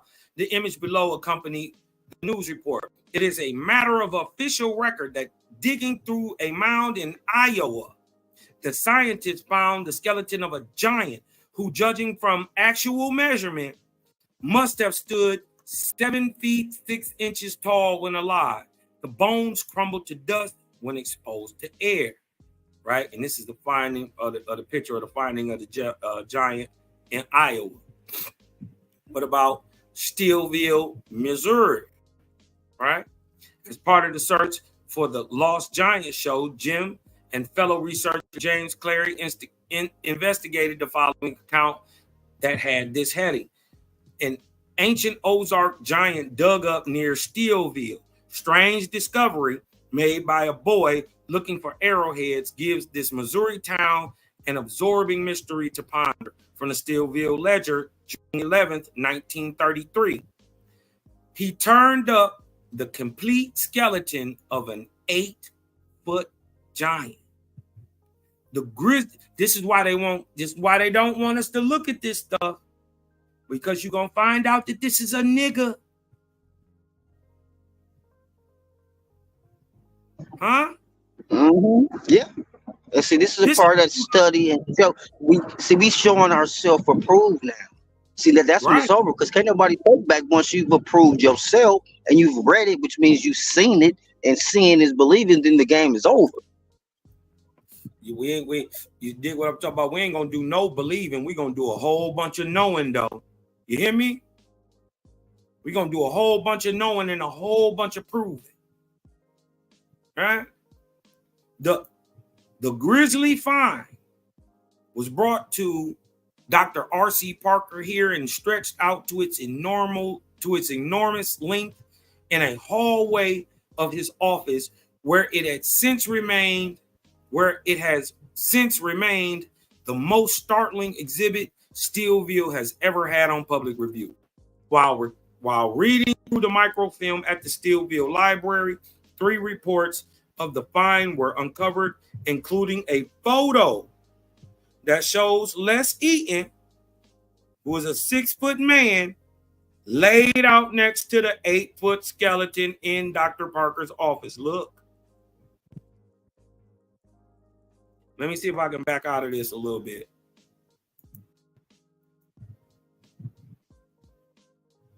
Look. Look how much bigger, larger he is than this man that they saying is 6 foot tall. Easy 8 feet. This is Les Eaton on the floor next to an 8-foot skeleton for the Steelville Ledger, right? Y'all already know what happened to him. Smithsonian. What about Miamisburg in Montgomery County and where? Ohio. 8-foot, 1.5-inch skeleton Miamisburg mound is believed to have been built in the Adena culture anywhere between 1000 to 200 BC. It is the largest conical burial mound in Ohio, once nearly 70 feet tall, the height of a 7-foot story building. So should we not take into account that it's probably a 7-story building? Why wouldn't that be put in that story? If it's as tall as a 7-story building, why couldn't it be a 7-story building? We see them 2,000 years old, this still being lived in. Multiple floors, 2- and 3-floored apartments out in Southwest Anasazi, Chaco Canyon area, now inhabited by the Pueblos, who was actually the enemies of the Anasazi. They killed these people off and became them. Crazy, right? It is the largest conical burial mound in Ohio, and 877 feet in circumference. Hugh investigated the site in September 2012, and after talking to some researchers at the local historical society, he found there were other skeletal remains reported in the nearby area. This is an illustration of the old Miamisburg mound, right? Saying it's about 7 stories tall. Numerous skeleton remains were uncovered from the mound, including a giant jawbone and bones of unusual size. But it was the discovery half a mile away that became a national sensation and was reported in the Middletown Signal, January 17th, 1899, with the headline, "Bones of Prehistoric Giant Found Near Miamisburg." Quote, "The skeleton of a giant found near Miamisburg is the cause of much discussion, not only among the curious and illiterate, but among the learned scientists of the world. The body of a man more gigantic than any ever recorded in human history has been found in the Miami Valley, in the Miami Valley in Ohio Valley. Watch this, y'all. I got something to get though. I'm gonna get to it. The skeleton is calculated. The skeleton that is calculated must have belonged to a man 8 foot 1.5 inches in height. Right? It's another illustration of over 8 foot skeleton near Miamisburg. How about the San Diego giant? They faked this one too. Oh, it is fake. Because somebody tell me how in 1895 somebody cast this out of gelatin. Mind you, it's hard like rock. Feel like cement. Look like skin. Right? We're going to see who told you it was fake. And then let's see what they did with it. Right? Many of us seen this before. That's a female. Right? My Chief Jones, I'm going to put it to you like this. My intuition. I'm not saying I'm right. My intuition, what you say about this though? My intuition is telling me, what if that's Queen Califia?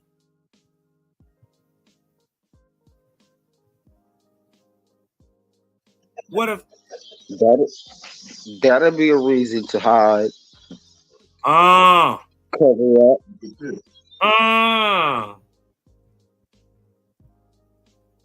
I'm not saying I'm right? But boy, that's the vibe I get off of it. And look what they did to it. Look. Right? They hiding something. I don't know what it is, but they hiding something. Well, we know what it is now. We hiding the fact that these is niggas. Right? This fascinating discovery reports on a giant mummy found in where? Huh?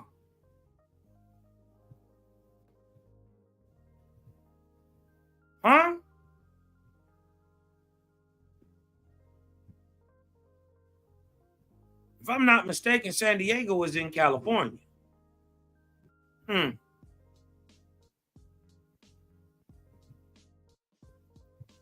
That is currently believed to be a hoax, right? This is currently believed to be a hoax, y'all. How you do that, though? Look. How you petrify it? We'll never know. Watch this. However, let's take a closer look, as there is some intrigue and inconsistency with this popular story.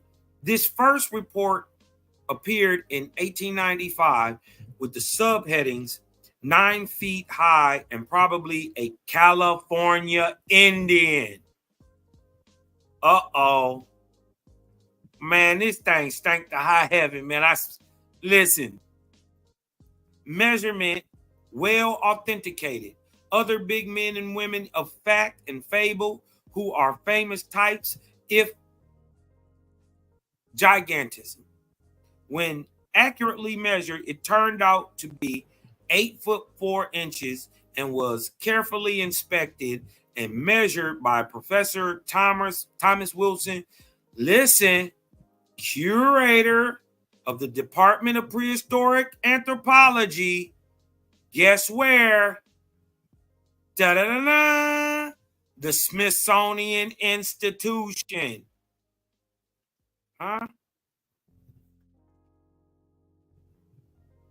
This is the San Diego giant. And look, it was purchased by the Smithsonian for $500, which is $14,000 in today's money in 1985. Although they later claimed it was a hoax. How do you hoax this? Say it's gelatin, but it's hard like rock. What gelatin? You didn't go on the test to see what gelatin they made it out of? Yeah, we know you're lying.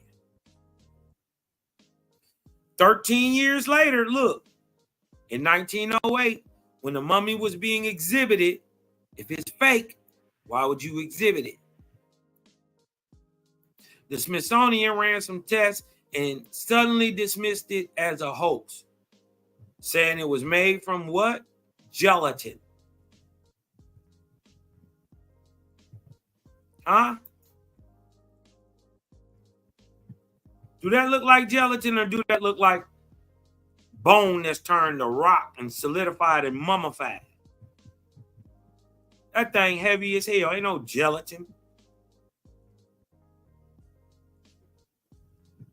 And how did you carve it? Even if it is gelatin, how did you carve it?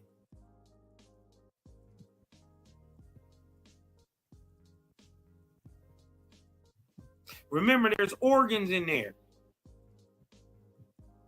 A cavity and facial cavities and spaces inside the body that are not solid and are not hot and are hollow.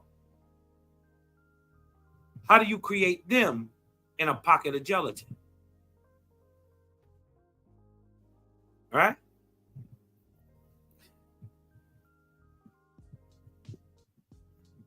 The fact that it took that long, 13 years, right? And then they brought it back out.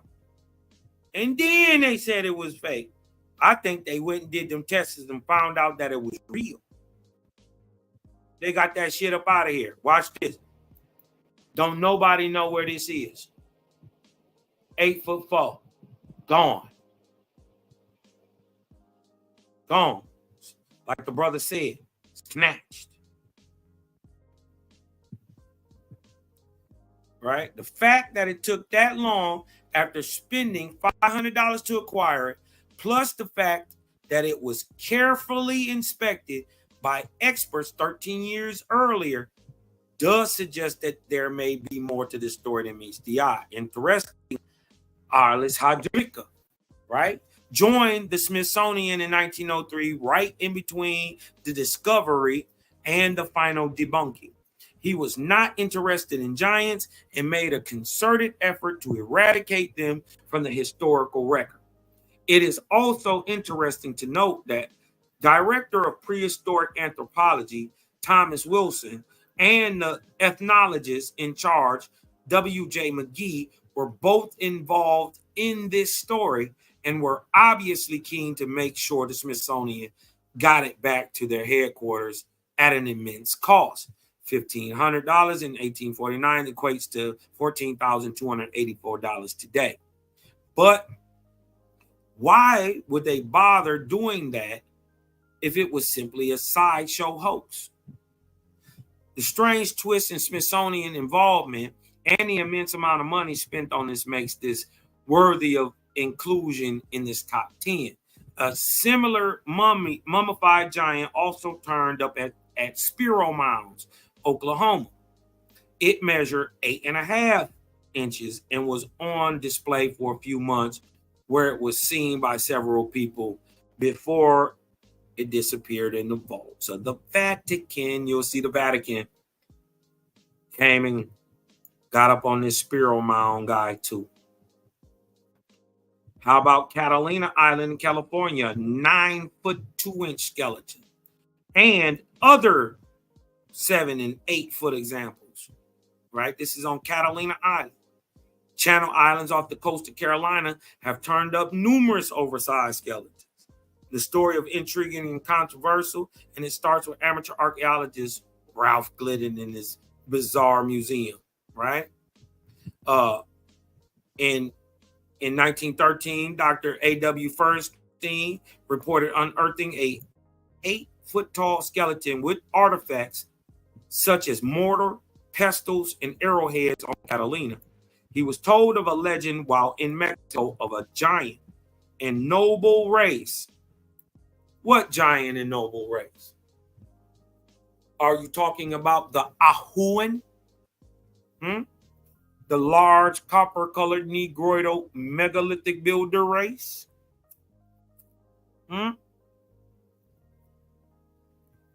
What other large giant? Do you even know the name of a giant race? How much you want to bet it's called by an Indian name? Huh? Osman gonna be a tough out for anybody. It's not gonna be that easy around here. Right? A giant and noble race that lived on the island, who existed long before the white man and has since vanished. They say Ralph Glidden unearthed and collected 3,781 skeletons on the Channel Island between 1919 and 1930. He unearthed a 9-foot 2-inch skeleton and several measuring over 7 feet. Says a skeleton of a young girl, evidently of high rank, a girl, within a large funeral urn, was surrounded by those of 64 children. And in various parts of the island, more than 3,000 other skeletons were found, practically all the males averaging around 7 feet in height, one being 7 feet 8 inches from the top of his head to his ankle, and another being 9 feet 2 inches tall. Are Indians rising out of the ledge? These are more pictures, right? Let's get on here to Beaver Lake in the Ozarks, Arkansas, right? 1913, a nearly 10-foot skeleton and huge skulls. This account is from the Ozark Caves in Arkansas and is found in the New Age magazine, volume 18, 1913, given by the highly regarded reporter Victor Schoffenmeyer, right? And it says a New Age, skulls of giant cavemen, right? Found. But we looking at this. Remember this.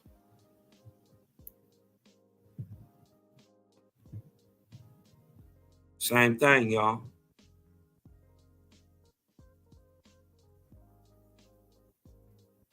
Now we see they 9-foot, 10-foot niggas. It makes sense why everything was carved so large. It makes sense why you need 15, 20-foot doors, right? On many of these megalithic structures, the doors upwards of 20, 25, 30 feet. Why do you need a door that big? Well, it makes sense if the man is already 10 feet and he riding another big ass horse, he'd be probably 20 feet tall. Just saying. Let's get down here again.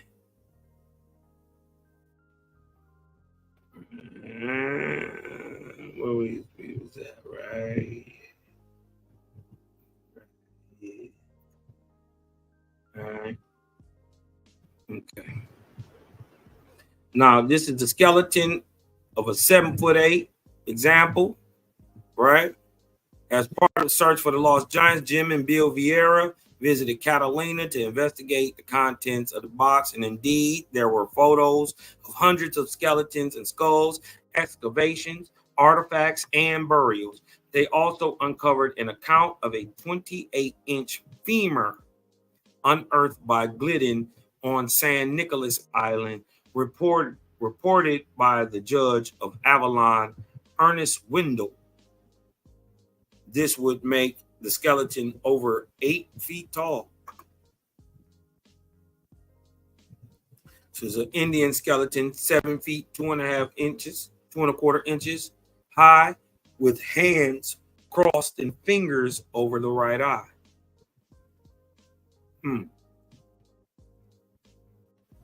Right? The Ozarks, right here, we by here. It said at a depth of more than 3 feet, he found the remains of several giant human skeletons, including an almost perfect skull, which differed from many particulars from a modern specimen. Right? When partly joined, the largest skeleton was almost 10 feet tall.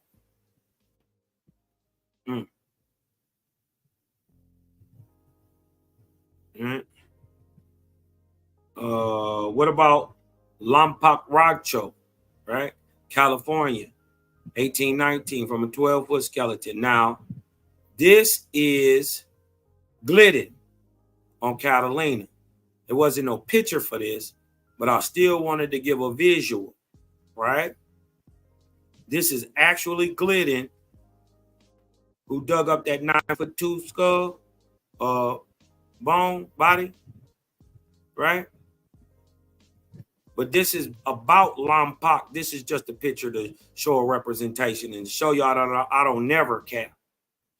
This is Ralph Glidden, stands at the side, stands at a dig beside a human giant. He is said also to have found on Santa Catalina during earthly escape during the early 20th century. Look, this is not a pic of Lompoc giant.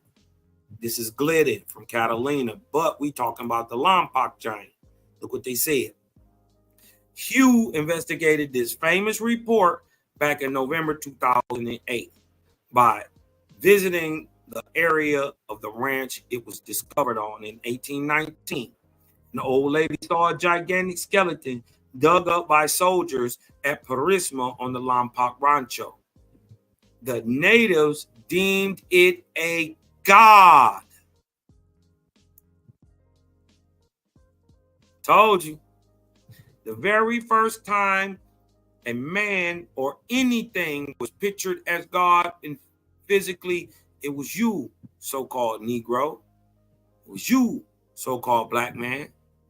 It was you, Aboriginal American, seen as God.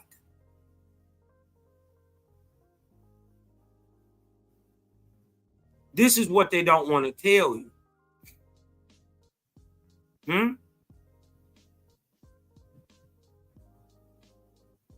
The natives deemed it a god, and it was reburied by the direction of the Padre. Right? This short report reemerged with a broader range of details in 1833, and now various authors and websites repeat the same story. It goes something like this. Soldiers digging in a pit for powder magazine at Lompoc Rancho, California, hacked their way through the California do got some big niggas still. You dig what I'm talking about? Hacked their way through a layer of cemented gravel and found a 12-foot sarcophagus. The skeleton of a giant man about 12 feet tall was inside. The grave was surrounded by carved shells, huge stone axes, 2 spears, and thin sheets of porphyry or purple mineral with quartz, covering the skeleton with sheets of porphyry.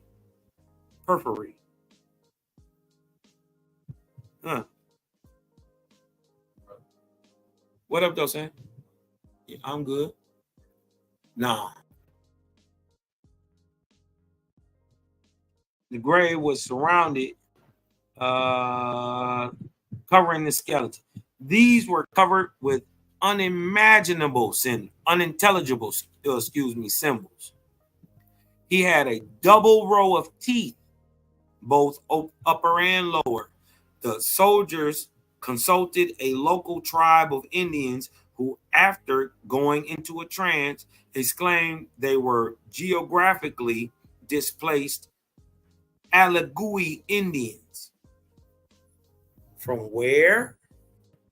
Just want to show y'all we in the same area, right? Right in the middle of the country. Watch this. I'm gonna show y'all something. Why this is important in the Ohio Valley. When the natives began to attach some religious significance to the find, right?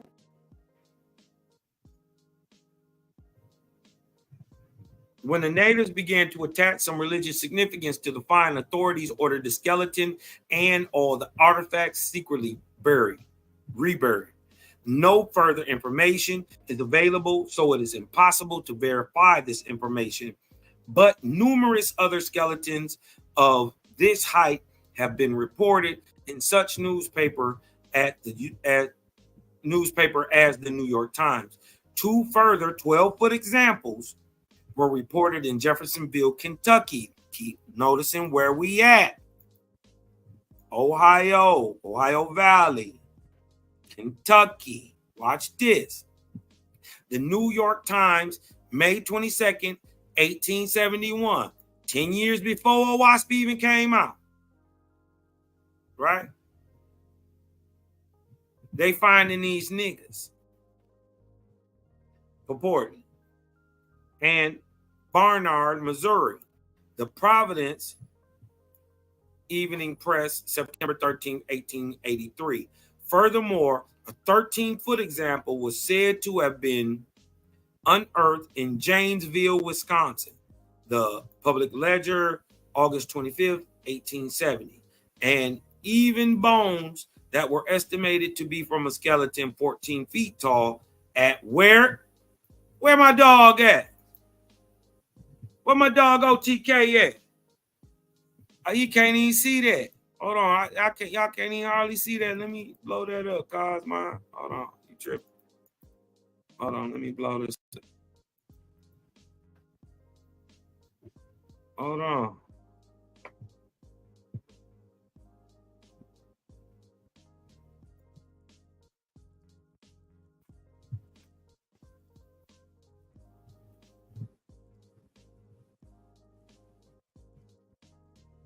Hold on. Where they say they at? At Etowah Mounds. Shout out to the Itawa. Shout out to the Etowah Mounds. Shout out to my boys down there in South Carolina, my dog OTK. You dig what I'm talking about? All my South Carolina folks, man. What did y'all OTK? You know they pulled a 14-foot tall nigga about your backyard? Huh? These are all well out of the normal range for humans, but are worth noting here as these immense sizes pop up again and again in well-respected newspapers, right? And what about number one? In West Hickory, Pennsylvania, 1870, right? A 18-foot skeleton. Hold on. A 18-foot. I said 18 foot skeleton. Huh? Now, if you 18 feet tall, you must be proportional.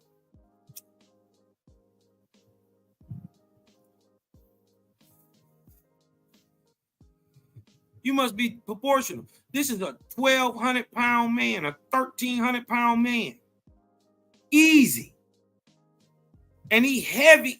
Listen, he like a regular man, but sized up. Not skinny. So his legs is literally like tree trunks. Look what it say. 18 feet tall. I know, right? Cosmine, man, you so pseudo Cosmine. What are you talking about? Nigga, your book don't even say nothing about no 18-foot niggas. Shit, huh? You got 18-foot niggas in America? Let me make this up, y'all. Y'all can be mad at me.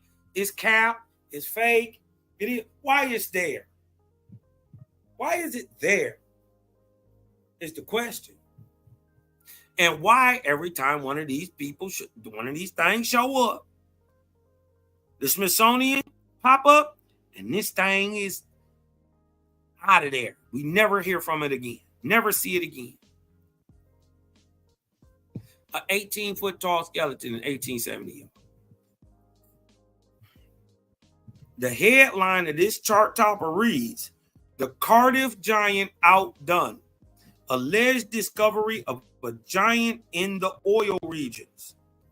This report originally came from the Oil City Times in 1870, and underneath the immense armor, right, it revealed some startling anatomic oddities and a skeleton that reached a staggering height, the tallest example we have come across.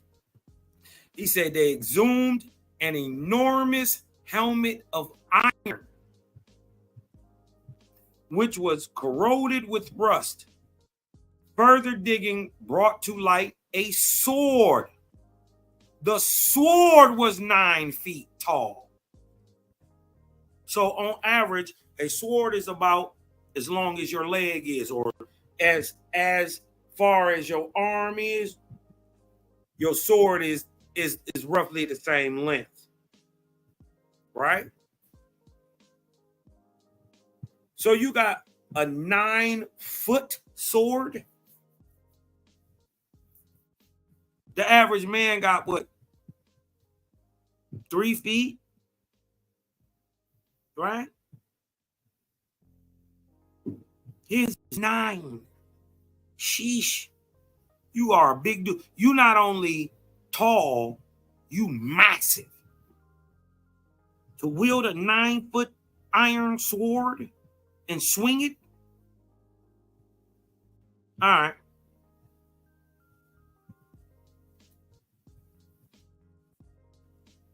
Right? The report continued that they had discovered a well-preserved skeleton of enormous giants. An enormous giant. The bones of the skeletons are remarkably white.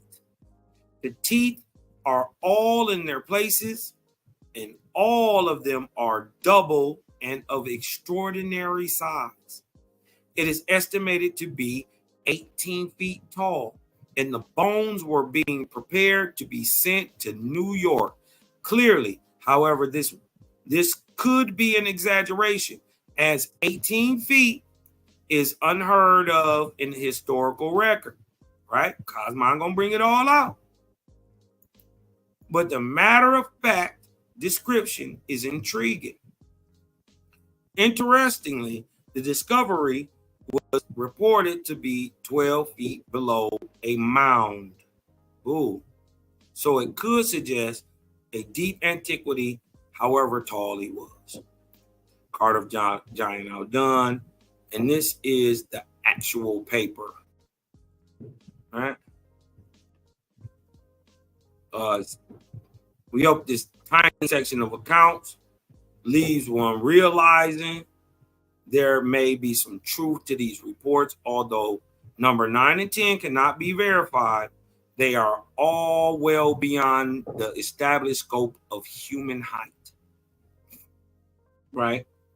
He said we include 250 of these accounts in the books of giants on record, America's Hidden History, Secrets in the Mounds, and the Smithsonian Files. Look at that. The Genesis. Hold on one second, y'all.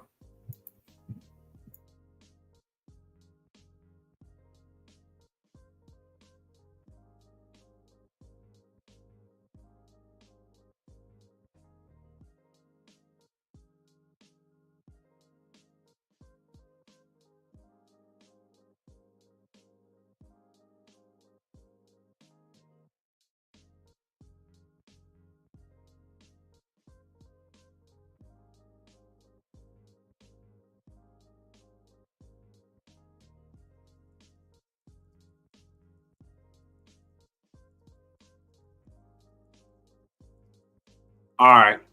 We're going to get up out of here. We closing towards the end, y'all. The genesis of the North American giants, which we now know are Ahuans, is shrouded in mystery. Not no more. Huh? Not long as there's a Cosmon Cal, not long as there's a creator gang. We're going to keep bringing this out. We the only ones bringing it out. Nobody is teaching the spirituality, the unseen part of what makes an Indian. Nobody is teaching the Great Spirit. Nobody is teaching nationality, ethnicity, heritage, or culture. Yeah, you got all the history down of how it happened, but you can't make shit work for yourself. Right? Niggas don't even be having their own for it. Right? But as long as the gang is standing and listen, we gonna be doing this forever. We gonna always shed the light. We gonna always shake the room. Always come with the newest, hottest. Make them catch up, mustard.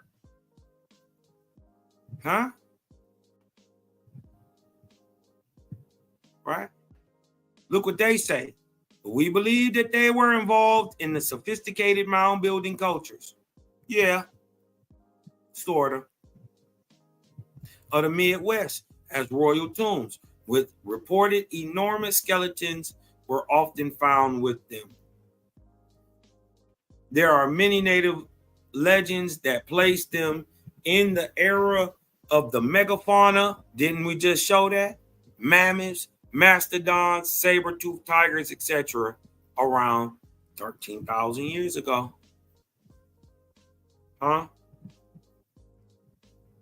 By the way, which correlates directly with the times given in Owaspy and the timetables of prophecy. Times and death of the megafauna? Okay. Now, an 18-foot human, right? 18-foot human being is a tough concept to visualize or conceptualize. Right? Right?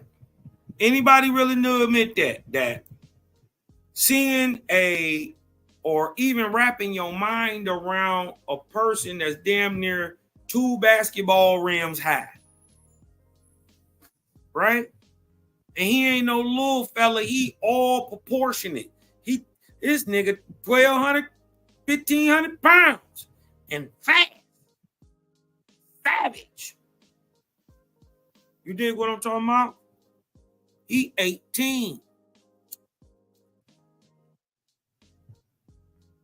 With the company and speed and strength and all that, right? If just hearing about an 18-foot human is tough to conceptualize or visualize to you personally, hit me with a 5 in the chat. Right? If it's hard to wrap your mind around an 18-foot person, hit me with a 5 in the chat, right? Be real. Because I did. Look, West Hickory, Pennsylvania, 18 feet. Look, 3 normal men. Right? That sound far out to you. Right? It's hard to conceptualize. It's hard to visualize. Not with Owaspy. Not with the creator. Because, right?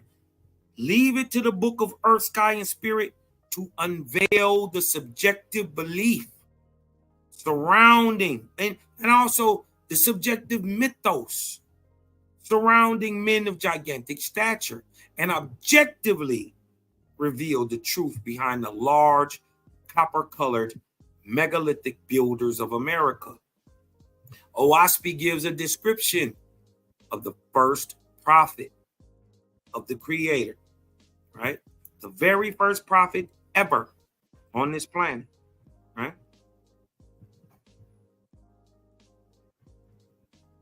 The first prophet of Owaspy gives a description of him, right? The creator and the world's first monotheist. His name is Zarathustra. Let's look. Let's see how they describe Zarathustra. In the book of God's Word, 3 and 14. So the virgin and her son. Wait a minute, Cosman. Sounds a little familiar. So the virgin and her son dwelt in the forest of goats until Zarathustra was a large man and grown to maturity. So Zarathustra off tops is a large man, right? And his stature was equal to 3 ordinary men. So wow, this stuff sounds like fairy tale and far to Owaspy is revealing it, and then it's being proved in real time. Huh? After Owaspy is saying it. It's being proved in real time. Was equal to 3 ordinary men. You ain't never heard that before. They don't even say Tuscaloosa was that tall.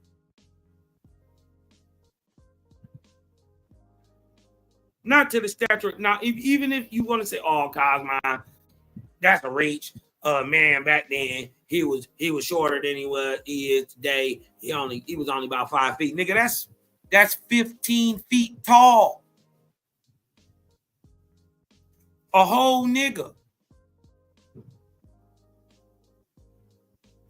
And nor could any man lay him on his back, right? They talking about wrestling, and fighting and shit. But because of his gentleness, like a young goat, the goat, shout out to the goat. The tribes of the forest called him what? The Lamb of God. Do this sound familiar? Mind you, he was Owaspy making this a everyday walk in the park. The very first prophet of monotheism to touch this planet, Zarathustra, spoken of historically, and a misnomer and ad mixed around with Zoroaster. They're not even the same people. Zarathustra existed 6,500 years before Zoroaster. Zoroaster was during the time of Nebuchadnezzar, Cyrus, and them. Those are 500 BCs. Remember, we back 7,000 BC with Zarathustra, who is being called what? The Lamb of God. Now, signifying strength and goodwill. Now, this is a picture taken from my book, Faces of the Prophets. We went and put in, and I personally, I don't rock with all the pictures in Owaspy. I don't feel like all of them right. And guess what? If it's gonna be my book and I'm dealing with it and whatever, I'm gonna change it how I feel like it. You dig what I'm talking about? And I don't rock with the pictures. So we gonna get some more pictures of more accustomed to how they're described, right? So this is from Faces of the Prophet, and this is Zarathustra, right? That's how we got him pictured. The first prophet of Ormaz. This nigga was 18 feet tall. And now we finding in America, boom, I ain't making this up. They found the 18-foot tall man in Pennsylvania.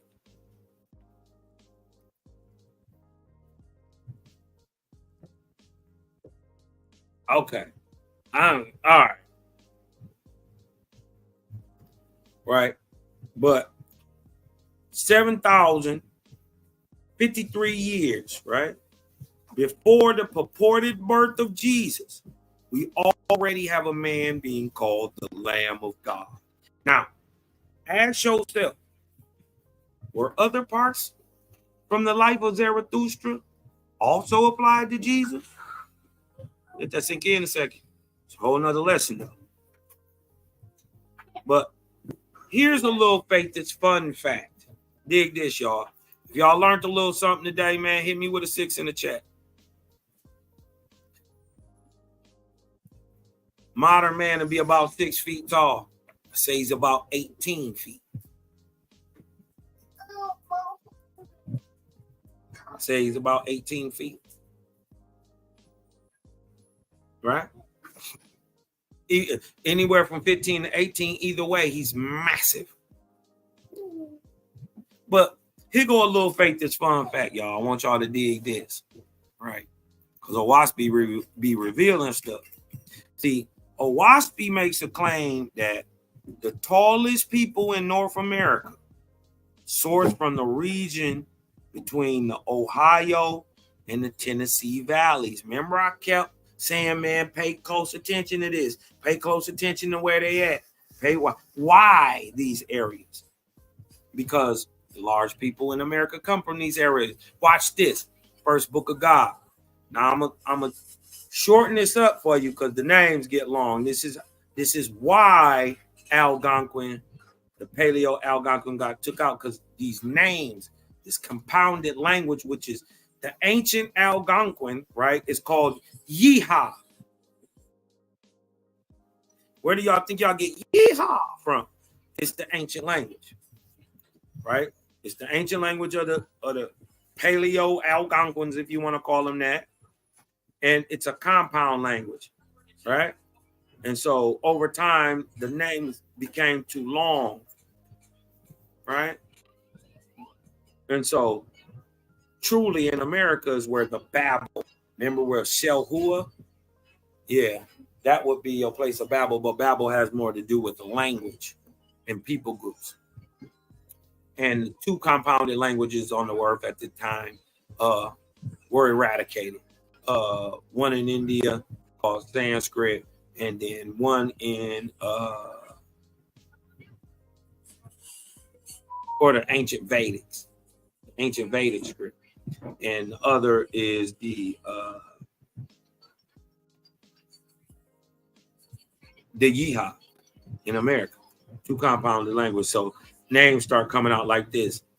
This is actually Shiawassee, Bacchanal Shizu, right? Bacchanal Shu, right? But that's too long, so we're just gonna shorten the names up. Shiawassee, right? Everybody heard of the Shiawassee people too. The Shiawassee.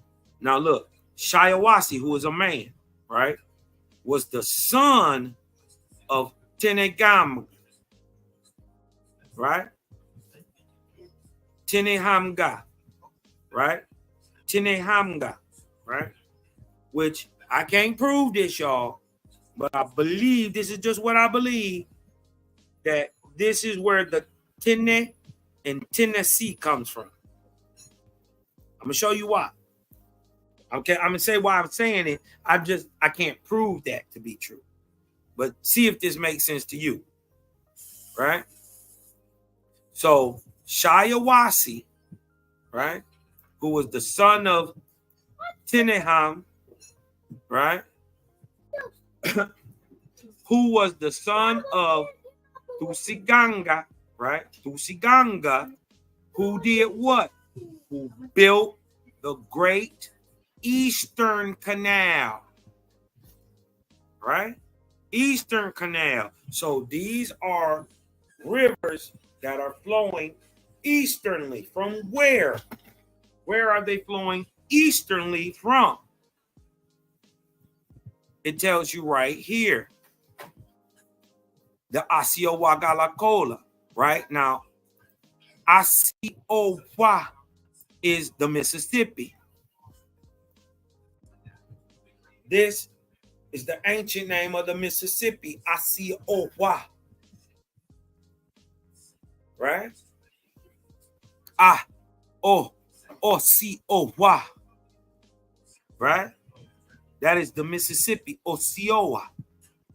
But Galaxicola means eastward, or to move east, to be eastward towards the sun, right?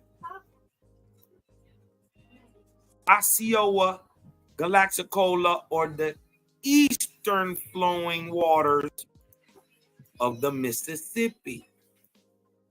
Cosmon, what is you talking about? Eastern flowing rivers or canals, right? And where are they? They in the rich valley of Tito-Wanagasi. Where is the valley of Tito-Wanagasi? It is the Ohio Valley, or the Ohio River, which encompasses the Ohio Valley, but is also Illinois, Indiana, Ohio, West Virginia, right? And the Ohio Valley region, right? What flows through that?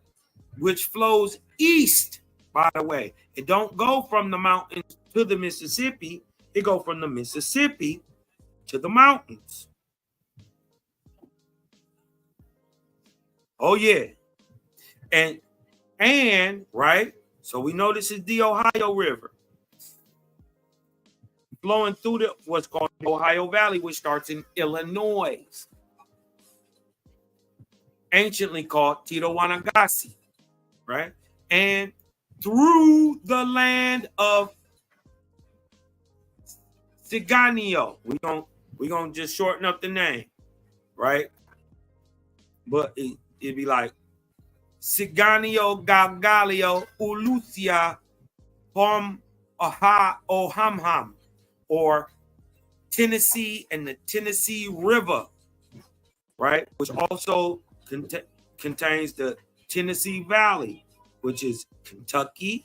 Remember, I kept showing y'all that where we was finding these things: Alabama, Tennessee, Georgia, North Carolina, and Virginia, right? And it has a river that flows eastward.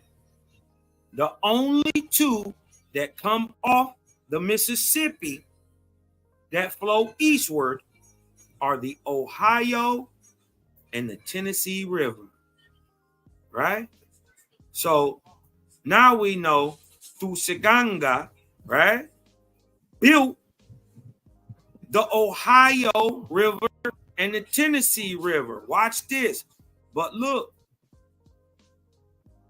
there in between these regions, the Ohio River and the Ohio Valley, and the Tennessee River and the Tennessee Valley, where dwelt the what? The large men and women, also called, what is an Indian in called? An Angwi. What is this? Wa means water. So the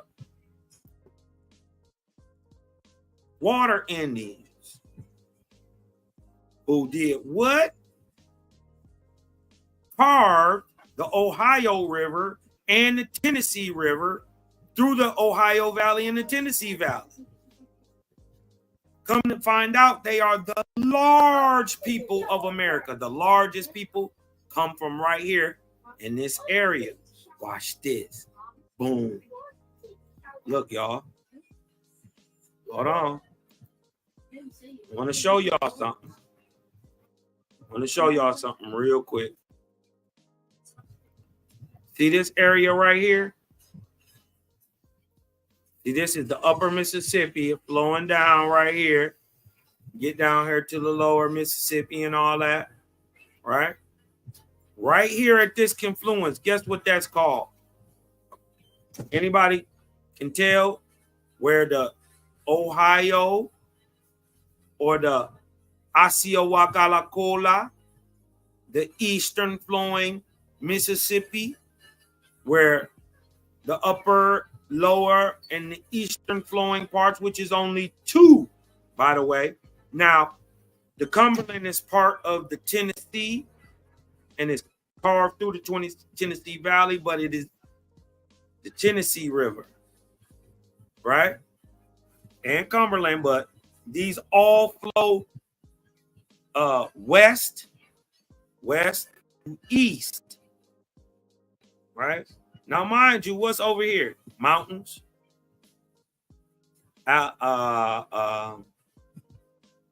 Alleghenies and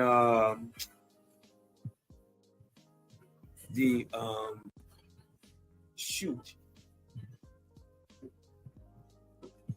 Smoky Mountains, Alleghenies, all that is right here. So you would think the water would flow from the mountain down westward to right here. Does anybody know what this convergence is called? Where the 3 points of the water are meeting? That's called Cairo. Huh? That's called Cairo, right there. Right? This is Cairo. Let's see if I can blow that up a little bit. Right? This is Cairo right here. Let me blow that up just a little bit, just a tad. Right? This is the Ohio. Starts the Ohio River, which cuts through what?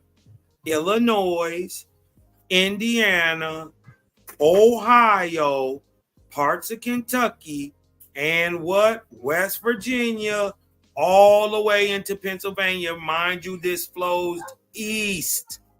How it does that against the grain?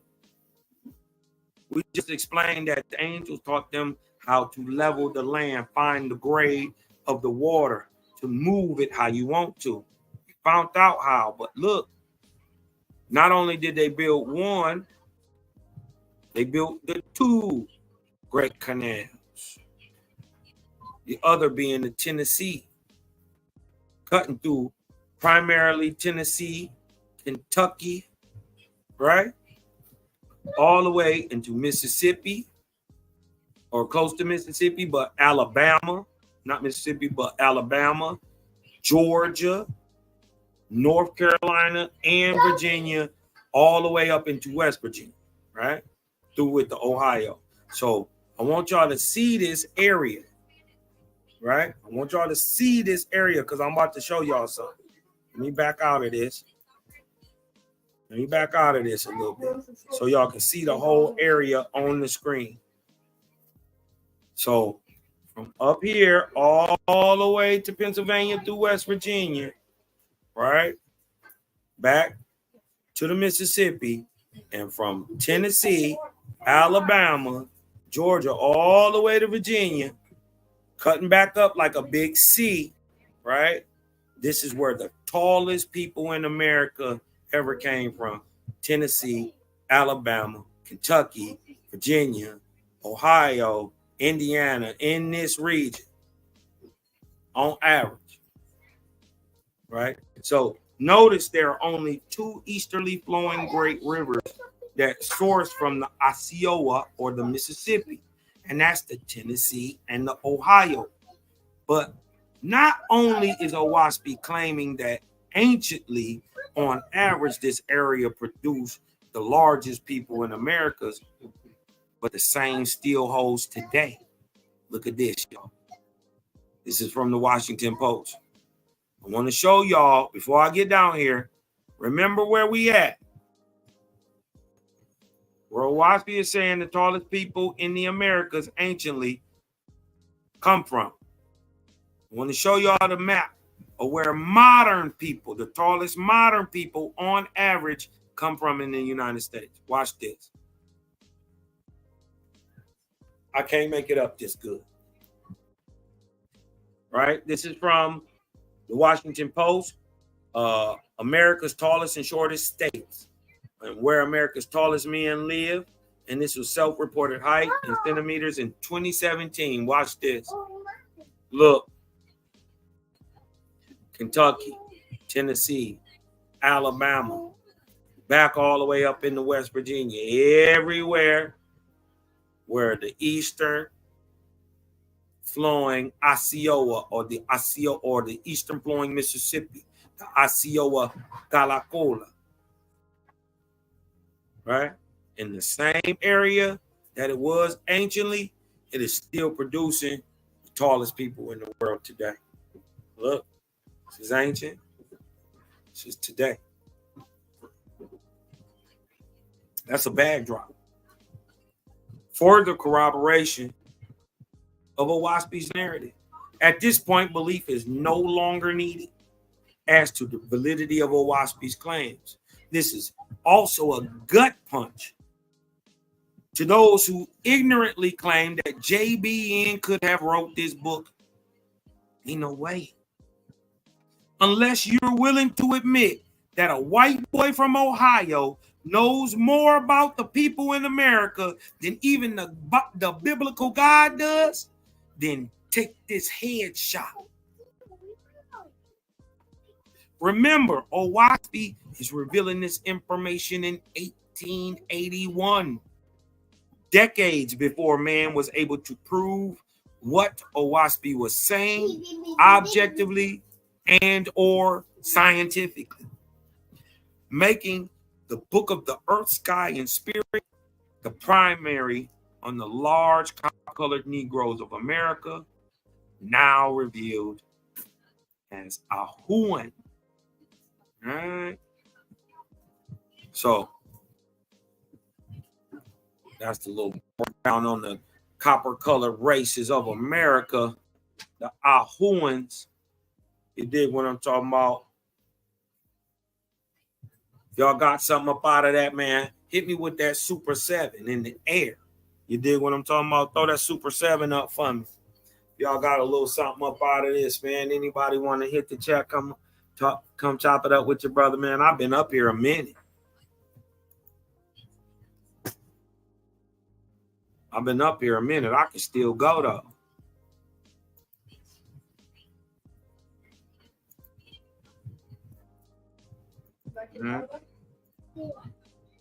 If you got something out of this, hit me with some 7s in the chat, man.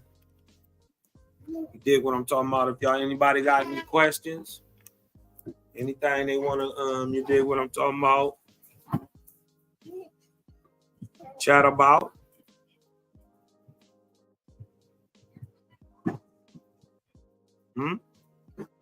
Hit the link. Come holler at your boy. You know what I mean? Any contentions? Anybody want to feel contentious about any of this information that I'm bringing forward?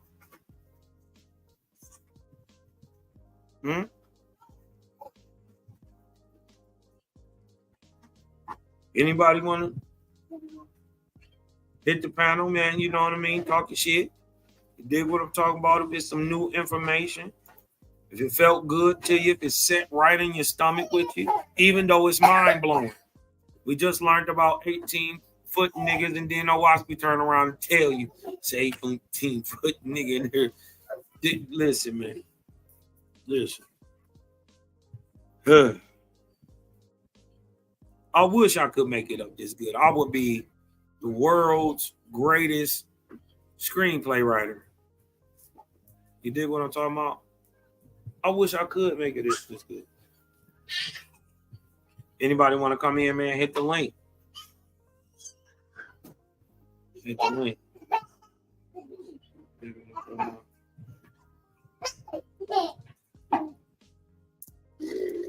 You know what I'm saying? Well, I don't look like nobody want to come chop it with your cousin. You dig what I'm talking about? That is a lot to decipher and a lot to break down. You dig what I'm talking about? If you're being honest.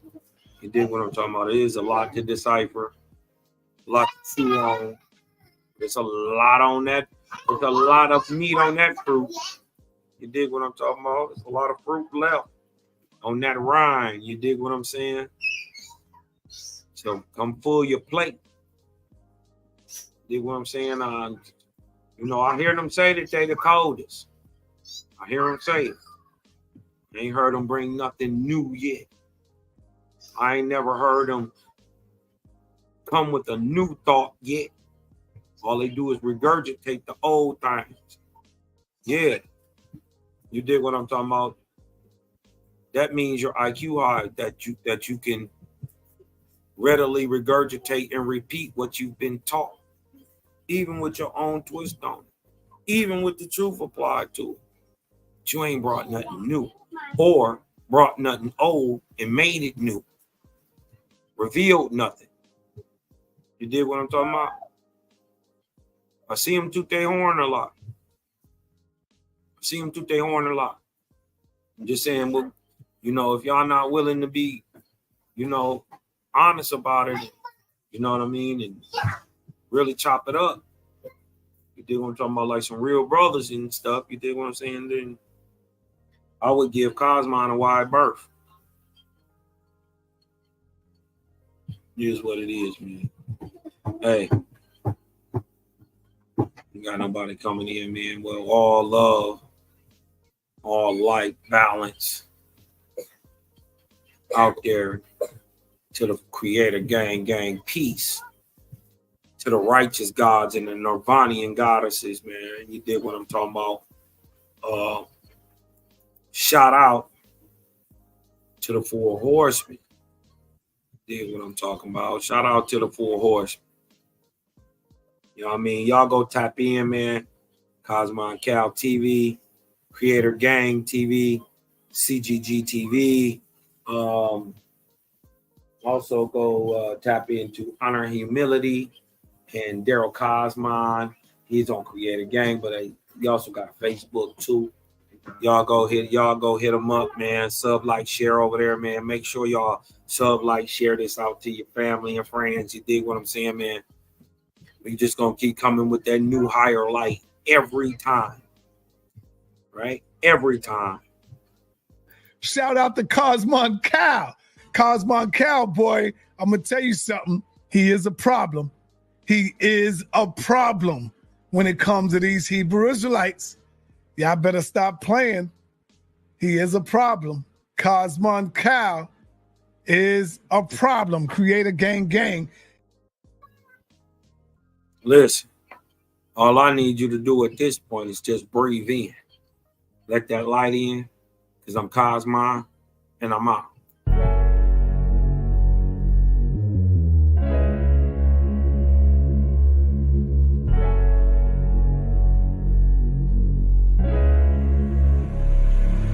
And oh yeah, put that Super 7 in the air. Tell me how you feel it when you're feeling up there. When you in the sky breathing rarefied air. When you're breathing rarefied air, oh yeah.